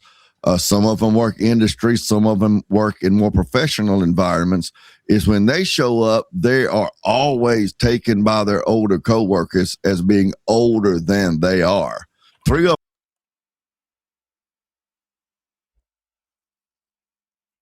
so or whatever, but it's just because I raised my boys up. I raised them to work, to stay on the task, to be more stoic when they're tired and they're aggravated and they want to go home. I raised them to conduct themselves as adults. I taught them how to talk to people, whether they're older, the same age, or younger. So when they go on these jobs, I mean, they end up, believe it or not, I didn't have this experience when I was their age. They end up superstars on the job, but it's just because they were trained up to be men when they walk on the job. And their peers, by and large, were not taught to do that. Yeah, I agree. And too, with that stoicism comes that they're minding their own business, that they're just doing the job because that's their job. It's got nothing to do with their personal life. It's a job. Or the drama, or so-and-so over there don't work as hard as I do, and so-and-so over here is a bitch or whatever. All of that drama, they don't get involved in that. They're like, man, I'm just here to earn money, go home, pay my bills, live my life. Yep. Dane, did one of your sons ever ask you? But that's not about having 4 boys, though. Sorry, I'm gonna jump this in real quick and then pass it back to Fatty. But that is not about having 2 boys. That is about things that all people on Earth have in common. When you say it the right way, everyone on Earth wants to be able to pay their bills, go to work, and go home. Well, I get what you're saying, but please don't tell me how to say stuff the right way, because I'm a man, you're a man. Okay, that's just real girlish. I passed it back to Fatty already. That's very girlish.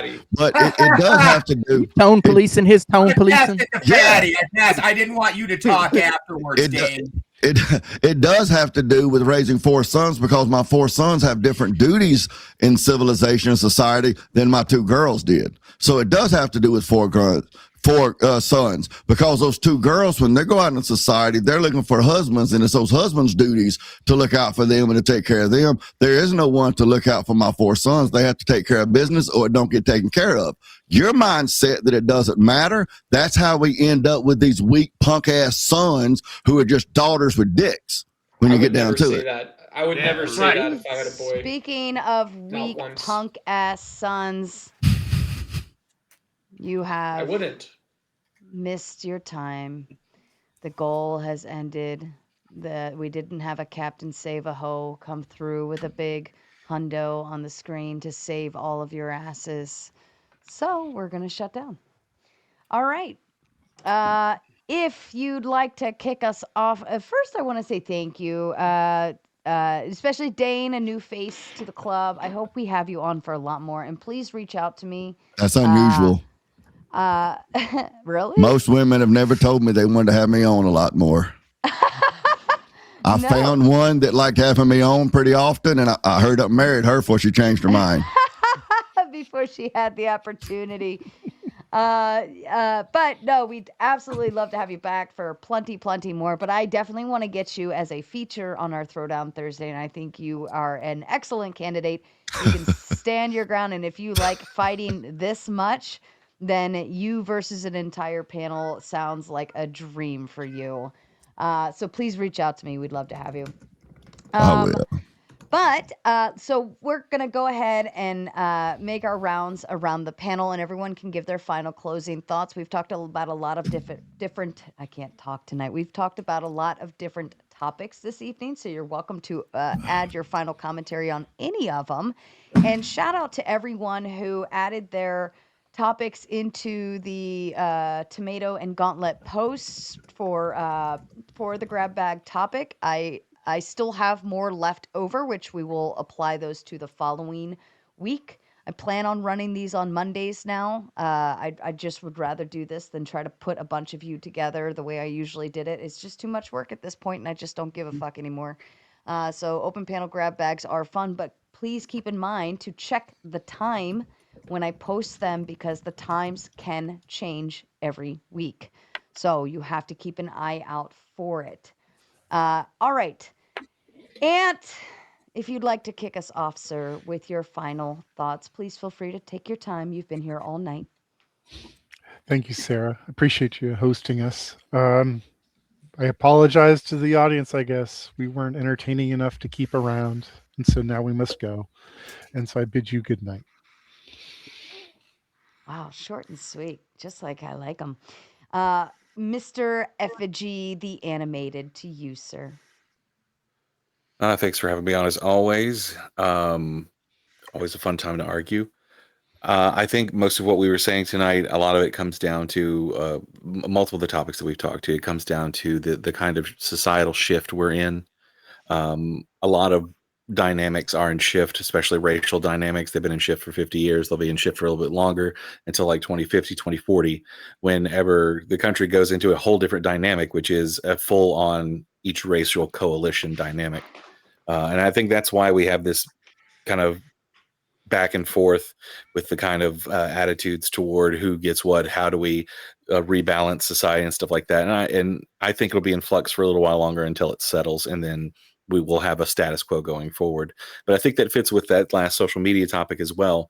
We're also in a flux as far as like a knowledge base with technology. So right now our government is full of old ass fucking people who have no concept of how any of this technology works. We desperately need people to put in rules to safeguard people who need safeguarding, but they don't even understand how the fuck it works. So how could they possibly write legislation to give us, say, like an internet bill of rights, or protect our data from basically being mined and sold out from under us, and with us having no say in it or getting any recompense for it? So I think just we're in a big transitionary phase on all levels, and that's why society seems like it's in an upheaval. It's just we're kind of moving along into a new phase of things. But thanks for having me. Good to see everybody. Hope everybody has a great night. Thank you, Effigy. Duck, you made it. Crazy. You made it through a whole panel without getting booted. How the fuck did that happen? All the we whales are still went out here. in the I first don't know. This I don't is know. actually- I have some lingering side effects of this, so I am going to just I'm count gonna my give lucky you. chickens. I'm gonna give you the whole screen for this because I feel like this deserves some kind of something lovely. This is amazing. It happened. All right, Doc. Can you guys hear me? I'm lagging slightly. Sarah, can you hear me okay? Yeah, we can hear you. There you go. Okay, so so decided Duck is on panel. Appropriately length exit song. Christmas season. Reindeers are better than people. Sven, don't you think it's true? Yeah, people will beat you and curse you and cheat you. Every one of them's bad except you. But people smell better than reindeers. Oh, Sven, don't you think I'm right? Well, that's once again true for all except you. You got me. Let's call it a night. Good night. And don't let the frost bite. Thank you. Wow. Nailed it. All that.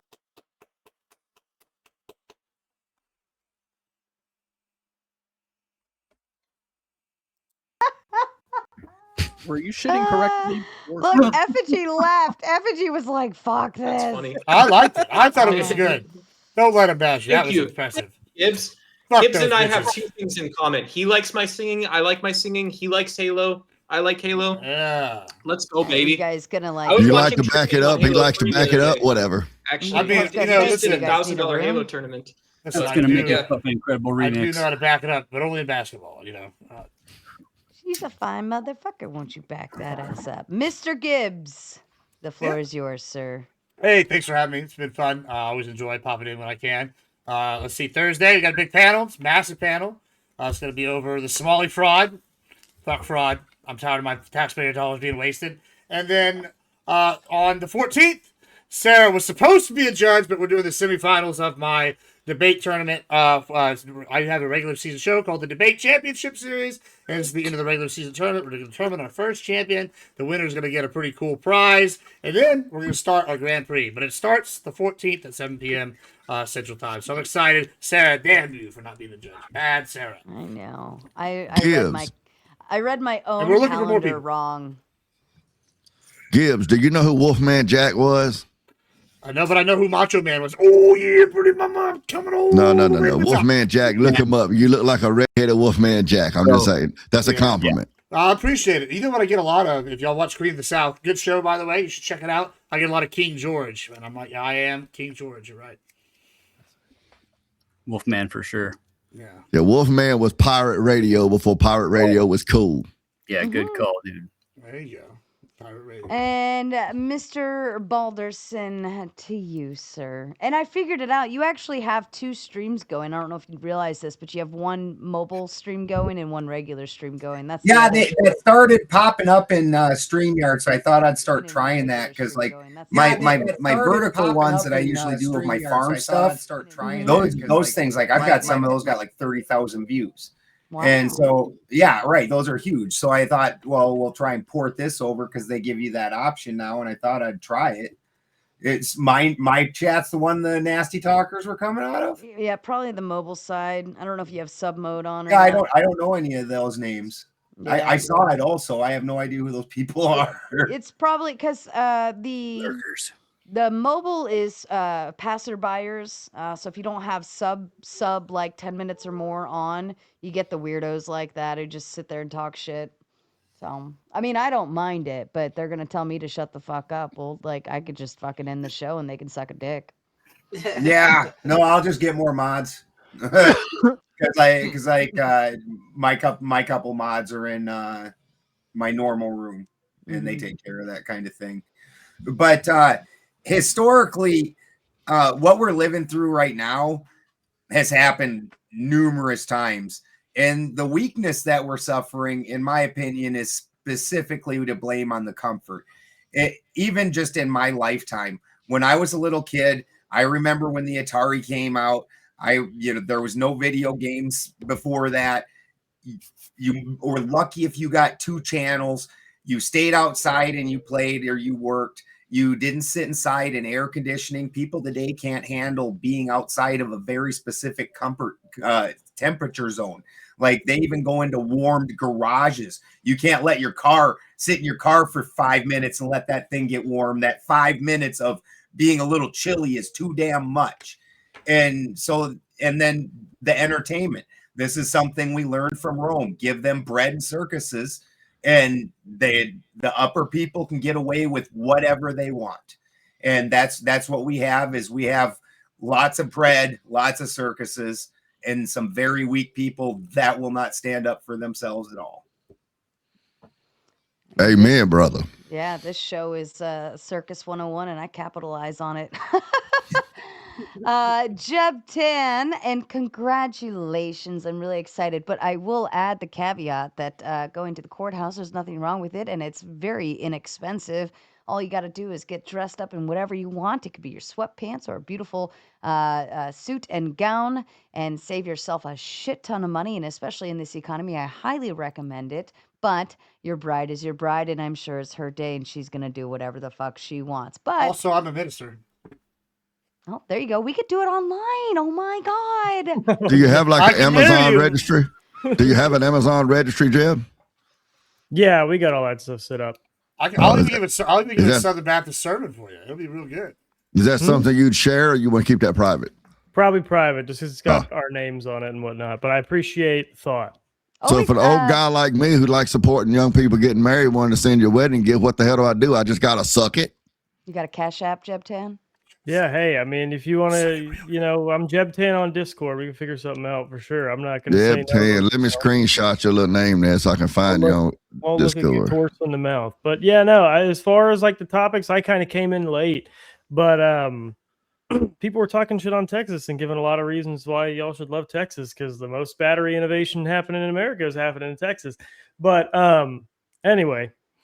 As far as the last bit about the soft generation stuff, I think there's some truth to it, but I think there's also some truth to having a little bit of malcontentment in the workforce is good for getting people to fight for better pay and better conditions and making sure everybody doesn't stay so silent that they get exploited. So I think the key is, I think for this generation is it's very easy to lean into whatever it is you're good at and whatever it is you like. And I think people should seek out the opposite. If you're a very content, chill, stoic person at work, that's great. But maybe consider a couple of the points in your work life that might not be serving you very well and try to change it in those spots. And then if you're kind of a bitcher and a complainer, consider sucking it up sometimes. Take what you're naturally good at and understand that you probably don't need to invest a ton of time in getting better at what you're already natural at, and focus a little bit on trying some stuff you're not so good at. So if you're weak, get a little tougher. And if you're so tough that you're suffering in complete silence, maybe consider bitching just a little bit more for, an extra $1 at the end of the year. That's so. It's young men like Jebtan that make me think that we have hope for society. I'll take it. Oh goodness. Clay, are you still with us, young chap? I vote for a quick yodel and then your final thoughts, sir. Here's the thing on that yodeling thing. And I wanted to say something about this, so I'm glad you brought it up. You don't like yodeling? $5 is not enough. It's not. Like it. Yeah. One, it should be 10 because that reaches a super chat for the goal. Typically, not always, but typically. But as much as I love craft, as much as I love being here, and I love yodeling. In fact, I am that Southern son. I also need to get paid. Oh. So, just saying. And I can put my Cash App from now on back up there. Before I do that, buy a cuckable mug. That's why I have it down there. It's I didn't create the cuckable mug, but it's so I see. I say so. The yodeling requirement is they give half to Clay and then pay Clay's and then the other half to me, right? As being the stage. 10 for you. I'll do it for 5 for me. Okay. All right, that's fair. I was 10 willing to to go down the you, middle. 5 for me. That's 15 total. I think. And I know the man can afford it because I know who's doing it. And by the way, that was Kev who started that. Kev started that, not Jason. This is all Love you, Kev's Jason. fault. Love Kevin Although too. Kev at least paid $20 when he requested yodels, I believe. He did exactly, and that's what I'm saying. Like, I mean, I'm not. It could be some dancing monkey. I'm a performer. So. Well, they're kind of the same thing. All right, final thoughts beyond yodeling. Yeah. Dane, it was actually a lot of fun to be here, seeing a new face, 1, and then 2, you do have some valid, very good points. I believe that we would actually agree on way more than most people up here, just on the fact that you're a Southern guy, right? And I am that Southern son. Just on that fact alone, right? Just saying. I don't know if he's insulting me or complimenting me. I don't know. He's a first amender. It's called negging. I would. Yeah, yeah. I'm a government accountability specialist for the internet. You like that? The emotions argument. Title.